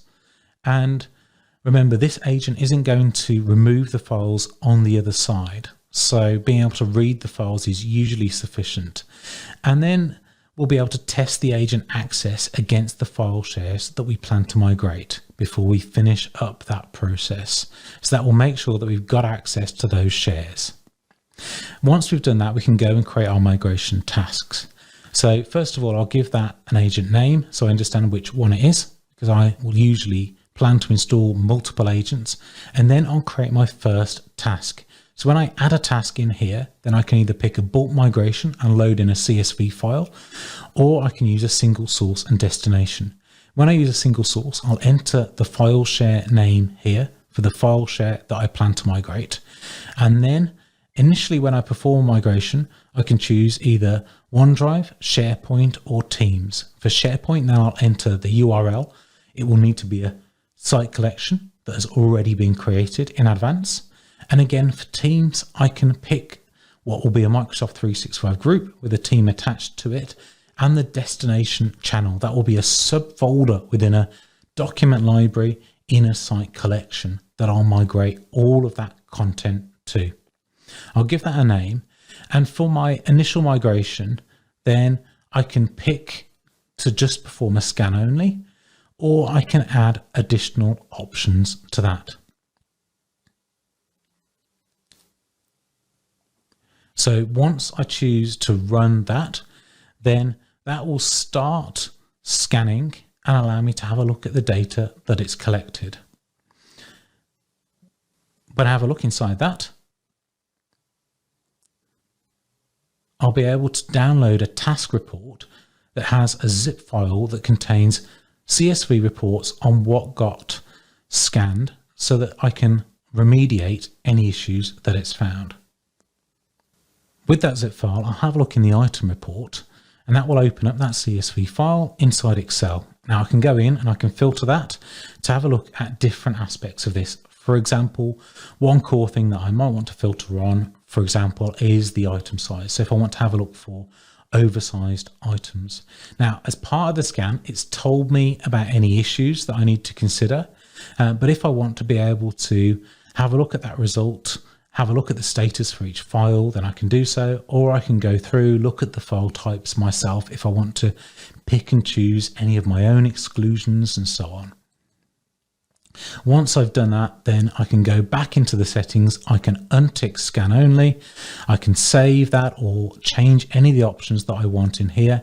Once I save that, then I'll be able to then begin my migration. So we'll start the migration in just a moment. Once I've saved that and press run, then that will go and perform the migration in the background for us. So while that migration runs, let's have a look at what we need to do while we're actually planning that migration, because usually we won't go straight in and perform the migration itself. So first of all, we need to make sure that we've got the migration manager agents installed and consider the proximity to the file shares themselves. So we want low latency access to the file share from the agent itself. We also want to consider the number of agents to deploy. So there's guidance from Microsoft on the specifications for those and the number of those based on the number of files that we're going to migrate. More agents will allow us to get more throughput, especially if we are looking to pull lots of different file shares, for example, home directories. For a OneDrive migration, we'll be able to parallelize those. However, the agent is multi-threaded, so it should be able to perform at speed when it performs a migration. We also need to consider the network configuration. So we need to make sure it's got access to the service IP endpoints, and we need to make sure that we've got good client connectivity as well. So the client connectivity is crucial. We want to make sure that it is low latency from clients. We want to avoid things like people VPNing in to our data center and then reaching out to the Microsoft 365 service. We don't want anything to impede their access, and we need to make sure that we've got sufficient bandwidth. So we need the migration bandwidth, and after the migration itself, we might have a client sync that we need to be concerned about and ongoing client access. For example, when somebody accesses a file on demand from the service. We also need to make sure that we've got the right accounts with the right permissions. So when we were setting up that agent, we needed to make sure that we had access to the files that we're going to migrate. Any issues should be shown by the scan. However, getting some of that right, for example, the accounts we need to set up the agent, is absolutely crucial. So let's have a look at our planning tasks. So we'll have a look at 4 core planning tasks. So first of all, assessing the file shares, deciding on a destination structure, getting our devices ready, and getting people ready as well. So when we're assessing our file shares, we need to think about a few different things. So decide what files are going to be in scope. Not everything will be appropriate to move to Microsoft 365. We also might want to decide what file types are out of scope. For example, PST files, you might want to consider leaving those behind and then using the Exchange capabilities to move PST files to Exchange Online to people's archive mailboxes instead. Or those files might not be appropriate to even move to the service. Also consider the value that files have inside Microsoft 365. There are limits on the service, and those mean that we only get a certain amount of data by default. So if we have a terabyte of data as standard with 10 gig per additional user licensed, then that means that there's a cost for all of the files that we move. If we're moving terabytes and terabytes of data to the service, this may cost us additional money. And if those files don't serve any purpose or provide value in Microsoft 365, then there might be better locations for them. And consider what data we must keep. So if we must keep the data, then we must migrate it somewhere. That could be an archive, but if it must be inside Microsoft 365, then we know it's definitely going to be in scope, but there will be data that will be never used again. A bit like moving house, where you'll move a lot of boxes across and then never open half of them again. Consider the same for Microsoft 365. You don't want to move that data and then people never access it again. You might want to consider at this point whether that data can be left behind, or whether it can be archived to somewhere and effectively held in storage in case you ever need it. We'll also need to validate our access control lists and see whether they're right. It may be that over time people have set permissions on a file level that might not be appropriate today. Some of our work to prepare will be to reset the ACLs so we can access that data and migrate it. But it might be that a different permissions model will be suitable when we migrate to Microsoft 365. We'll also need to look for invalid characters in files, just like a migration on premises, where you may have moved data from Novell file servers to NT4 and then moved them to filers like NetApps over the last couple of decades. Then this will be a point where we have to do the same again. We'll also need to look for invalid file names and paths as well. We've got limitations in terms of the characters that we can use, the file names, folder lengths, where we're aligning to a web-based access model where files will be contained within URLs on the cloud side. And there are reserved words for folder names that will be highlighted by our scans. We also want to look for files that are too large because we've got limitations on the files that can be migrated and we've got limitations on the largest file sizes that we can migrate at all to Microsoft 365. So limitations in terms of what can be moved can hit 15 gig.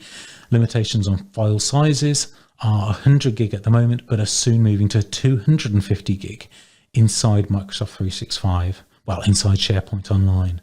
And that's rolling out soon. And we want to consider whether our file shares have got too many files within them. And that will lead us into the planning that we need to do for the destination. So when we plan the destination, we need to think about the information architecture.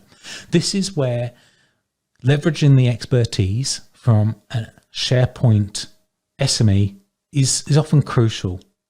They do need skills in modern SharePoint, but they'll be thinking about the way that people will access that data, search for that data, and organize and tag that data when it's used in the service, because it isn't a file share. And doing a lift and shift from a file share to SharePoint Online will be something that you regret, and mistakes you make here will be difficult to undo. At some point, you will want to apply metadata, define a taxonomy for the way that the data is stored, and perform some sort of records management. So you need to perhaps not do all of that now, but consider how you will use those capabilities in SharePoint Online in the future, and also how you will use tools like Microsoft Information Protection in the future as well. You'll also want to think about how people are going to use OneDrive. So OneDrive is a SharePoint Online service, but it also has a local sync client. But as the service side aspect of this, then people will be allowed to work on files with other people. They can share files out of their OneDrive with people either outside the business, if you've allowed that, or within the organization. So how people will use OneDrive in the new world will be different to how they use home drives today.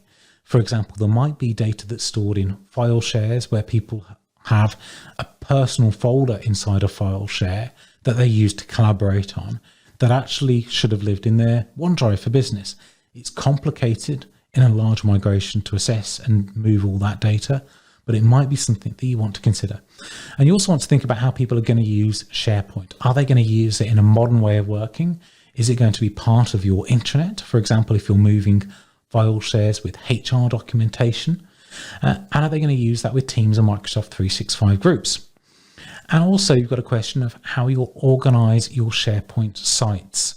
You should probably be using hub sites for business units or departments to link SharePoint site collections together rather than creating one large SharePoint site collection and then creating subsites within it. Hub sites allow you to create a single place where the department can go and find information such as their intranet documents, and also they can find their collaboration documents in here as well, the file shares that you'll migrate. So this will be very useful in being able to organize that structure when you migrate. So you need to think about those things first of all, what the overall layout will be. And of course, stay within the limits. So we'll talk about some of those in a moment, but we have a very large number of files that we can move, so 30 million inside a single library. However, you'll never want to do that because you need to think about the down level access with clients like OneDrive, where if somebody is going to synchronize those files offline, then we've got lower limits like 300,000 files that can be synchronized. So plan within the limits of the clients if you're planning to use those. Now, when we're moving home drives to OneDrive, then that is the natural location for people's home shares, but they will almost always sync to local clients. This is where those limits will come into effect, not just the limits today, but their future usage. Now, there are benefits of OneDrive in addition to just file shares, because it gives us the ability to use things like known folder move to back up some of that data that they didn't store in their home drive. And often there'll be a higher limit to the amount of data that can be stored. You might need to consider pre-provisioning the site collections for OneDrive in advance, either via PowerShell or by deploying the client and making sure that people are using OneDrive in advance. And of course, think about those sharing considerations for how people will be able to share files for collaboration from OneDrive itself. Now, standalone SharePoint site collections give us a flexible permissions model where we can directly apply permissions to people, and we can use SharePoint groups or use synchronized AD groups as Azure AD security groups to assign and map permissions on the other side. It isn't directly comparable to NTFS permissions though, but there are some mirror ways of working in terms of read and execute permission mapping to the view only permission inside SharePoint Online. Now, using this model does allow us to accommodate multiple document libraries if we need to split up a file share into multiple libraries, but consider your future plans for Microsoft Teams. Now, with the Microsoft 365 group connected SharePoint site collection, this uses a simple permissions model where we've got the owners who have full control and can add and remove people, and then you have members who can edit everything, and then guests who are outside of our organizations. Stay within the Microsoft 365 group guide rails, and don't, if you can help it, directly apply permissions here. The good thing about Microsoft 365 groups is you can easily convert to use these with Teams later, and you can provision, or you automatically get provisioned a mailbox and can add services like Power BI, Planner to use with these. So effectively, a Microsoft 365 group can serve a purpose for a whole department or team. Now, when we're using Teams as a destination for the file storage, then we're using that same model that we use with Microsoft 365 groups, but we're using a single document library with subfolders per channel.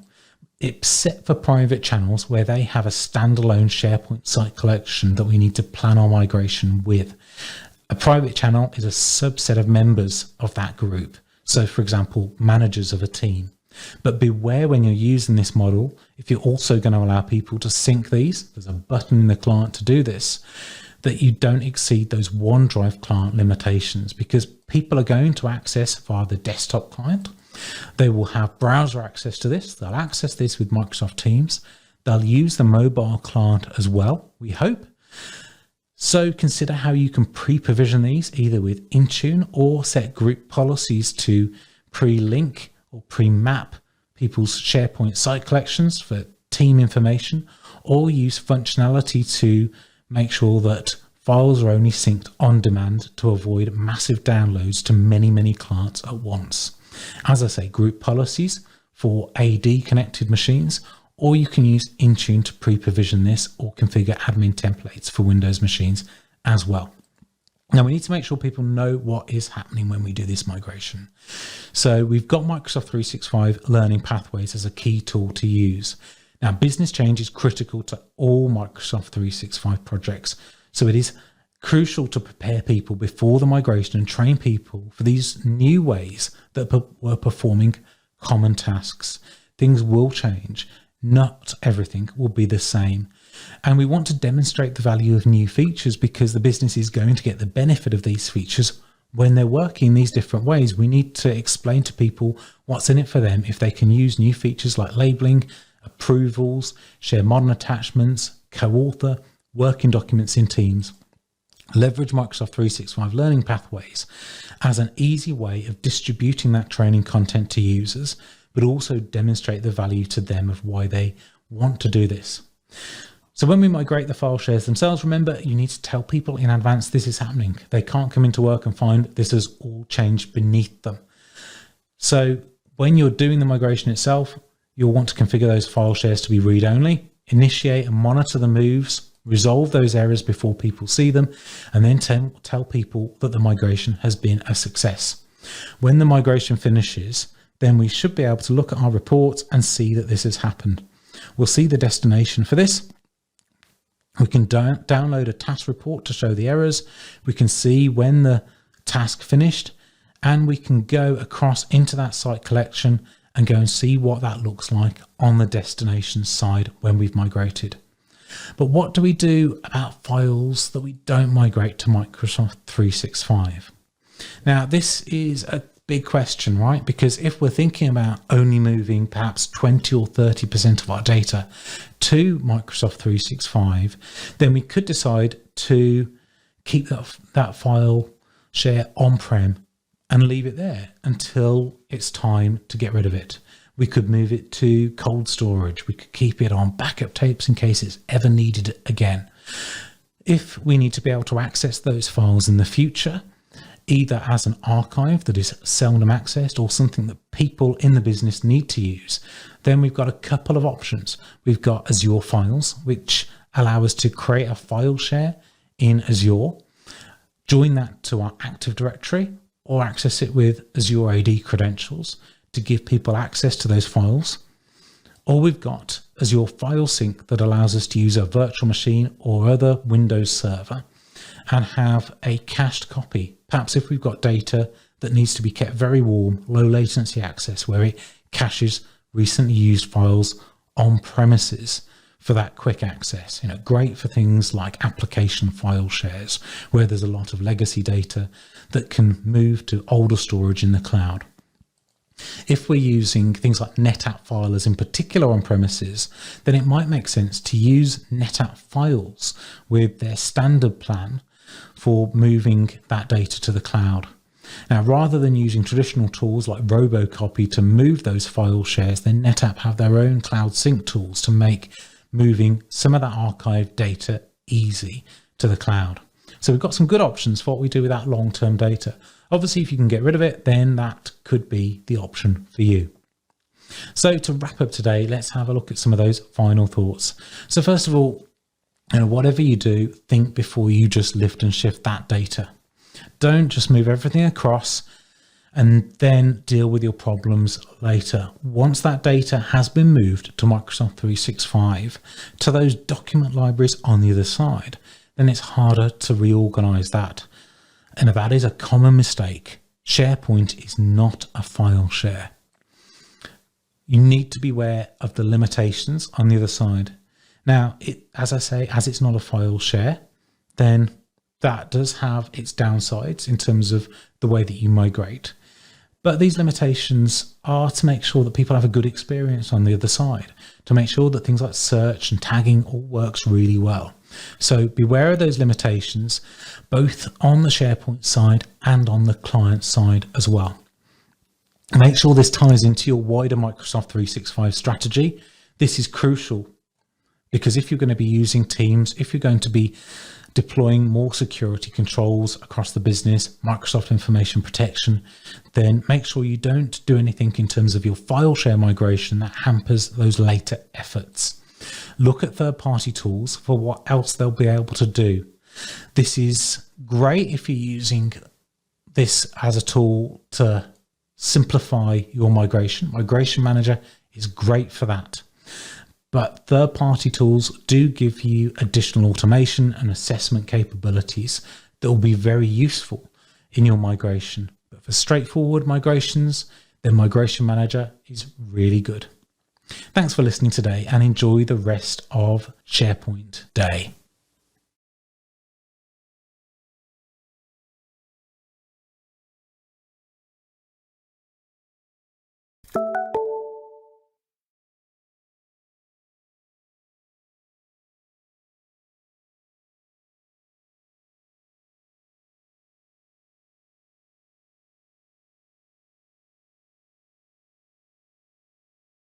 Hello and welcome to this one-day SharePoint event where we get to talk about all things SharePoint.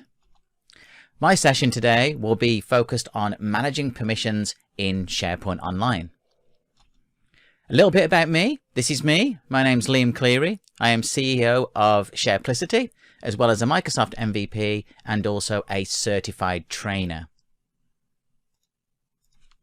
You can see any of my training materials available online, or you can contact me at Hello It's Liam and SharePlicity on Twitter, my email address, as well as visiting my websites.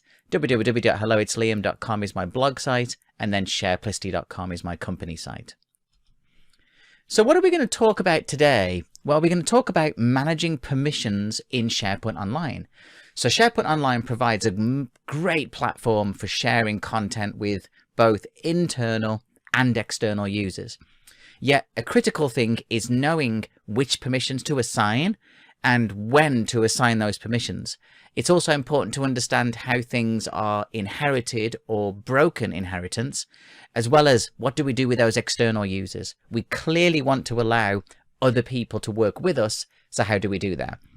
So our key takeaways in this session will be understanding SharePoint Online permissions, understanding permission inheritance, including when you would break the inheritance, then how to manage permissions, and then of course how to allow external users access to SharePoint.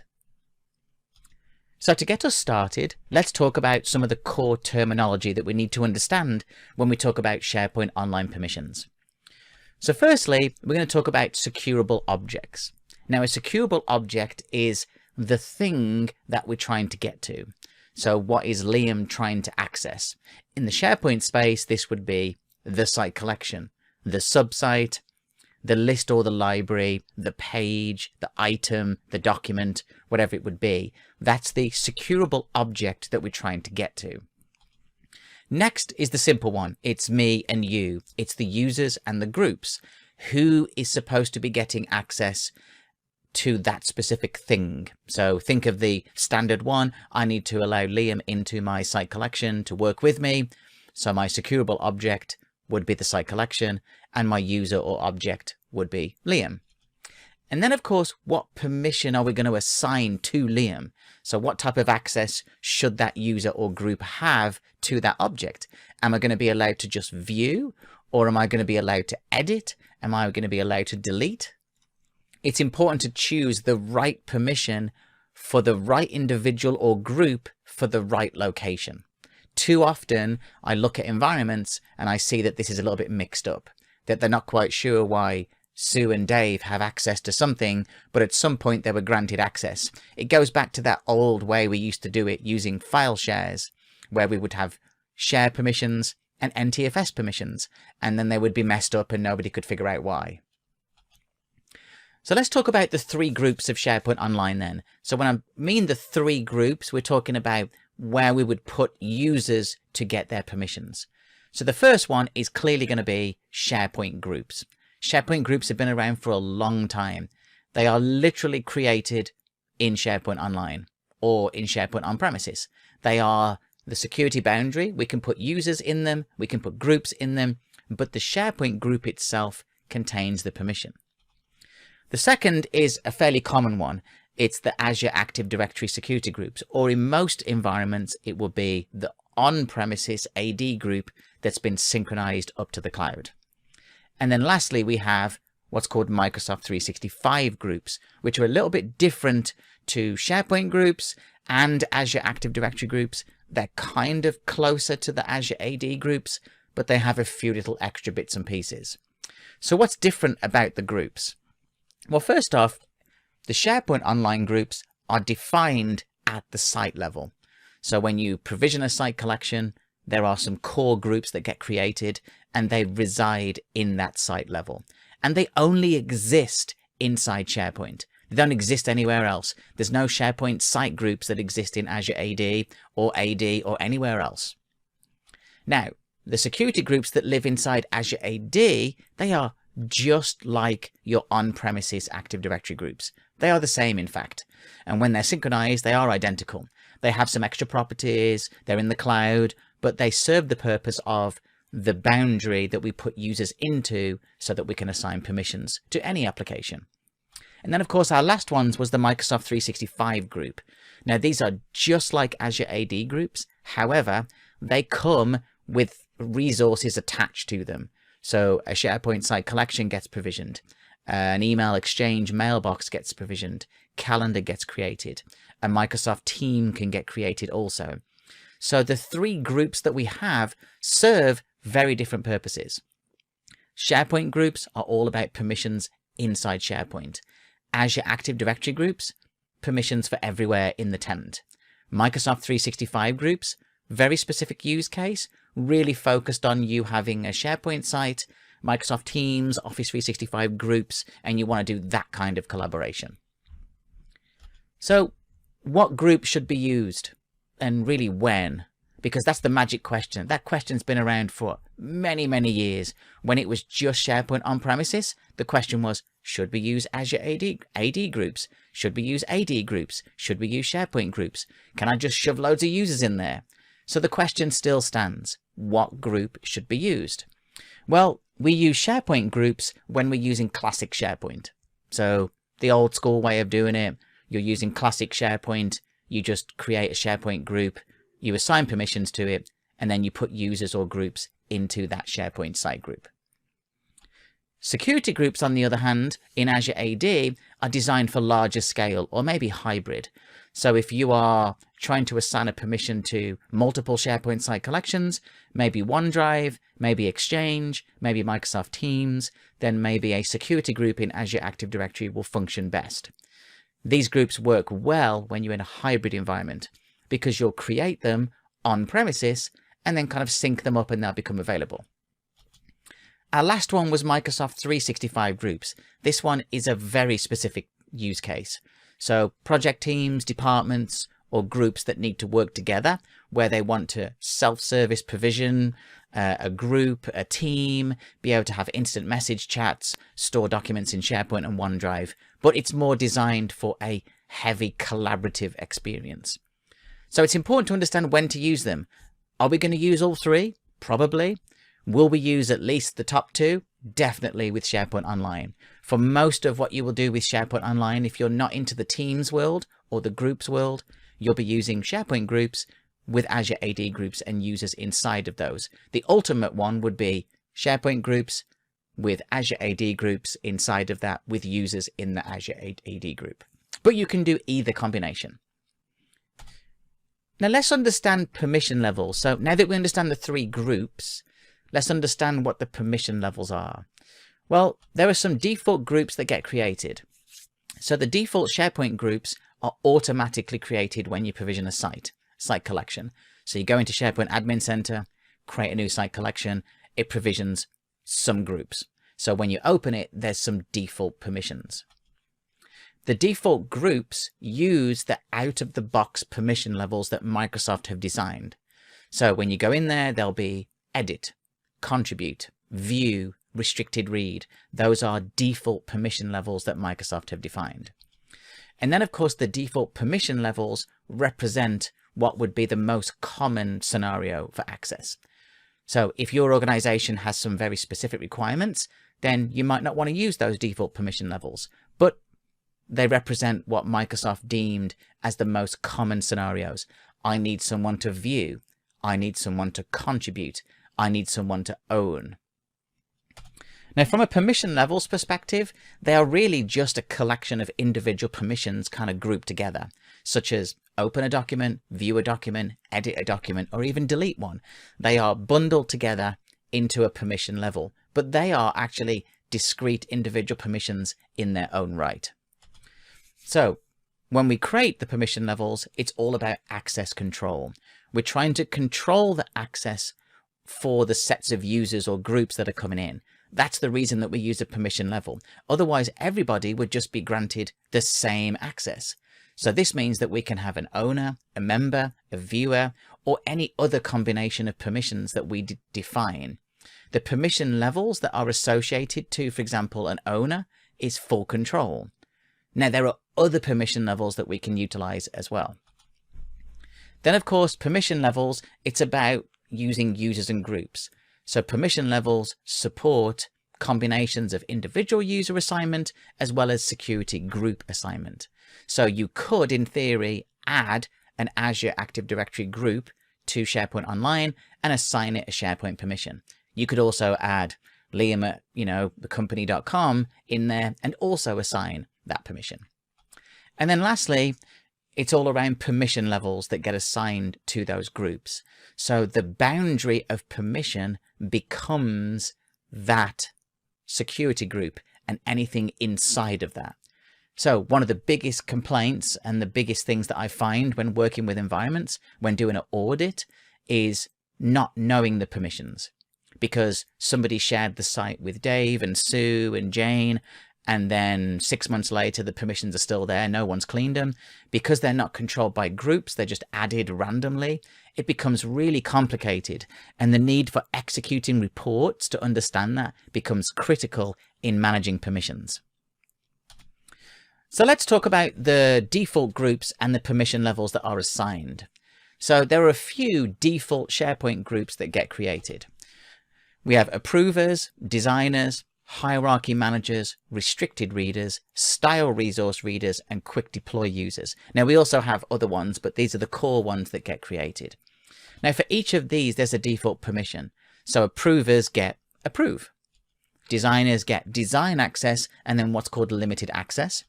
Hierarchy managers get the manage hierarchy one. Restricted readers get restricted read access as expected. Then of course, style resource readers get limited access. And then quick deploy users get contribute. So depending on the group that Microsoft have defined that should be there from day one, they have specific permissions associated to them. Now, that also flows into the other groups that get created in the SharePoint site. So when you provision a site, one of the first groups that gets created is called members. And the default permission here is edit access. The next one here would be owners, and the default permission is full control. And then of course we get a visitors, which is the default permission of read. 3 core groups that get created every time a site collection is created. What's interesting here is the name of these will be the name of the site collection, members, name of site collection, owners, name of site collection, visitors. Now there are also a couple of special SharePoint groups in SharePoint Online that really only exist in SharePoint Online. If you're on premises, these don't exist. The first one of these is what's called everyone except external users. So any user that gets added to the organization will automatically become a member of everyone except external users. There's also another one called everyone, which everybody is a member of.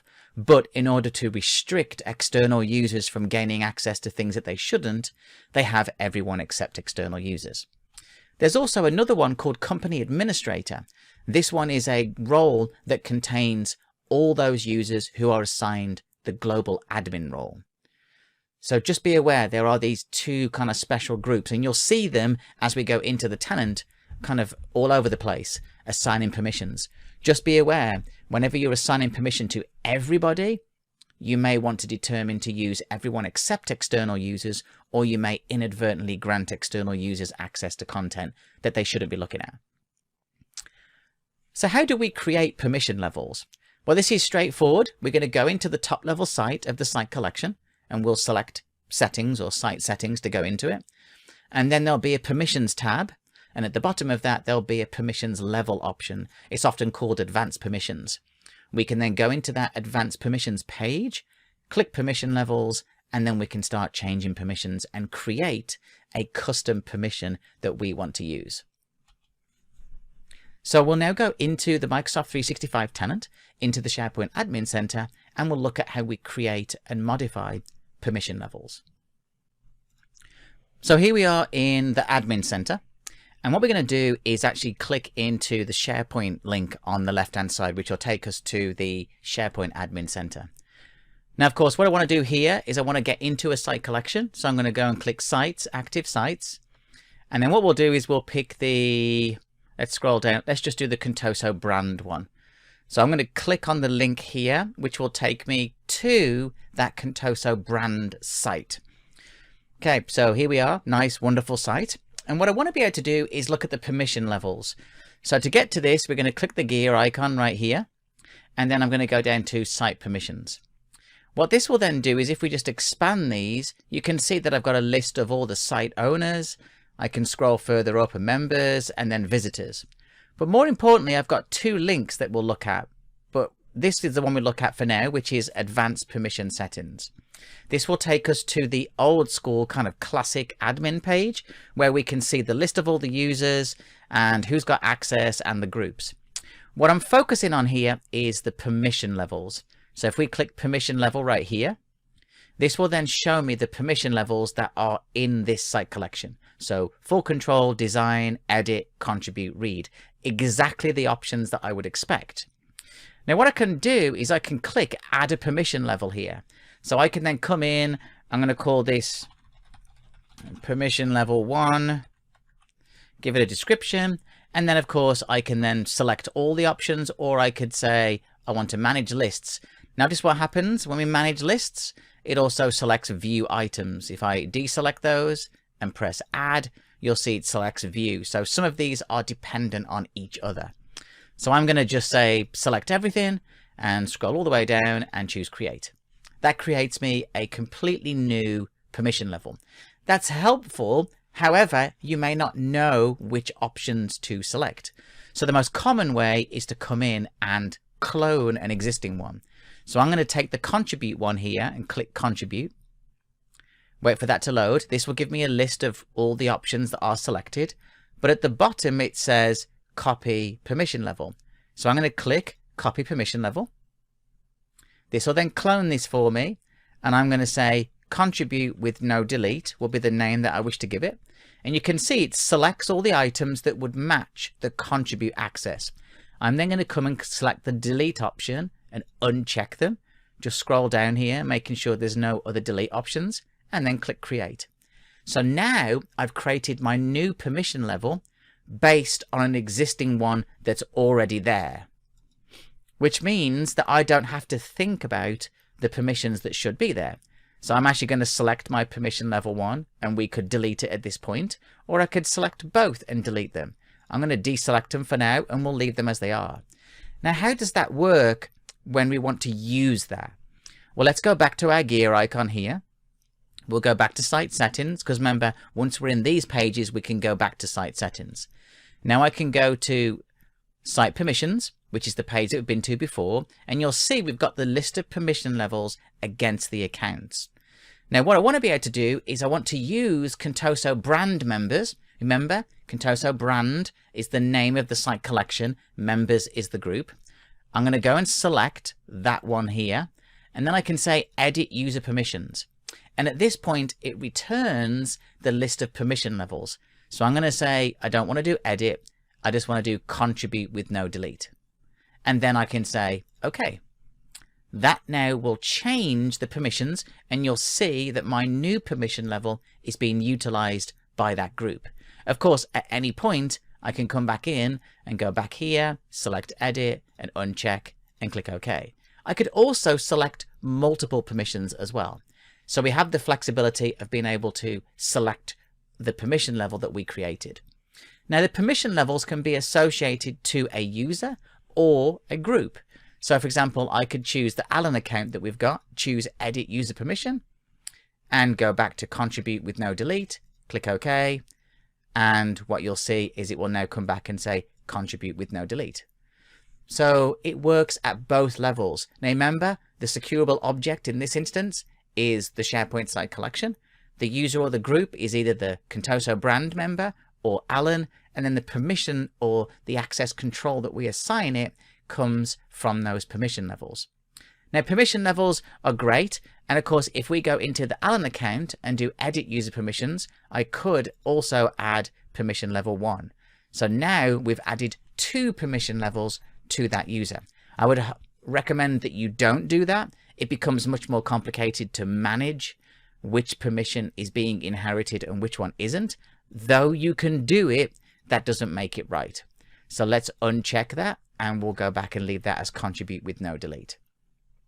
Now, of course, at any point, if we wanted to add more permissions or if we wanted to remove them, I'm going to select my 2 and click delete and click OK. Now notice what happened here. It deleted my permissions. Now if I go back to site contents here into the settings, click site permissions. Now what you'll see is Alan, where did he go? He kind of disappeared because I removed his permissions. If I click show users, Alan still doesn't come back.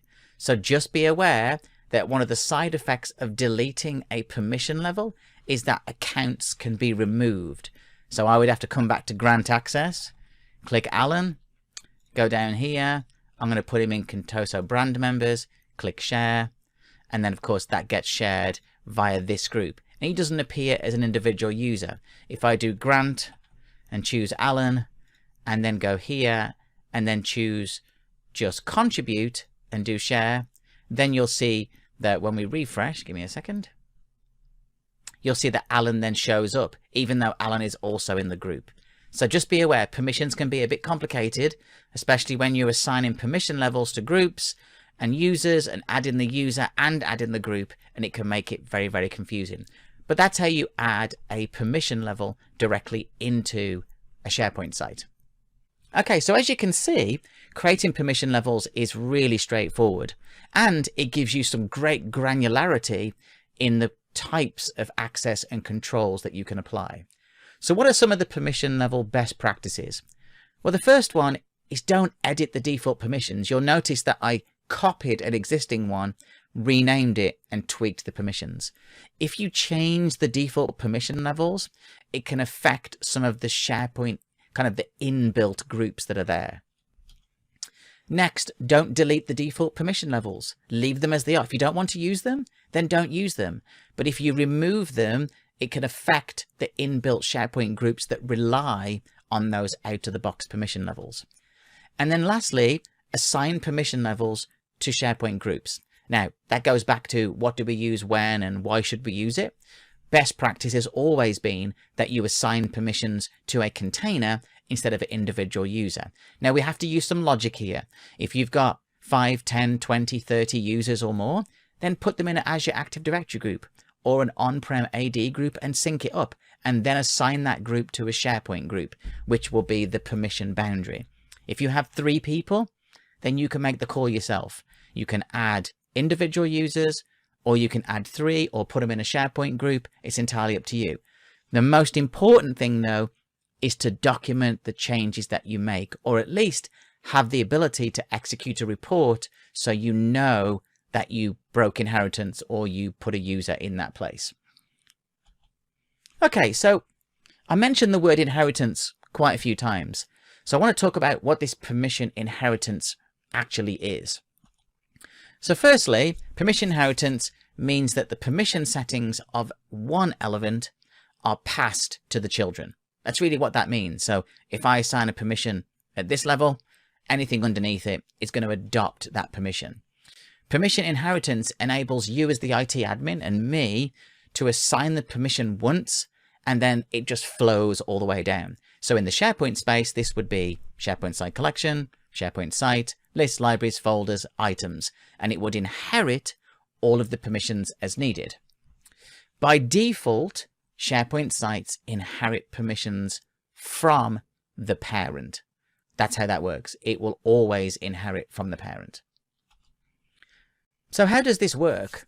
Well, the parent passes down its permission settings to its children. Now remember, we use the phrase securable object in a site collection. So let's start at the highest level, which would be the site collection. The site collection is a parent of all of its subsites. So any permissions defined at the site collection level flow automatically to the subsites that exist inside of it. A site itself is a child of the parent site. Now notice I didn't say of the site collection, because we can have a site collection, a site, and then a subsite, and a subsite, and a subsite. So a site is a securable object that is a child of something, a site collection or another site. Then of course we have folders. A folder can be created in a list, in a library, and it becomes the child of that object. Now, I suppose if we were looking at the full architecture, it would be site collection, sites, lists and libraries, folders, and items. all of those are securable objects that can have the same permission inherited, or it can be broken and they can have unique permissions. So let's see what this kind of looks like. Now imagine that we have 3 site collections. So site collection 1, site collection 2, site collection 3. In site collection 1, we have a subsite, and then we have 2 folders or libraries, whatever you want to call them, with some items inside of it. Site collection 2, a little bit different design. We have 2 subsites, each with their own library and content. And then site collection 3 has 1 subsite with a library and some items. So how does permission inheritance play into this design? Well, if we look at the basic design out of the box, I set permissions at site collection level 1, and then it automatically flows down to site 1A, the library, and the items. But if I wanted to break inheritance, I could do so in the other document library. So I could break inheritance, which means that the document underneath would then also have broken inheritance, or it would actually have inherited, but for the broken level above it. If we look at this a little bit differently and look at site collection 2, we could have subsite 1 and the document library be inherited, and the file can have broken permissions. Or we could actually break permissions at the site, the subsite level, and then everything underneath it would be inherited. And then for our last option, we could literally have everything flow from top to bottom, and it would just be automatic. So permission inheritance is really important to understand, because too often people end up breaking permissions in various locations to accommodate various types of sharing and allowing people in, when in reality, there were better ways of doing that. Too often it gets broken at the site level and then inadvertently allows that user access to everything in the site, because you break inheritance at the site, everything underneath instantly adopts that and stops adopting the one above it. So let's go and have a look at how this works. We'll log into the tenant, into SharePoint again, go to a site collection, and we'll look at how inheritance works and how we can break inheritance as well. So we're back in the SharePoint Admin Center, and now we're going to go to the sites here. So we'll go back to active sites, and this time what we'll do is we'll just look for a specific site. So let's have a look. I don't want to, anyone that says group owners is group connected. So we can use our Contoso brand one again. So this is an actual site, not a group. So we go here. Now, if we look inside the site by clicking site contents here, if we just expand, you can see we have a document library, an event, site pages. If I click subsites, then if there's any subsites that exist, they will be listed here. For example, I could click new subsite, which I'm going to here. And from here, I'm going to call it subsite 1. Give it a name. Call it subsite 1. And I'm going to use team site, no Microsoft group, and I'll just click create. So this gives me a new subsite inside my site collection. So nothing spectacular. So what this will do is this will inherit the permissions by default. So what we can do here is we'll wait for the gear icon to load. It does load like lazy load. So if I click here and go to site information and then click view all site settings. And if I go to site permissions, what you'll see is there's a nice big kind of yellow bar that will say there's limited users here, and the website itself inherits from the parent. And you can see that we've got stop inheriting permissions or manage the parent.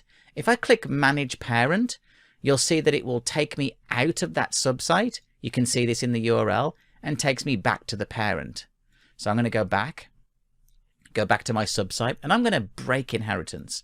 Breaking inheritance just means stop inheriting from the parent. Wait for that to refresh.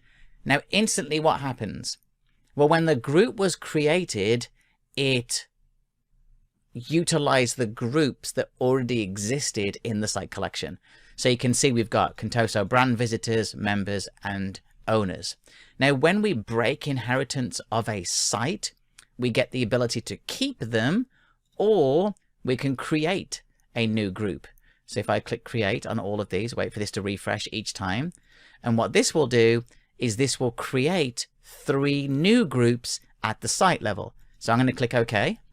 and this will create my visitors, my members, and my owners.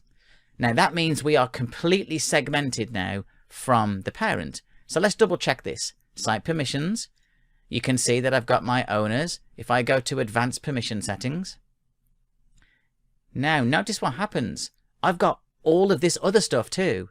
Now when you break inheritance, the groups and the users don't get removed. So I'm going to come into here and I'm going to select all of these and say remove user permissions and click OK. This will be just for the subsite. Notice now I have just those 3 groups. So what I've now done is officially disconnected that subsite from its parent site collection by removing the permissions. Now that means I can add unique permissions at this point. I can then go into a specific group like the members group, and I can then start to add users or groups if I wanted to. I could also add individual permissions. I could also then use different permission levels if I wanted to. Now, of course, let's say that I don't want that permission to be broken. It was a mistake. I need to bring it back in again. I can come over here and click delete unique permissions, click OK. This will then refresh, and then all of a sudden everything is back and those groups that I had have disappeared. If I click show users here and just expand, it just shows a couple of users, but effectively it's now inheriting. What happens if I stop again? Knowing that we already created the groups, it goes back to the create page because it deleted those groups previously. So let's just go back here, and I'm not going to break inheritance, but what I want to do is go down to the document library. So the site collection has a permission, the subsite has a permission, and now we have document libraries. So if I go here and choose library settings, you can see from the permissions for the library, it's inheriting, and you can see the exact match that's there. So I'm going to go back, and the first thing I'll do is I'm going to click new Word document. I'm going to create a standard Word document using the random function to put some information in. It's saving. You can see it here. It's saved. So I can close that now, and now I have a document. So the first thing that I want to do outside of that is create a folder and called secure. So I have a folder, a document, and a document library. So the first thing I'll do is go to library settings for the document library, click permissions for this library, and I'm going to say stop inheriting, click OK. So this means I've now broken inheritance for this. What I want to be able to do here is I'm going to grant permission to myself. So I'm the MOD administrator, and I'm going to say full control. I don't want the invitation. And you can see there's a checkbox that says share everything in this folder, even items. I'm going to click share. What I'm then going to do is refresh, and you should see my MOD account is there. I'm now going to deselect that, but remove all other users from here. Okay, so I'm the only one that has access to the document library. Nobody else. Completely broken permissions. Now, if I go down to the document level, and of course we can click details here and view this in the pane and choose manage access, you can see that the only account really is the MOD. Ignore the provisioning ones. They're system accounts used for this tenant. But the MOD administrator is the only one. If I select the folder and do manage access, once again, it's the MOD. Now, of course, let's say I wanted to share that folder internally. So I'm going to say Alan, and I'm going to send that link to Alan. Now, of course, what's now just happened? Well, I shared something with somebody else, but it was within a restricted environment. So now look what happened. I shared the secure folder. When I click manage, it's got obviously these direct access links. And then of course, I've got this link that shows up that says it's shared with Alan. Because I didn't directly give them access, it's controlled via that link. And of course, I can then go back and kind of remove it, change it, whatever it needs to be.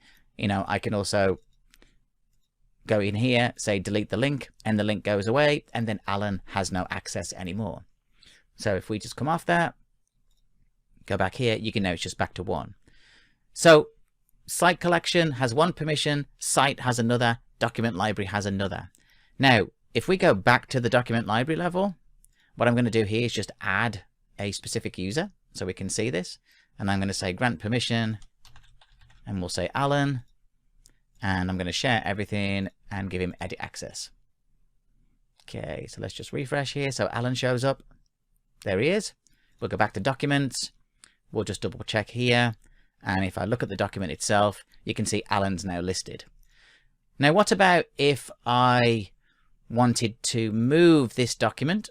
So I'm going to take this document here and move it to, you know, maybe I want to move it to a different site, or I want to move it to a different location. I could do that too.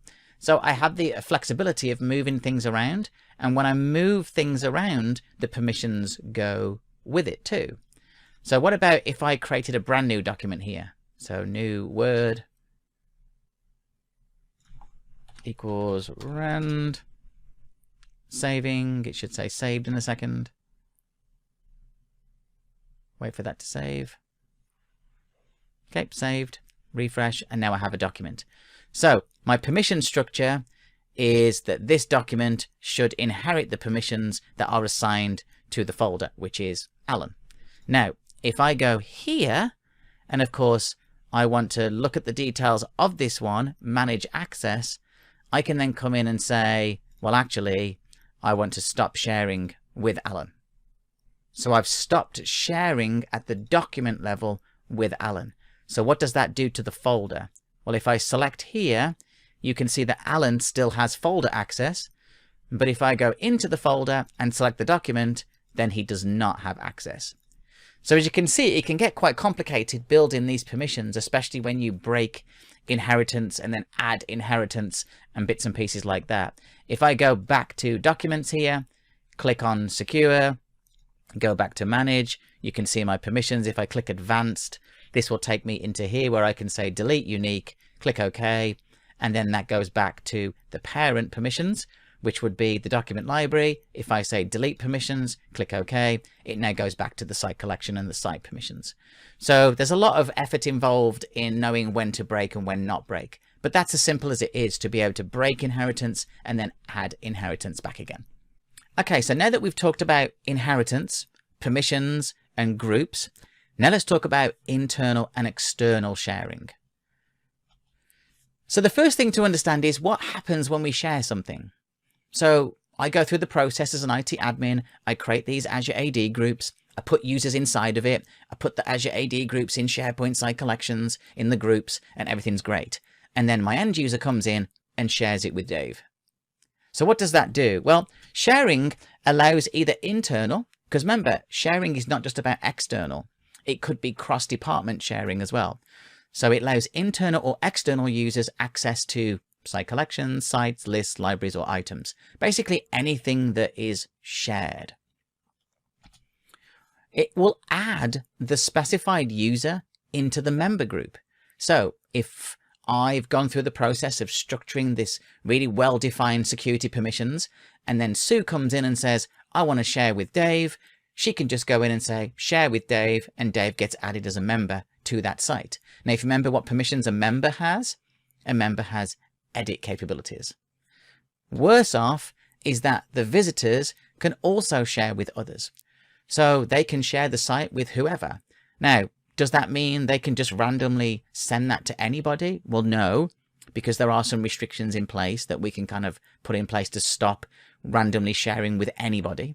But it does mean that sharing kind of circumvents SharePoint permissions. So let's talk about external sharing then. So external sharing is on by default. So it's by design. SharePoint in the name, sharing, it's on by default. Now you can switch that off, or you can change the permissions as you need. Now, of course, the second thing here is to understand that it's a hierarchical configuration. So external sharing settings are at the organization level and all the way down at the site level.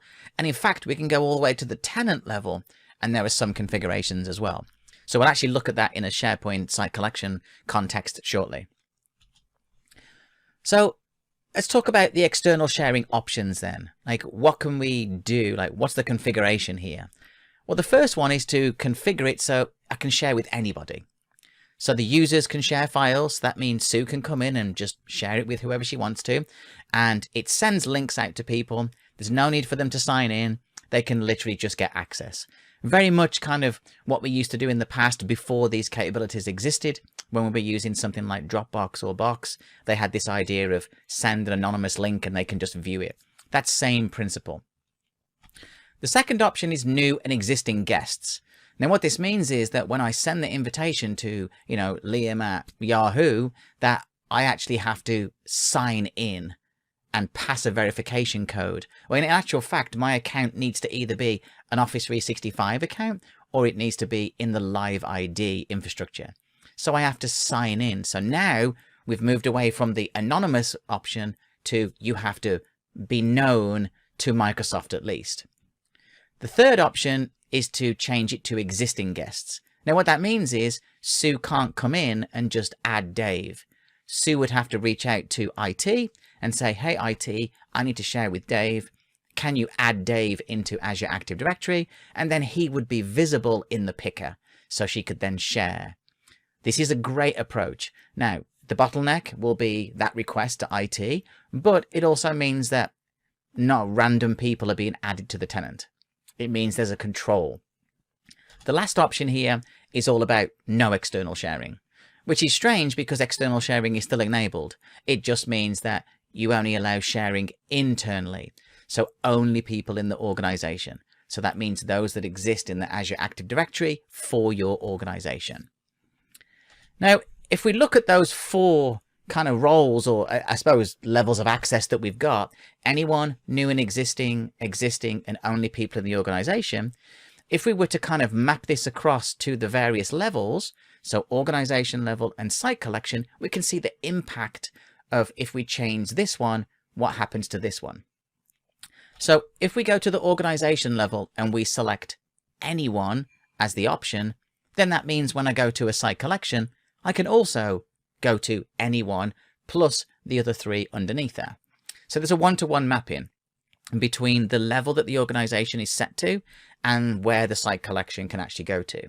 So if we change that and change the organizational level to new and existing guests, the SharePoint site collections cannot go higher than what the organization level is set to. So if it's set to new and existing, I cannot go to anyone anymore. I can go to new and existing and match it and go down. Same principle applies again. If I choose organizational level and go to existing guests, I lose the new and existing guest option. I can only go beneath there. And then of course the same would be right if I went to only people in the organization, then I would lose anyone, new and existing guests, and existing guests. So you can see there's a level of control here where we can determine which level to go to, and then we can restrict at the site collection level. Now, what about allowing external users into SharePoint Online? How does that even work? Well, it's done by using Azure Active Directory. Azure AD has an invitation framework that's used for inviting users into SharePoint Online. So if we look at it, the first option here is that we first need to enable it. This is the great thing. This capability means that we could actually disable external guests completely. So this is you setting who can invite guests, and it can be restricted. The next option is the invitation piece. So within Azure Active Directory, you can invite a guest, or they can go to the application and invite a guest. So either option works, just depends on the configuration that you've chosen. If you've done new and existing guests, then a user can do this. If you've chose existing guests, then they have to ask you as the IT admin to do that. And then of course, our last one is the redemption process. The guest user has to redeem the invitation from Azure Active Directory or the application that they had it sent from. So if you did it in SharePoint Online, they'd get an email saying company A wants to invite you into blah, blah, blah, and they would have to redeem that invitation process. So it's not like an end user can literally just put an email address in and it just magically grants them access. There's still some steps that the end user who gets the invitation has to go through. So let's go back into the tenant and we'll look at how we configure external sharing, and then we'll also allow external users into SharePoint Online and look at some of the impacts that it has on those users and the sites. Okay, so we're back in the SharePoint Admin Center, and we're going to click into Policies and click on Sharing.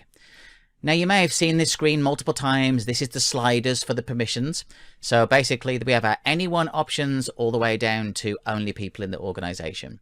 So if we leave it as the anyone for now, what we can do is scroll and click Save, which is the default, so it already does. I can then go to an active site, maybe my benefits site, click Sharing, and you'll see that I get the ability to choose anything in that list.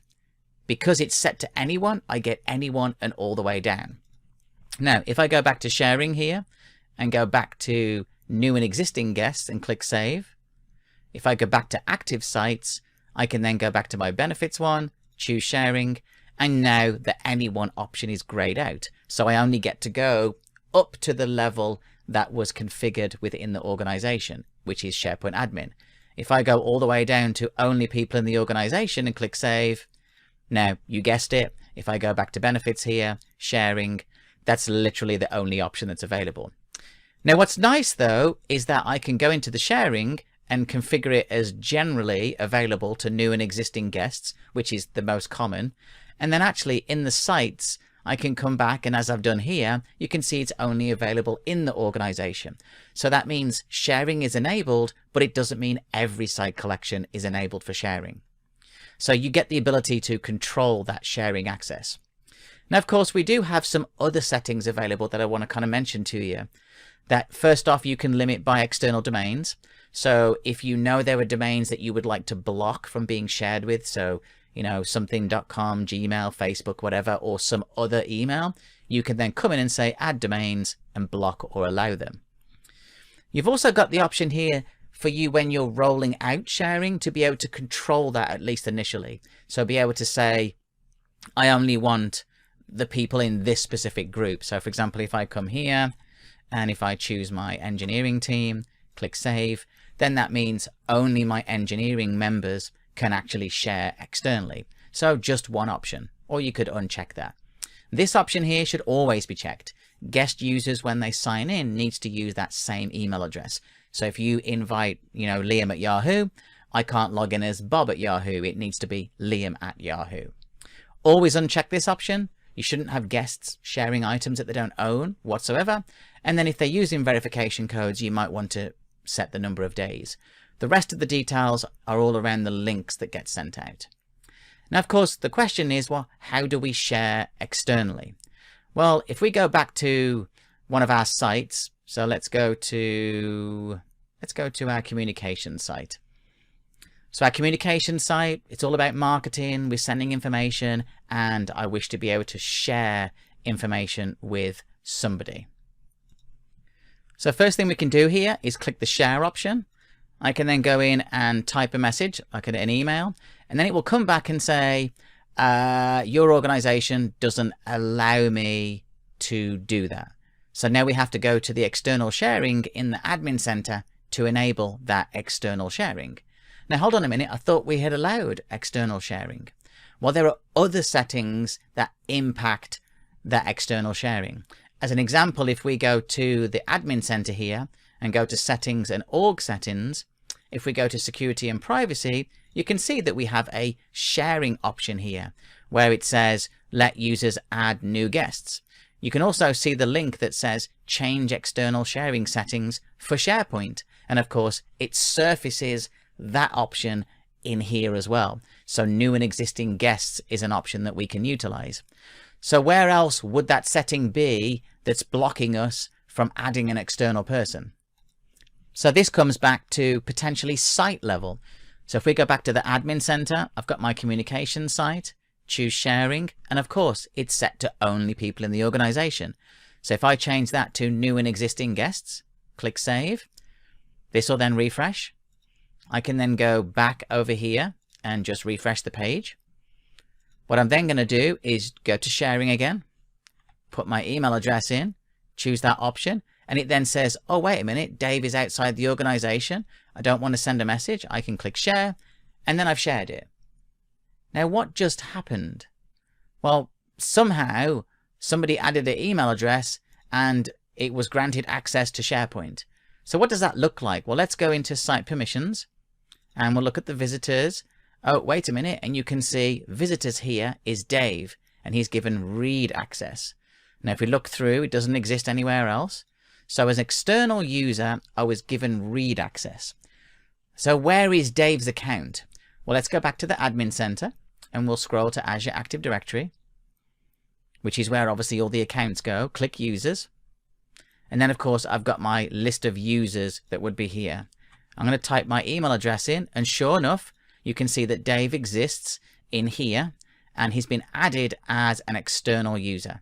And so now I'm able, as Dave, or that email address, to get into the system. Now, of course, you would probably send the email because there's a redemption process that needs to go through. If I click resend invitation, this will send an invitation to Dave. Dave will then get an email from Microsoft that will say, hey, you need to register your account as a live ID. And then when they browse to the communication site, they would be able to log in with that account. Now, once those accounts exist, they can be added to different things. So for example, if I go into my Azure Active Directory and click groups here, I'm going to scroll down. And if I just look through my list of security groups here, I have one called SPO permission. So SPO permission is a security group that I created. And if I go to members, you can see I've got 4 members. I can also click add members. And then if I type Dave, you'll see that my external account shows up. So now I'm able to add Dave as an external user into an Azure AD group. Now, how does that work and what can we do with that? Well, we don't want to be adding individual permissions to people. So I'm going to come into here and say remove Dave because I don't want him to have that kind of access. But what I can do instead is go to advanced permissions. And from here, I'm going to then say, well, I want Dave to be a member. So instead of adding him as a user, I'm going to say add users.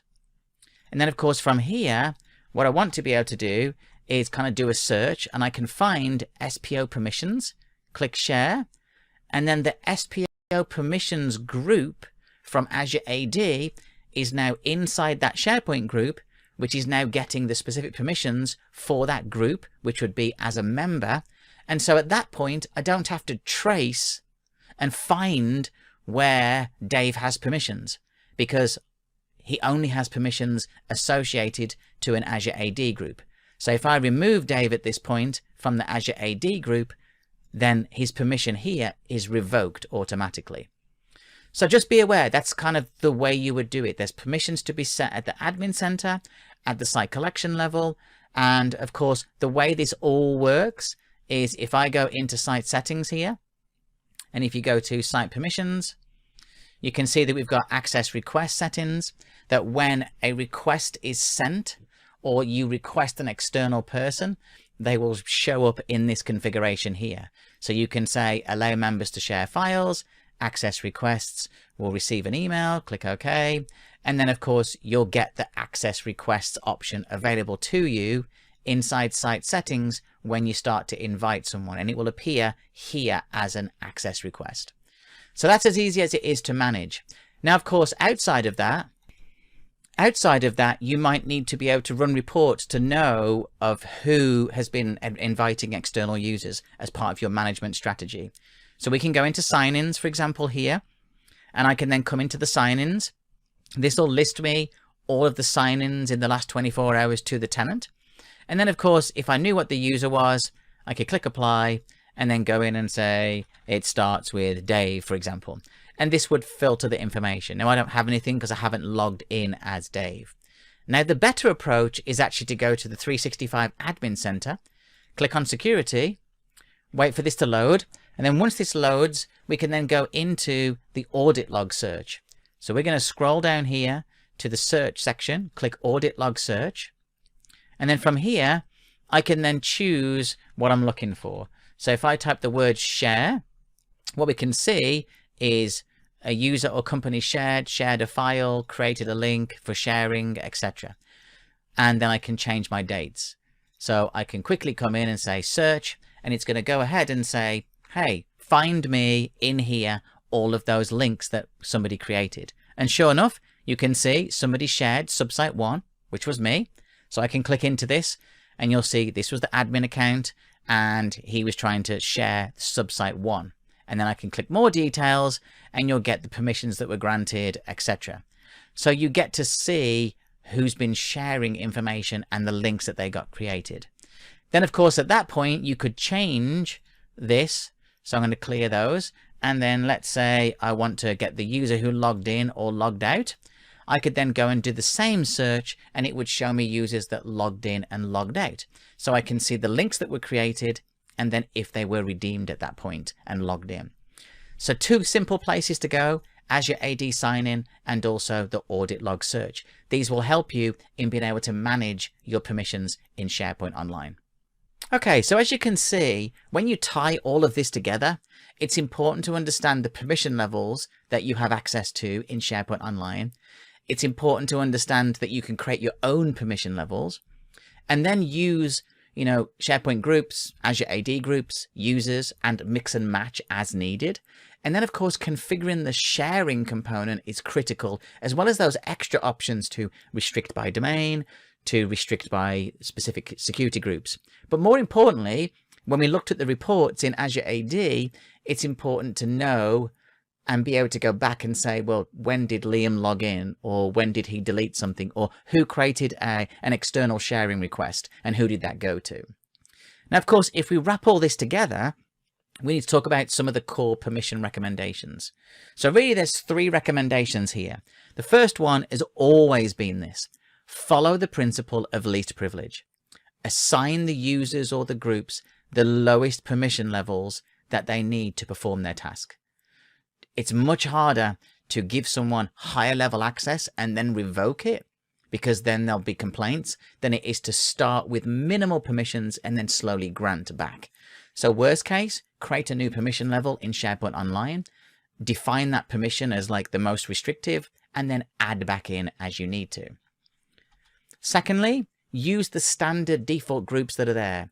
You don't need to create lots of groups unless you have specific requirements. So grant people access by adding them to the standard default groups.